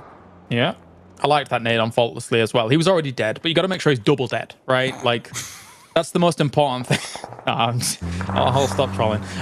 Your Vex moving up as well. Did you know you get 1.5 points if That's you right. So you get the loop-de-loop. Here it comes. There it goes. Doozy goes down. And this should be a full cleanup eventually. Where is Dante? He's far away, actually. He's miles off. He's all the way down towards the west, and he's now caught in the open, too. There's no way he gets out of here alive. And again, this is one of those question marks on question mark that I sometimes end up getting, because yes, they lose one, but why fortify? They have an opportunity to back off with 2, potentially even 3, and just, you know, cut the rope and say at least we'll stay afloat. But no, they hard commit to an already lost battle, and then they go down because of it. Do you want to do some villainous activity in PUBG? Because if so, all you have to do is say, let's get some question marks in the chat right now. And then that's it. You're done. Yeah. There you go. All you have to do. D1 in the meantime, well, they saw what they were shooting at earlier. Now they know what they're running into, and QPE is here early and waiting. Almost did as he peeked out from behind the tree. No damage to them. Doesn't shoot early either. To not give up his position. Second time around, will start shooting. No knocks come through to shit though, but Ibis able to take out at least one, so damage done. As Entropic allows the remaining 3 through, but D1 full committing into heroic here.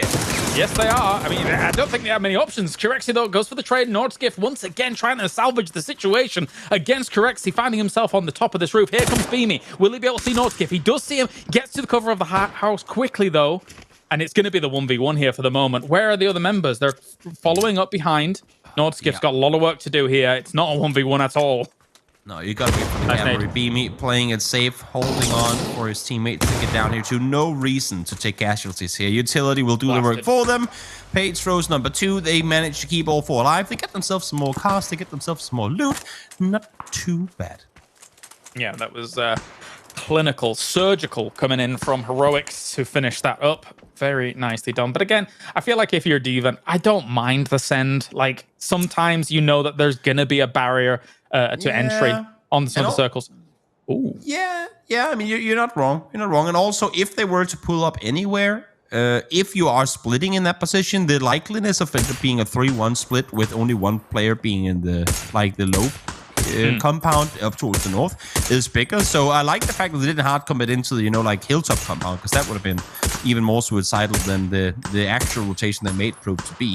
So again, when everything is kind of terrible, at least they picked the least terrible of the terrible options. Yeah, sometimes that's how you got to play PUBG, man. I know all too well. That is true. Ents, in the meantime, speaking of wide splits, they got one going for themselves here as well. They still have players up in heaven trying to make sure no one's wrapping up towards the north, but they also have 2 players in the compound on the other side. Metabay and all side nail cup damage done on their part. A skate torn apart out in 12th place. They go. This is the thing as well. You see Nail Cup getting stuff like that off, and you think to yourself, okay, yeah, he was previously on for Esports, right? Like, what didn't work? And we were talking about it during the break, right? It's not like he's a incapable player. It's just, as we say, maybe they were saying in the thing, maybe the communication didn't work, maybe they just weren't getting on. This guy, still powerful here on Stardust. 20 points for them right now, and all alive. Ooh, Dante. Oh, you're in the fires of Dante, my friend. Can you cool down? No. Oh. He's sizzling. As I say that, no, he's exploding. Again, use your utility while you have it. Do not risk losing players by sprinting upstairs. We've seen what that can lead to already. Play it smart, play it safe, get the kills, get the kills. Definitely so. Ivor still with the shots coming in. These guys are nuts.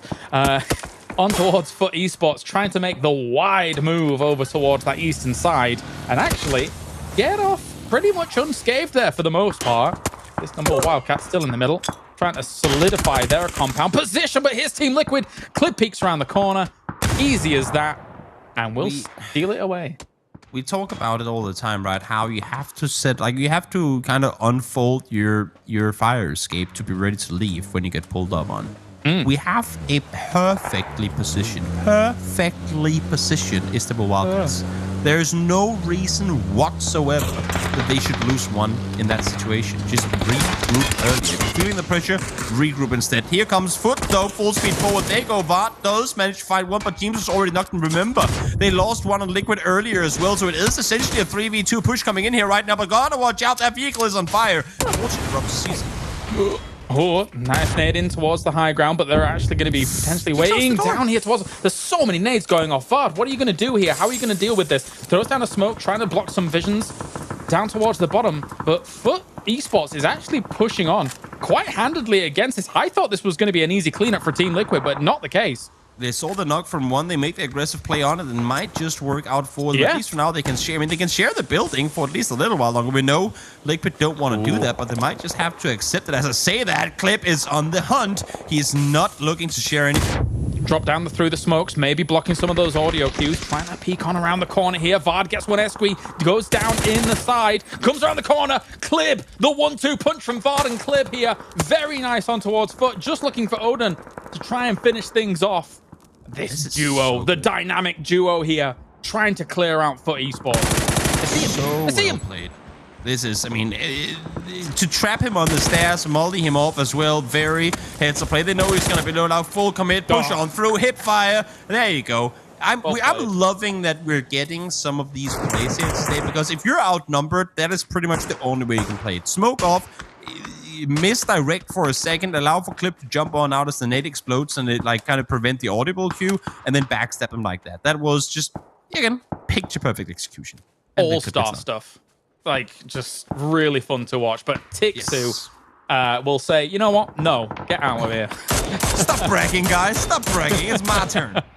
That's right. That's right. He was only a coach going over PNC. He wants, I want to shoot some stuff, all right? And does well for himself on the long range. ENCE has got themselves an all right position. Bystanders, meanwhile, though, kind of pressed up against the west side of Mansion.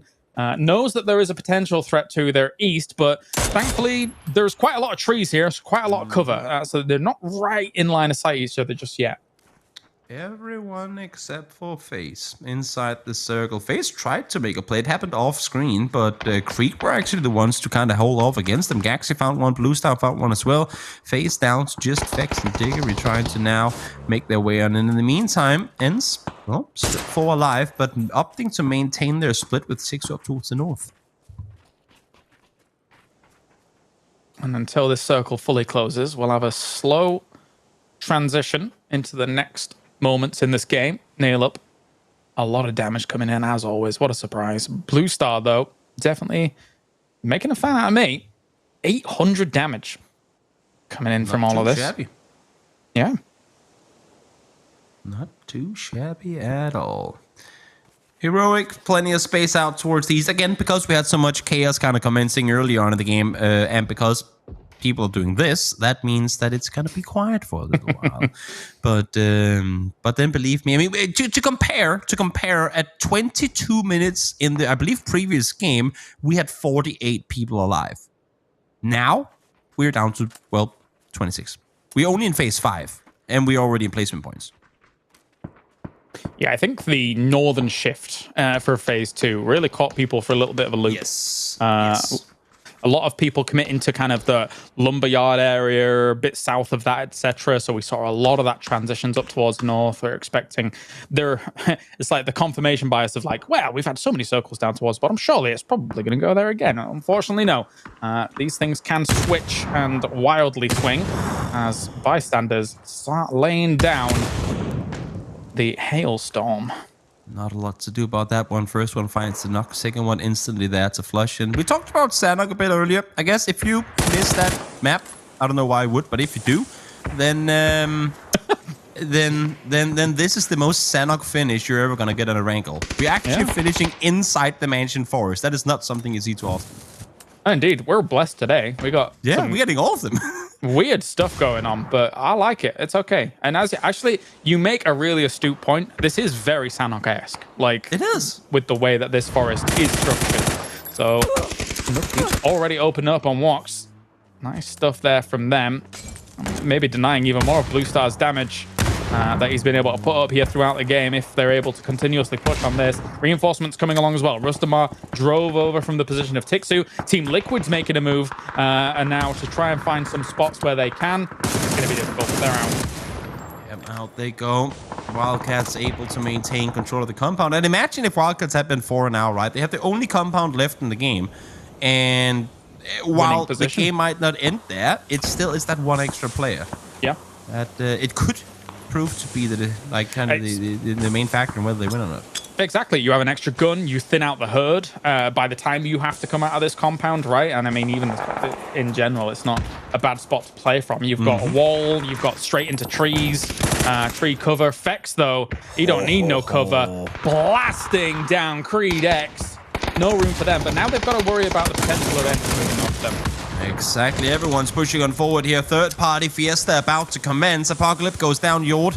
the entry on that one. Finds the first damage done to Kelty as well as he's forced to prone down and get healed up. You can see here damage done in so many ways. No vest for Flaming here. Barely a helmet there for Keanu either. There's a world here where Istanbul Wildcats just kind of walks in and takes this win. Yep. Like, they're just watching or hearing all these other fights going on the other sides of this. T-Bone bringing the fight to Stardust as Tixu. Yeah, FaZe had to be worried about this, and they knew that this was going to be coming along eventually. The storm across this hillside. Diggory going for the throw, even though he's completely blind. And Ents will come around the corner of that smoke and take them out quickly. Bystanders still in the fight here with Stardust, as well as Heroic firing from across the range. And that was the first 2 kills for Ents this entire game too. It's been very quiet for them, more positional. I mean, again, similar to the way that we like to see, or oftentimes anyway, see Ents play their game. It's been quiet, but now 4 alive will be able to spread out, take control, and push on in. And probably, I mean, should they stay alive to the end of it, get themselves close to a 10-kill win off of this. Yeah, if you're Istanbul Wildcats at this point, I think your main threat is definitely Ents. I mean, if you're Wildcat, I'm seeing them stay inside the compound. This is where more experienced teams would have pushed out. When they see all the chaos, both south and west, that is when you start taking control. Other teams would have sat on like a solid, at least 4th of the circle now, having pushed out to take control. But the comfort of the compound warms them too much, and what they don't realize is that the longer they sit in there, the colder it gets outside. That was very philosophical and very accurate. Well done. But it's true. There you go. It is very true. Because now, Ents has taken spots that will hurt and subvert the expectations here of Istanbul Wildcats if they need to come out.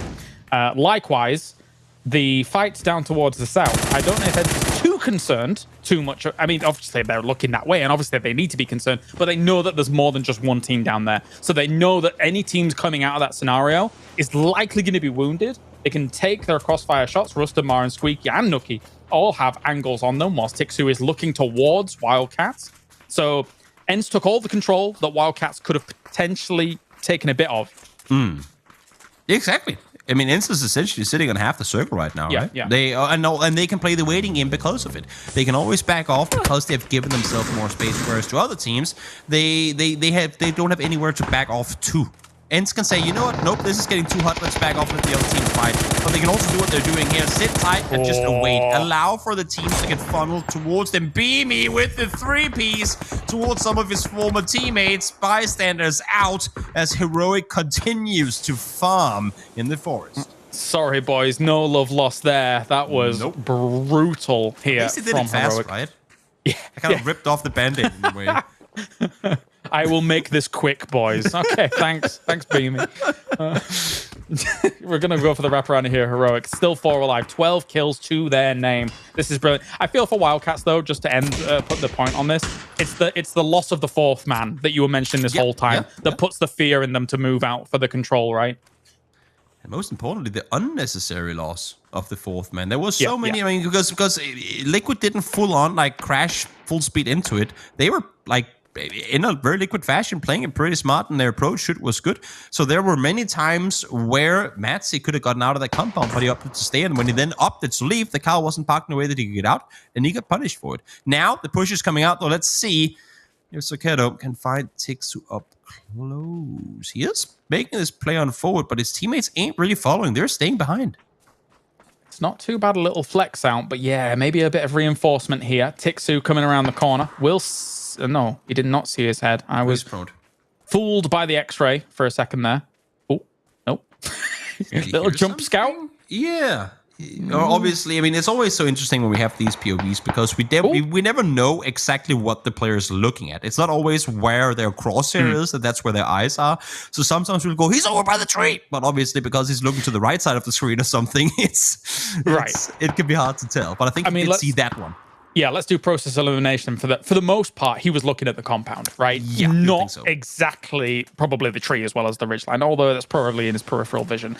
And then gets shut by the compound. He's like, maybe this isn't too keen. But he knows that that is out of the circle there for a brief moment. So he knows that they'll be slowly moving in, keeping an eye on this, maybe even hearing a little bit of sound now.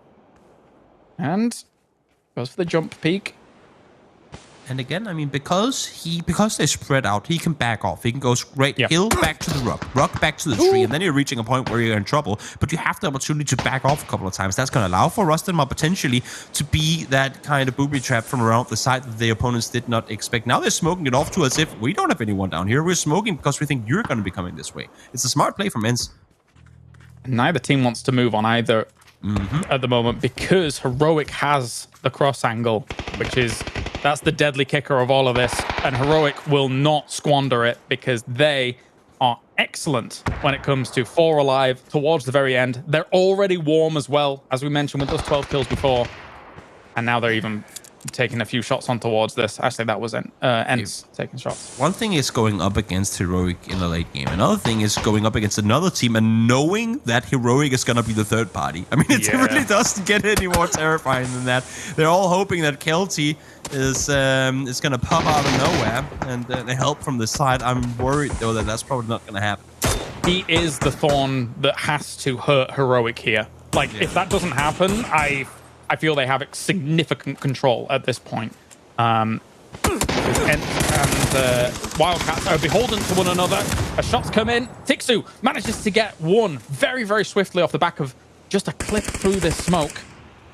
Another comes in. Squeaky, really nice angles here that they're finding, and the finish off to boot.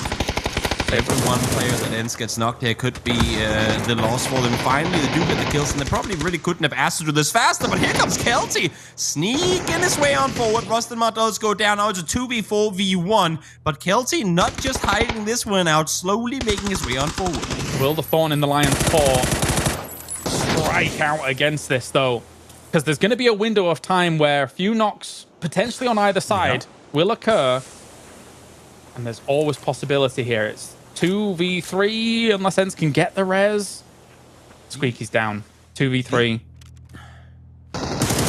He's probably hurt him. Shots fired, but unfortunately not enough for things to have to reset. Beamy will go down to heal. T-Bone is down to low HP though, so there might just be a scenario where it takes and Nuki comes out victorious. But let's see, it's only one angle to hold. They know exactly where they have him. Corexy, 16 bullets left, not gonna matter too much. Beamy finds the first, Beamy finds the second, and that's GG. 15 kill win for Heroic. Really well executed, I feel, for Heroic overall. Being able to control that mansion side, being able to greet anybody coming out from that position as well, and then understand that, you know, you don't have to move too hard against where Wildcats and Ents are. Allow them to engage into one another. Dealing with a snake is okay. Do the damage early to allow yourself more space in the mid and late game. That's essentially what Wildcats did. They just never claimed the reward of their work in the mid game, which was strange. We talked about how they should have pushed out earlier to force potentially both Ents and Heroic into one another, but just never happened. That's right. All right. Well, we're going to a break, ladies and gentlemen. And when we return, we'll be joined by Sam to break down game number 5.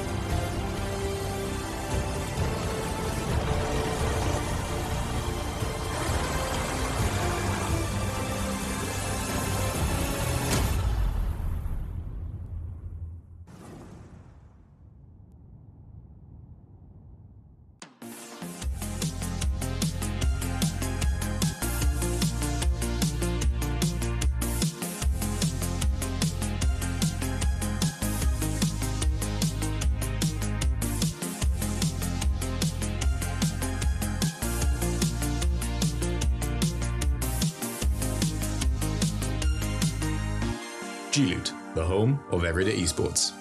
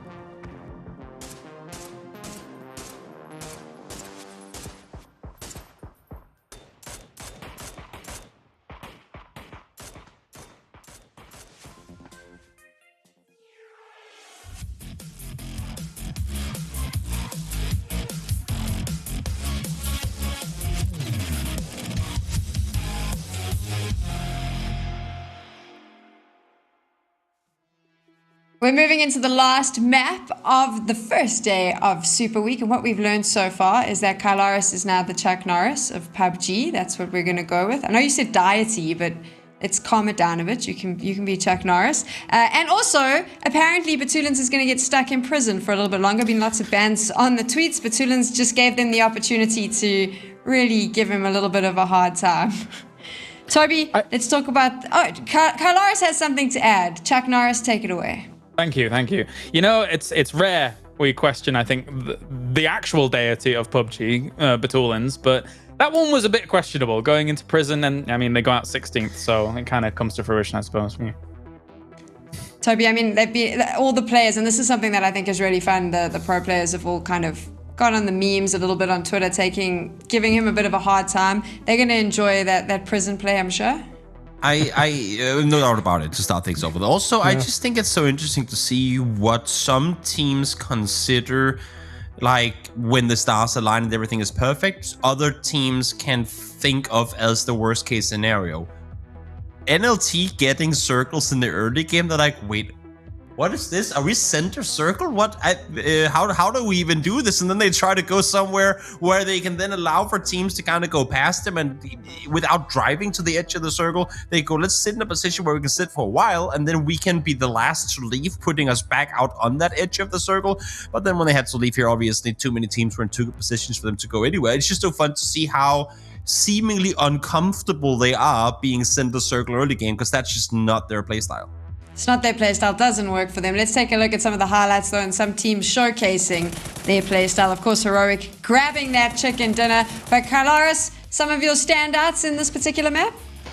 Trying to think. I mean, of course, towards the end, very, very exciting to see how the final teams round things out. Of course, Team Liquid making the recovery there. Ivers, once again, every time we cut to Entropic, the fact that Ivers is able to make constant decent decisions, but Vard and Clib here, Toby, on this was as you say, picture perfect. Yeah, phenomenal to watch. Absolutely. I mean, again, similar to the face scenario on Miramar earlier, there are only so many ways you can execute this and come out victorious, and that was one of the only ways they could do it. Use the utility to grant yourself the kind of the suppression of audible cues for the opponent, and then hit your shots when you have to, and they did exactly that. Heroic, again, like I said, taking the chicken dinner, and we're going to see that happen now as we watch those highlights. But for them, they've slowly been like collecting points through the day, but we haven't really seen them pop off until now, Toby. No, they're a team that I do not want to compare them to Question Mark, because in my book they are a lot better. But they're a team that can sometimes seem a little confused, and then they can do this instantly after. Boom, 25 points in the bank of one game. And that's when it gets scary, because usually when they have that good game, that doesn't get followed up by the bad game. Like, they can have a couple of bad games, but once they hit the momentum and once they get going, they become unstoppable. So look to Heroic to probably come out victorious to some extent next game too. In before they get 16th, I know, now I said it, but I would not be surprised to see them get double-digit points this next game too. Lots of teams maybe not necessarily finishing in the top 4, but getting the kills, which is going to help them on the leaderboard, as we're about to take a look at that. And what's interesting for me, and a team that I kind of want to focus on, they've had 2 third-place finishes back-to-back, now sitting in 9th place. Kylaris, Stardust, not a team that I thought I would be talking about, and not a team that would potentially be knocking on the door of the top 8 at the start of this, in my opinion. No, absolutely. I have to concur. Especially after seeing the beach scenario, you know what? Let me eat my words from the beginning of the day. If you guys do actually get top 8 and go through straight into the finals, I will happily eat my words, because obviously I was saying that for MEA, I was a bit concerned for Stardust, and I was a bit concerned for Istanbul Wildcats. But so far, doing all right. They are knocking on the door of the top 5. I mean, in fact, it's a 3-way tie between 7th and 9th at the moment on 25 points. Of course, you know, there are some tiebreaker rules that do exist there, but they are very capable of being able to push up right now if they continue on their path. Also, what's interesting is if you take a look at that top 4, it just constantly changes, Toby, every game. Obviously, it is day 1, but I think it's going to be quite a competitive day tomorrow if it continues like this, because we're changing those first 2 spots time and time again. Yeah, for sure. It is terrifyingly close, especially up towards top. But as you said too, I mean, James, down around that mid pack where it really becomes important. It is it is incredibly close, and it's probably, or most likely, going to end up being that way. To the biggest surprise to me on that leaderboard was BBL being that far down the bottom. They usually are one of those teams that thrive in the chaos, that come out victorious early game to then fall off. And seeing them just 9 points after 5 games, that is a bit of a head scratcher to me. Yeah, a few surprises like BBL, Skade, Liquid having a bit of a rougher time, of course, but we expect some bounce backs. I think even admittedly from all 3 of those teams as games go on. So we'll see. I mean, those 2 circles on Erangel have been fun. That's my word. Different. For chaos. Different. That's a good way to put it. They have been interesting. Fun. I mean, there's lots of words we can use. Obviously, teams like Stardust seem to be thriving under that, but some of our favorites maybe just not having the day they want, not good positions, not great circles for them, Kylaris. I suppose. I mean, again, you get Entropic winning now the first beach scenario, right? Where, like, the way they're controlling that and understanding exactly where they have to move, not necessarily like where's the optimum position, but where they have to move to make it work. It really does stand out. But this previous one, yeah, not too often we actually get to go here, and Heroic wins out the South, and yeah, very, very well done. So it'll be interesting now as we move into that last game, because obviously this is going to determine who's going to be fighting, not for their lives, Toby, but just for an opportunity to get their weekend off so that they can probably practice as opposed to have to continue to compete. Do you expect another, we're going to go with interesting circle to close off the day, or do you think it's... I hope we're gonna get that. I like the way that we've gone about it so far, where we are in areas of the map that we usually go to, but when we get past phase 5, phase 6, we shift into a territory we just don't see endgames in all that often. We have been over towards Mansion plenty of times, but endgames in the forest, not something we see very often. So more of that, I think it brings good stuff to PUBG. Let's see if we get another interesting circle, or if it goes back to what some of the teams are used to. Kylaris, Toby, take us into the finals game. All right, Toby, you do this one. Okay. Are you ready? 3, 2, 1. Welcome to the final game, everyone. Game number 6 of the day underway. Players in the air, waving their hands like they just don't care as they come flying down towards the ground is what the players are doing. This one far north. James, everyone now being able to go exactly where they want to. Splendid. Wave their hands in the air like they just... That's what you went with. It kind of happened mid-sentence, and then I was like, oh no, is that where I went with it? And then I just couldn't go back. Hey, you know those moments where you're just talking and you're like, I just gotta go. James, I did what some of these teams need to start doing. Yeah? I fully committed.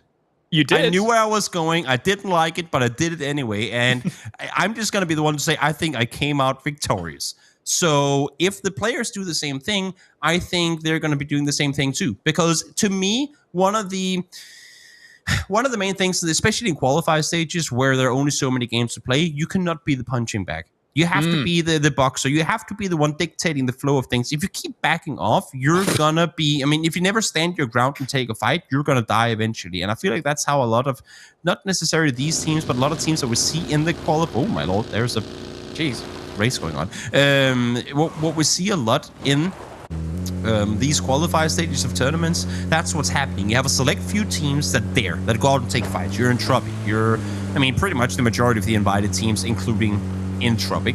And then you have other teams who, while they can take fights and they have the skill set to take fights, whether it being the, oh no, these guys are super famous, let's not fight them early. I don't think that's going to be the case, but just the maybe lack of confidence or maybe lack of a set game plan in case something happens that aren't according to what they're used to.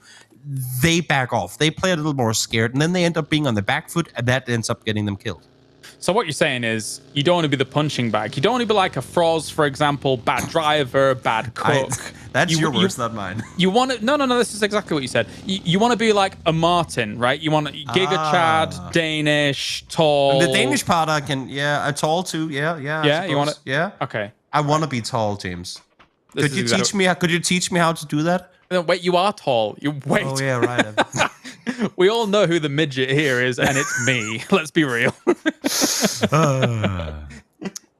But you know, honestly, I think there's, I mean, while we're joking about it, I think there's a lot of truth to it. We're seeing so many teams continue to back off, never take the fights, even though they have players on their teams that are incredibly skilled. And I feel like one of the reasons that we're seeing Foot Esports in 5th right now, that's part of it. They were the punching bag. They were the ones that always backed off. But how many times over these first 5 games that we've seen so far have we seen them being the initiators of fights? Yes, they crash into a compound once and it doesn't work out for them. That happens too. Fair enough.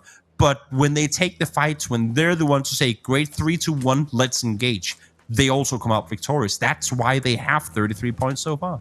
Yeah, there's a decent military outlook in terms of being the aggressor gives you the initiative and the advantage, right? And oftentimes, the more times you're going to do that in a game like this, where you do get extra chances, it's not like real life was when you're dead, you're dead. Like you get more chances than not, and eventually you can seize that. Although, all of that being said, Divan is blasting. Yeah, full fight early on, Foot again. I mean, it just happens the way it's supposed to, right? I talk about a team. I try to, get the hype going. And you were trying. Budget. I was trying to reinforce. But that happens too. And to be honest, this is why you need to convert your 0-point games into some point games. Because these games will happen. There are the games you can convert into something. And then there are the games where things just, I mean, no matter how you had drawn it up, you were going to go out 16th place with 0 points. Every team will get one of those games where you just cannot, for the love of God, get more than 1 or 2 points in a match because things just go against you. But it's the other games. It's those games that will outweigh in the end. And yes, it was going to happen to Foot eventually, and now it has. But because they have those other games, they can.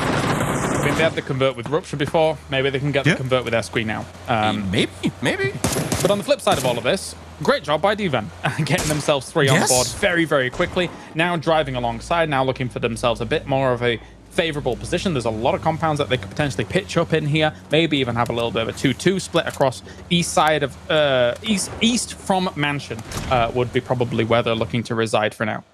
And a team, I mean, if we're looking down sort of the bottom of the leaderboard right now, that I saw something from last game that I really liked too was actually Creed. Not only do they hold up against Northern Lights as they come out of prison, they take out all of them there. Yeah. But then when it happened off screen, so we didn't see exactly how things went down, but they take the fight to Faceline as well as they come into the forest area, exactly where we are right now, and they take out 2, force them to back off. Then they do go down to them in the end of it.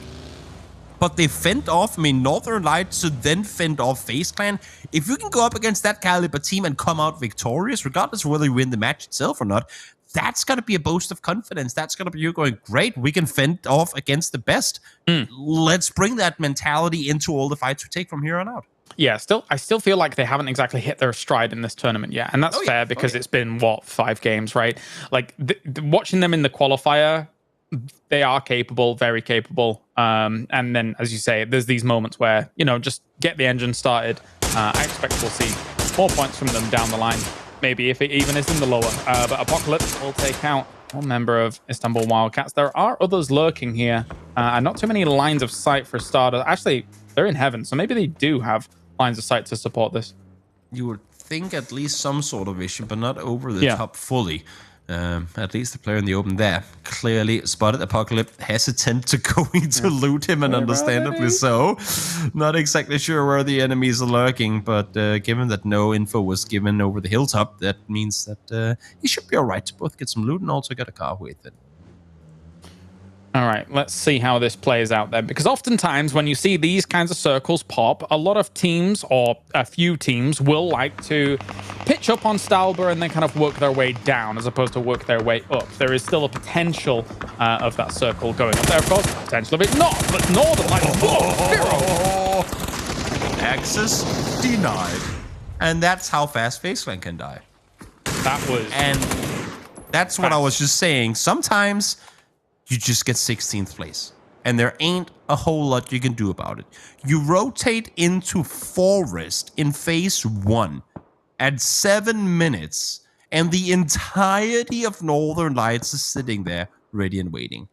All you can do as Phase Clan in that one is go, flip a table, we'll see you guys tomorrow. Because there just ain't a whole lot to analyze off of it. It's just one of those really unfortunate scenarios. But there is a moment there where, like, it's because they're both really good teams, right? And what do I mean by that? And the reason is because in Forest, there is that one particular hill that Northern Lights has pitched up on that is actually really good in all of that forest as it does sit. So because they're both really good teams, they're like, we're going to use that. But unfortunately, they arrive a little bit later. It's gonna be tough, and unfortunately for FaZe, they have had 2 of those to date. I mean, that's why they're sitting in third, not up what probably would have been first place. Had those, like, both the Miramar Staircase shotgun game and this one not been the factor, they would have most likely been in first place overall. Oh, that's unfortunate. Don't know who's at fault for flipping the buggy, but I'm sure if this circle goes off the hill, that Liquid would have wanted an extra vehicle. I can only agree. Yeah, it's as many vehicles as possible is nice. Although, that being said, if they get some pot shots off on Ents down here and steal one of theirs later on, that would be quite nice. But it's not going to be the case here just yet. You're just going to be sat around up on these hills. And this is why, we were talking about, sometimes teams like to go down from Salber a lot, pitching up on the side of it as well. I'm saying pitching up a lot. I need to figure out a different thing. Like, taking a spot there actually isn't too terrible. For both rotational purposes, but you've got to make sure you're not getting dislodged and pushed away by teams like Question Mark, who are already taking shots at Team Liquid at the moment. Yeah, everyone trying to wrap their way on through. We already have 8 players down this early on in the game. Not something you see too often, but speaking of, here they come. Liquid full speed forward. They had shot connected. They're obviously well aware that they connected set shot, and they're catching Question Mark in a split now faultlessly. And I believe Dante are making their way over. You can see it on your minimap in the bottom right corner now as well. But how do they approach this? How do they come into it? Are they simply coming down to pick up their 2 teammates and then get out of their circle? Going north, get in those cars, get back east, because you had the best compounds in the circle. Yeah, they're going back to take them. They have to. Yeah, definitely. It's unwise to not. And moving on quite nicely. Skade likewise taking a load of those compounds that are also pretty valuable. Bystanders rotating past, Entropic rotating past on that east side. I'm surprised Dante didn't pick them up. The importance of the compound was bigger than for Doozy and Hobbits to get a ride to the compound, which kind of makes sense. The issue becomes now, if bystanders pull up on the compound, I don't think a Doozy and Hobbits will be there in time. Issue is they're going straight into them. Yeah, this could get very dangerous very quickly. A Doozy going for the spray here, try and hit as much as he can. Oh! Hobbits, though, actually hitting up against the tree there, and able to take him out quickly. That really opens things up for Question Mark, because it could have been perilous had all 4 rocked up on a 2-2 split. Just 2 of them, but this was good. in a scenario that wasn't favorable for question mark, bystanders couldn't have rotated towards them in a better way. Yeah. There was no way bystanders were going to get shots off. There was no way they were going to see them because of the way they approached the hillside. That was just going to be tough regardless. Starters now in the meantime trying to fall back, I should say, here in the fight against Na'Vi. Not sure what happened to Kelty. They're stopped for a second. An example takes him down. Yeah, I'm not sure what happened there either. But continuing on, looks like maybe a bailout will be on the cards for Stardust. Try and find some points elsewhere, because that is not worth, especially after Kelty going down the way he was. Milvik also sacrificed to the Blade of Melman. Now it's going. I'm just going to peek on over real quick and do some damage, and then instantly met by 2 Na'Vi players. That's not what you want to have happen. Skate in a two-way split here as well. Wanted to have a little bit of control of the hilltop, because if you lose that, then, well, as you can see from Gemty here, not a lot you can do with the compound down below. All you can do is sit tight and, well, hope that they're not pushing. Code Marco and BBL looking down towards bystanders now. Don't mind their spot at all. But they will be eventually probably working down hills, which is all okay against that spot. Again, the problem for them, for bystanders, is that they have no initiative. They can't, with only 2 right now, they're just going to have to sit there and hope for a little bit. The lone survivor. Of course. Rupture's like, dude, I got 3rd. Yeah. If you can't do that, then why are you even here, bro? Dude, what are you doing? You didn't get 3rd? Can't even get 3rd place? What do you mean just go center and hide behind a tree? But now he's going to hide behind a boat, so I suppose that's it. If there's to be an alternative, then that would be it. Let's see. Gemty does go down. He gave the info that he was in the shack. That allows for Na'Vi to isolate, take him down. Res, I would not assume to be possible. Nice crawling up on the wall. I don't think there's any saving grace on that. One example finds the kill. Na'Vi plays to play from down below. Get all your cars, hide them behind the wall. Love it. For protection, just in case you need them later on. And will we see the continued trades between these 2 locations across the roads? Because it's not too bad of a spot to try. Kameshki ending, come on. No, that does the... No. Oh. One of those rarities, but nope, not gonna happen, not this time either. Northern Lights still 4 up, 4 kills already. Now, well, they are inside the circle, at least 2 of them, but how are they planning on approaching this? Again, they sat center, then they allowed for everyone to wrap out past them, and now they get to play comfortable out on the edge. As we take a look at all the positions for the teams, Team Liquid will be wary of Heroic moving on around. Likewise, holding out Northern Lights down towards the south will be beneficial. And beyond that, I like a lot of these teams' positions towards the mid. They're going to be just sitting tight, sitting pretty. They have compounds, they have cover. They have quite a lot of nice little spots to play. I mean, again, in the earlier Miramar game, we lost our first player at almost 10 minutes, right? Now we've lost 14 players at 15. I mean, that's a very different scenario, but also means that there's that much more space to maneuver in the circle than what there was in that previous game. And although it's a tricky open place to play, we see still how many teams are very split. So, I mean, there's plenty of room for everyone to get into this circle. It's just a question of how much are they willing to commit to it. Is Kleb having an arm legal?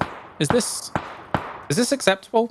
Well, I mean, he is Danish, and Giga Chad, tall. We had Wookie, we had Beamy bowling, Clip bowling.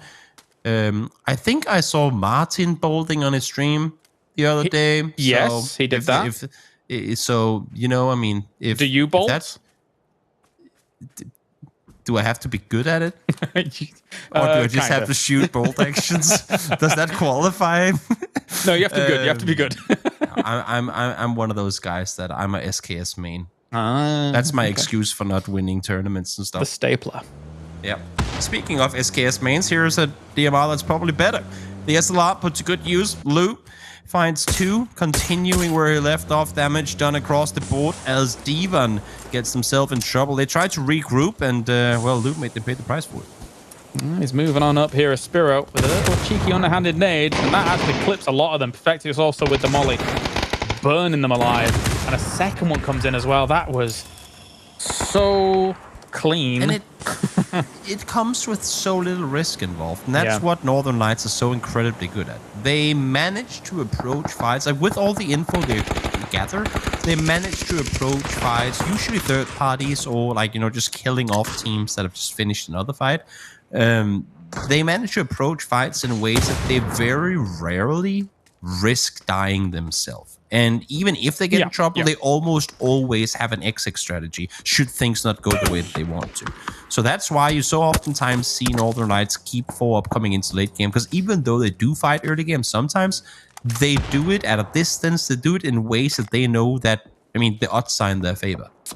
And even, I mean, even the smokes that they use to try and get the reses off and things like that, Northern Lights is like, okay, yeah, we can't see you, but you can't see us pushing up on you. Yep. So we can guarantee our utility is going to hit, because underhand nades just at short range are so easy to land because we're right on top of you. So it's, yeah, very, very nice. Perfectix might have got knocked, but to me, it's still picture perfect. I was about to go picture Perfectix, but it was just, yeah, very well executed.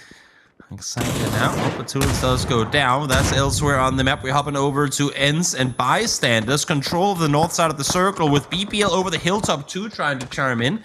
Not an easy position to be in for either team. Oh, Rusted Must spots one, but not in time. Little underhand. On the tree, a bounce back. Tree too, and he gets him. The game of the underhand nades, my friend. This is it. Sneaky, sneaky, sneaky. Oh, Squeak, you're on an open hillside. Get away from there. There are places you don't want to be jumping. The fact that that tree was there as well just guarantees you're basically going to hit that. Like the little bounce back as well. I love it. I love all of it. Give me more. Absolutely perfect. Beamy, again, Danish player, bolt in hand. That's not what we're going with. Dante, Nate in hand finds 2 as Stardust to go down. 13 for them. Tricky one for them. Beamy again spots more players from Liquid, but it's going to be Paige actually taking the shots and clip the first one to fall. No more shots allowed. Just nades all day. Let's go. It's going to be a short game. All of a sudden, they're just going to be panning each other because they run out of nades. We keep just removing weapons from them as like weird stipulations as the game goes on, but Alia is going to remove some players from this lobby if they're not careful. Taking a few shots towards that. An example knows that eventually Skade is going to have to move from the south position that they found themselves. Actually, Northern Lights just, they've done really well to wrap around to the north of this position and trade the circle sides with these guys. Spiro is still miles out in the blue here, though. I hope that that position is going to play a positive factor, because right now, I mean, they're just in between 3 teams, and I don't see how it could benefit them. But he's slowly trying to make his way on in. Right now, I mean, Entropic trying to hold off Na'Vi. That could prove to be kind of helpful for Entropic, but they're just in a really tough position. And Pixel actually close to him as well. You'd have to expect to see Spiro go down too. Yeah, if you're Entropic, you don't even really need those finishes at that point. You just kind of like leave them there, allow Na'Vi to try and push up a little further to maybe even try and steal them. Then you take shots at Na'Vi as time goes on, but Na'Vi now is going to have a really hard time with this circle shift getting any further as we continue things on. Creed X is getting bombarded. Ooh, close. Really close. Heroic Force are trying to hold off here because Liquid are coming in. They need to deal with Creed fast. They need to get them over and done with. Blue Star Nade in hand. The Secret knocked. He's going to go down. Beamy now hearing the vehicles from Liquid. Teams a little separated from Vard, and we still have both the remaining 2 teammates from Liquid down below. So not in the position to really help out. Beamy, though, instantly takes out Vard. Half flash through that one as well. Absolutely insane response, and faultlessly from down below is going to be the one to take out James somehow. James, despite Beamy, despite being in the middle of 2 players there, comes out alive. Goes for the underhand. Gets he gets clipped. No! Oh my days. I almost thought he was going to have everything there. That would have been absolutely ridiculous if he was able to get it. But once again, underhanded grenades come in. Mex is able to clean up Beamy, but that was way too close to call. Damage already done. I mean, Liquid in trouble up on the hillside now. Na'Vi down below. Only 1 player left alive. Alia trying to get the rest up on 1. Eski will fall. So unfortunately, no placement points for Foot Esports. But again, I mean, 5th place to finish off the day at least so far. Once again, question mark and the nades. Na'Vi out in 10th. Absolutely. Sims would be proud. It was a bombardment. every single angle. This is ridiculous. Gaxi, though, coming in on towards Heroic here, getting himself T-boned very quickly. Now looking for Corexi. Can he take him? Just needs to land one more shot against this, and he will be able to take it. I mean, I kind of waved the banner of Greek fighting both Northern Lights and FaZe Clan in the previous game. Now they go up against both Heroic and Liquid, and they're doing well. Bucks does go down. Clip falls off. It's a difficult angle to approach. I was just going to say it's a dangerous peek over that rock there. So they will lose 2 Reichs. Not really too keen to go for the rest. Expecting a push. Has utility, but doesn't want to use it either. I feel like either you go for the push here or you go for the rest, because now you go for the rest, but it might just be too late, because now they got the rest on the other side, and Liquid might be coming. Little indecision. BBL's also cresting this hill. Ah, it's done. Yeah. Gaxi too bold, too brave. The slow pickup or slow decision from Reichs, and not easy in this lobby. Gotta commit. Gotta commit to the decisions, because if not, then that's what happens.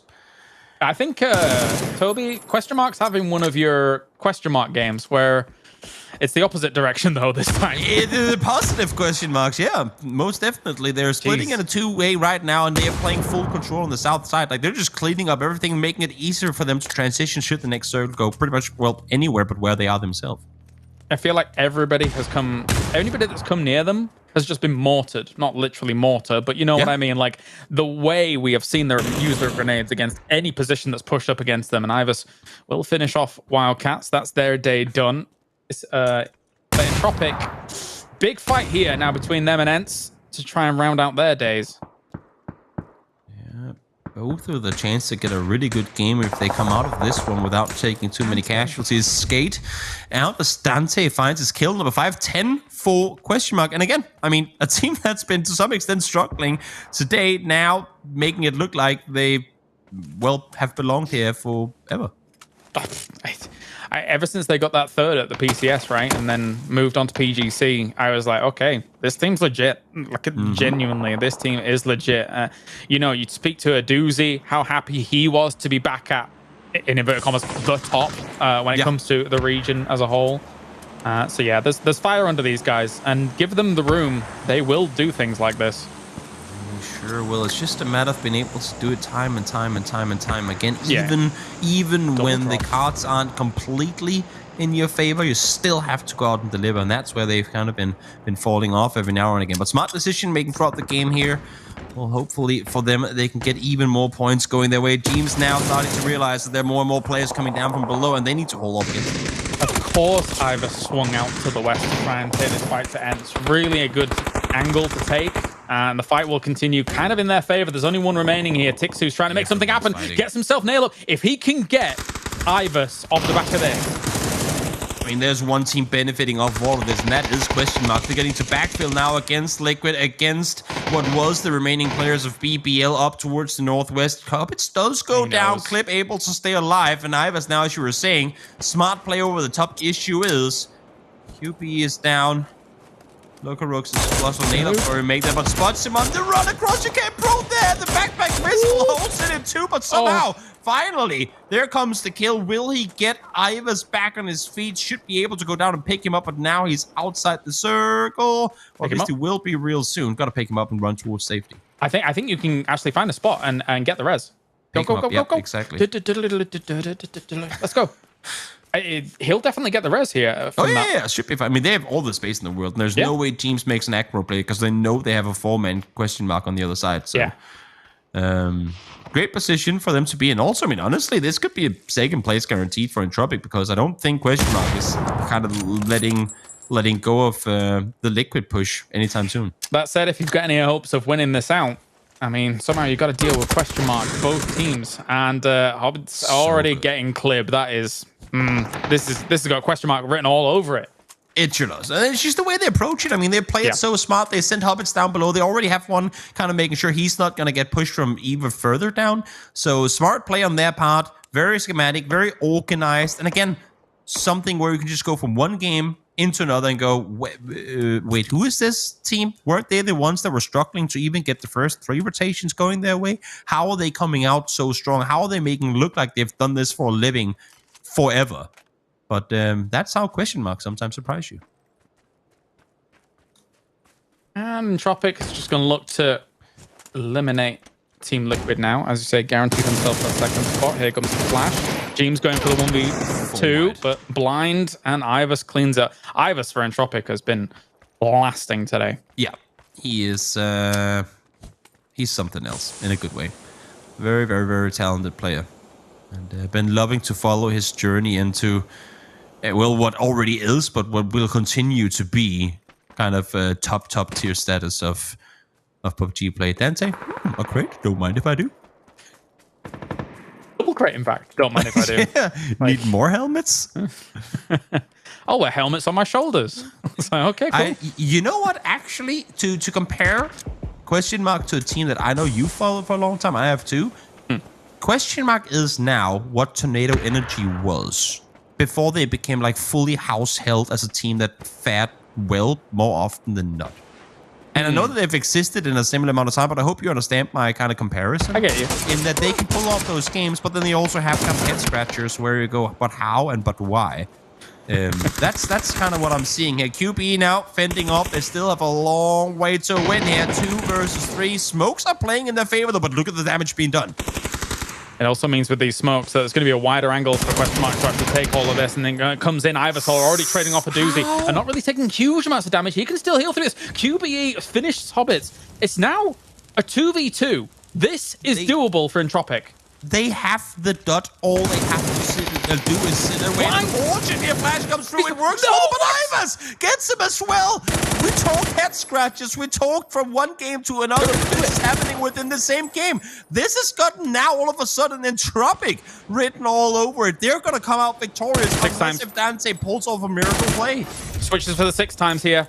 And they're going to... I cannot believe it. What did we just watch? They had everything. Ivers has been a monster today, and even while slightly blind through some of those moments, still gets the spray down. Question Mark has flubbed it. This has been a catastrophe here in these final moments. Dante, though, still a great player. I just don't know if he can defeat Ivers and QBE given this position. That's the thing, right? This is not going to take away from this overall being a great game for Question Mark, but this is what people are going to remember after this game, how they did not win what should have been a pretty much gifted victory. He's going to die to blue now if it doesn't. Oh my god. Watch out. It's how this game came to this is absurd to me. They had everything. They had the circle. They knew exactly where Entropic were, but they got impatient. Let those smokes fade out and use your high ground advantage to take them out. Don't do the right flanks. They essentially peaked, like they made a 4v2 into a 2v1, 2v1, 2v1, and now a 2v1. Yeah, absolutely. Dante moves behind the tree, and I'm sorry, but you can't have moved anywhere else. They know where you are. The shots are going to come in. QBE opens it up. I mean, they could even take wider angles on this. This has been a clutch and a half here for Entropic as they're looking to round things out. Dante is a dog behind a wall. He can't do anything here, man. He is stuck. And Entropic is essentially doing what Question Mark should have been doing. Just sit and wait. You know he's going to have to make a run for the open at some point soon. Yep. I mean, you know that QPE is going to spot him. Now he sees him. He's not behind the tree anymore. There you go. Info is given across. He's in the open. That means Ivers doesn't have to play the rock anymore. He can play further forward. It's not one just yet, but you have to think that's going to happen real soon. One more bullet should do it. And there you go. QPE gets the win. 11 kill chicken dinner for Entropic. That should have never happened.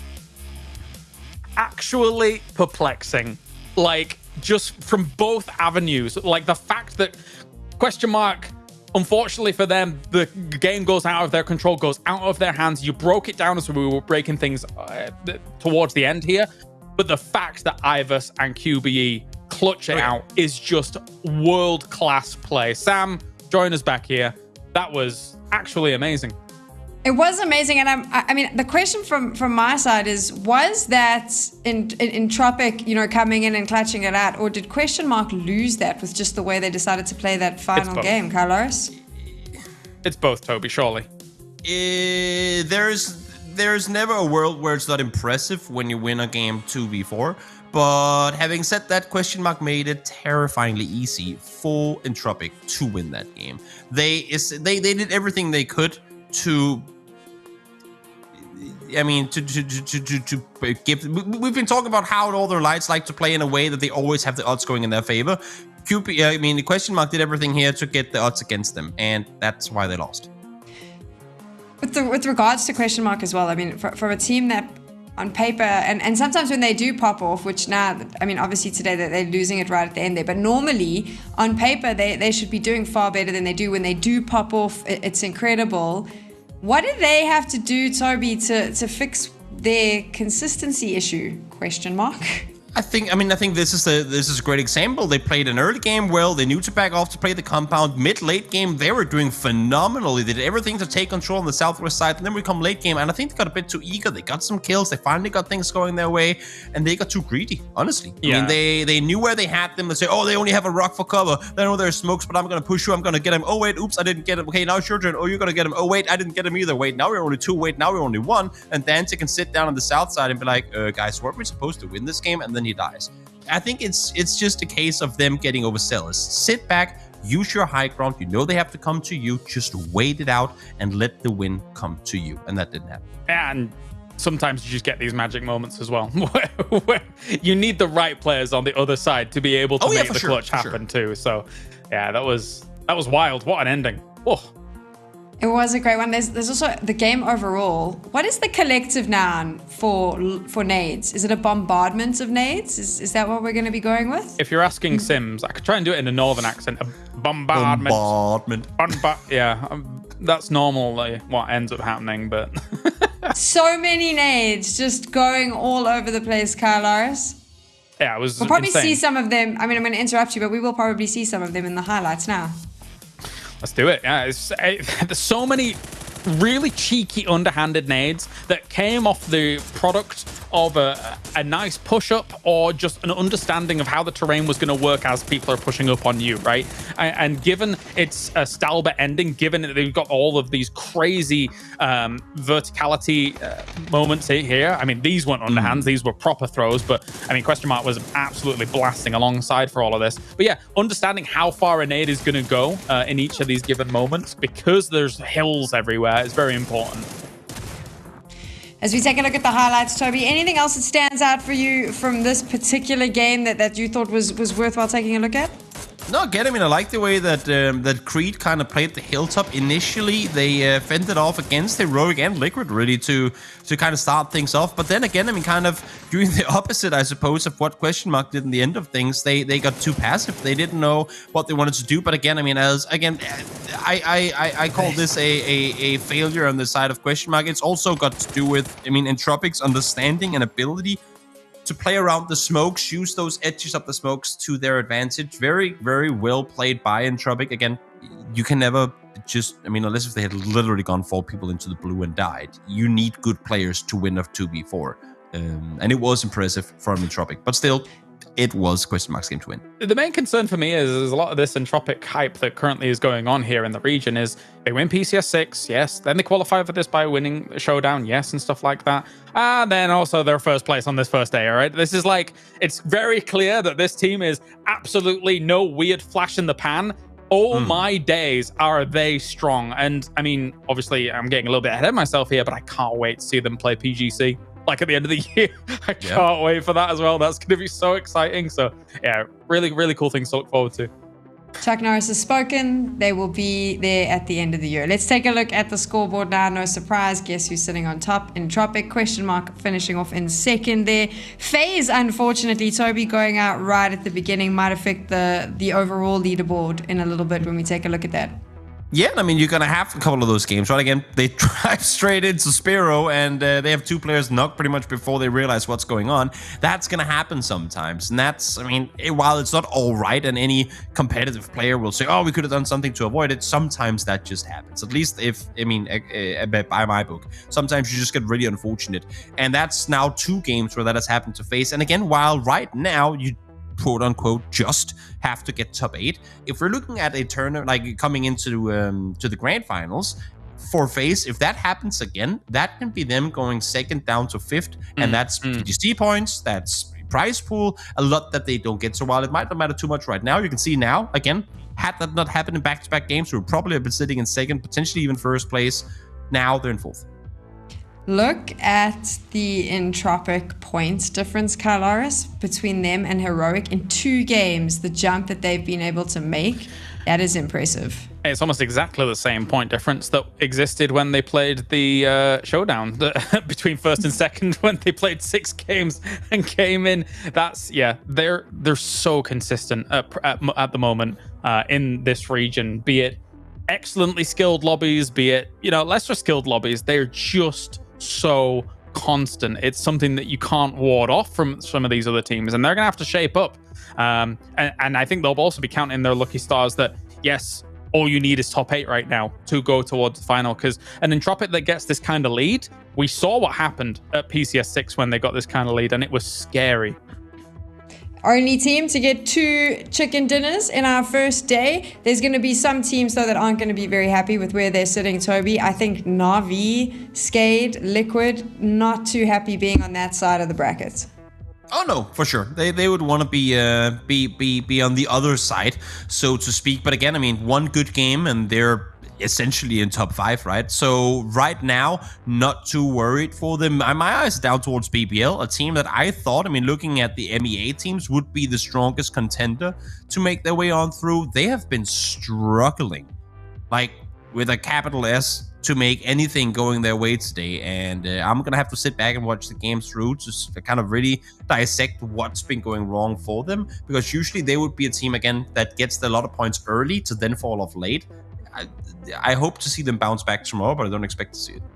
Kylaris, we spoke about them the whole night. We have to talk about them some more. Foot Esports, I'm impressed with the roster change. Is it too early for me to say that? Who knows? But I think it's clearly worked in their favor. Yes.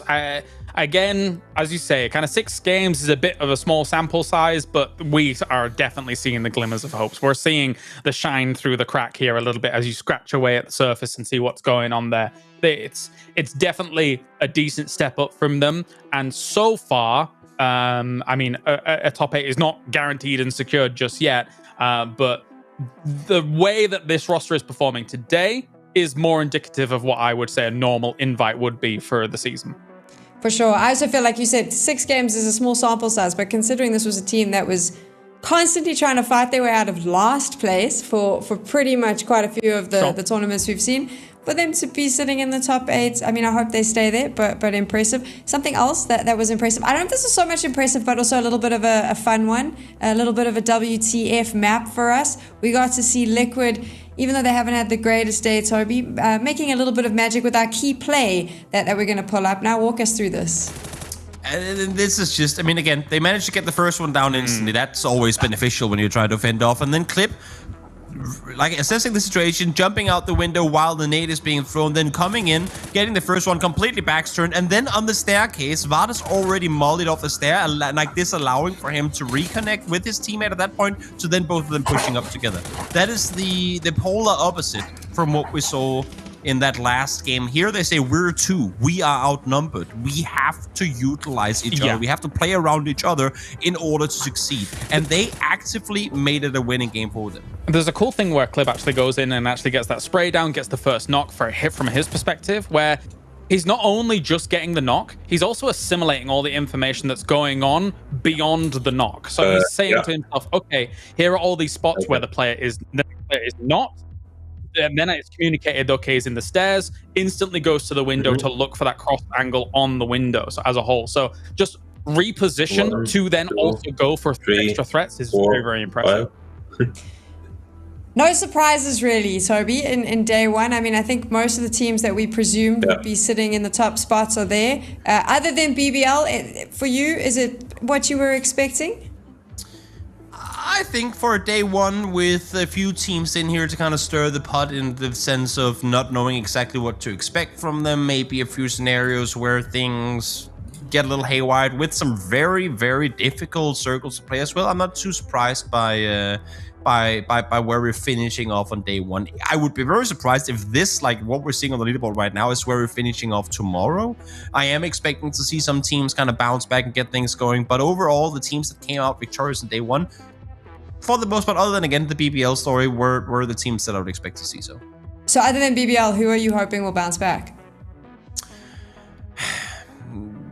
I mean, I mentioned Liquid as one of those teams where we, again, a team we know what they're capable of. Sometimes things just don't go their way. I want to see them succeed here as well. But at the same time, I feel like I've also been saying that for a while where it hasn't happened. So so now it's more I'm expecting to see it, not just wanting to see it. We now have an opportunity to chat to the steamrollers of PUBG at the moment. In Tropic, Nalip is with us. Nalip, how are you doing? After today, you're going to be pretty happy, I'm sure. Yeah, nice to be back. Pretty good. Nice to be back on top as well. I have a bit of a strange question, but this is always something I find quite curious. That final fight, the 2v4, you're obviously down, your two teammates still going at it. What was the conversation happening as that final battle ensued in the team chat? The funniest part is that EVAS wanted to deny, so they don't grab those extra points. Oh my god. And me and Luca just said, just fight, like doesn't matter if you lose. And they won in the end. I'm really glad. That is funny, and I'm really glad you convinced him to fight because you gave us one hell of a show. Thank you so much. I gotta ask you, Iris, and this is a bit of a strange question that either it's gonna take you 20 minutes to answer or you could do it in 2 seconds. But we are all enjoying seeing that you guys are having as much success as you are because you're playing phenomenally. What are some of the things that you think has been things that you've worked the most on, from transitioning from being a top qualifier team to now being, in my opinion, I think both Sam and James will agree, a top global team? What are the things that you've spent the most time working on as a team? That's pretty hard to answer, but I think even last year we were really good, but it was obviously different format and that didn't suit us that well. And then we just believed in ourselves and we kept playing our same game that we played, being aggressive, playing slowly, not rushing for any positions, just playing slow edge, taking fights what we need to take, and not really just rushing in middle and stuff like that. We just like to be on the edge and take our time. So yeah, just probably keeping as many players alive as possible, so we can think we're really strong in team fights when we are all 4 up. Cool, thanks, man. All right, hi, Laylup. God, congratulations again. I feel like we're going to speak to you every single tournament now. You're going to become the new Batulins. I guess my question is, both your wins, actually, you defeated Question Mark at the very end on the first Erangel and the third Erangel. I want to go back to the first Erangel. Obviously, it was a bit of a crazy circle, right? What were your biggest concerns and biggest threats as you're moving through these final circles? Because it looked really rough and difficult to make the decisions to get the win. For first win, right? Yeah, first win. That game, I think, was probably our best game in a while. That we played that game really well. We were also surprised with how we ended up winning that game. That car, we had only one car when we crashed Fairy Pair, and we just kept rolling it in the circle all the time, and that's literally the car which we won the game. Yeah. Because we crashed the all dance position on the road when Question Mark was busy, and then we also took the shack when we killed I don't remember, BBL or someone, D1. So literally that car saved us all, but also we killed every team what was in front of us, and pretty clean, even though we were 3 men since the beginning of the game. So it was also really surprising how we ended up winning that game. In the end, it wasn't that hard because we had better position. He took that USD again and took off angle, and they just couldn't do anything. Do you think, as a follow-up, do you think Question Mark could have played their situation any different, or did you just have too good a position? I think they did what they could. They tried to push us before we took a good angle, but we ended up doing it quickly, so they didn't have time to kill us. I mean, if they landed that like first 2 nades on us, they would won the game, but they missed. Yep. All right. Well, Nalip, thank you so much for chatting to us. I have a funny feeling we might be chatting to you at the end of every day if you continue to play like this. But well done. Top of the leaderboard for day number 1. Thank you. I always love how surprised he is that they're sitting at the top and winning. Every single time I do an interview with Nalip or I see an interview with him, Kailaris, he's always surprised that they're so good. Yeah, I mean, it was funny, especially in PCS 6 when all of a sudden, especially that first day, like the scoreboard was just like nail up. And it's like, oh, okay. Are you still surprised? Oh, yeah, okay. All right. That's fine. But yeah, humble guy, I think. And also, like, it's very clear that this team worked really hard to get to this position. Me and Toby, we already mentioned during the cast, right? They're working their way through all those online lobbies and were for quite a while. They were grinding through those to get to this position, and it shows that hard work is paying off. It's definitely paying off, and it is paying off with topping the leaderboard on day number 1 of our Super Week. We will be back tomorrow at the same time. Toby and Kailaris will be on shoutcasting duty once again as we bring you all the day 2 action and find out which 8 teams are going to guarantee their spot in the grand finals. Have a good evening, book it in your diary, and we'll see you then.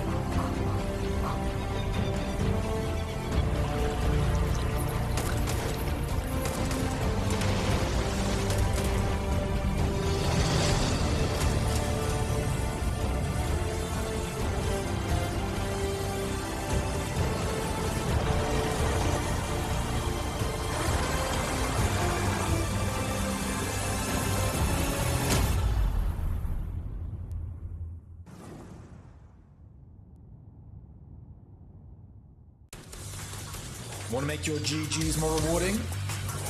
Complete daily missions in PUBG to collect coins. Exchange your winnings to unlock gift cards. All you have to do now is create a free account, install the G-Loot app, and make your GGs more rewarding today. G-Loot, the home of everyday esports.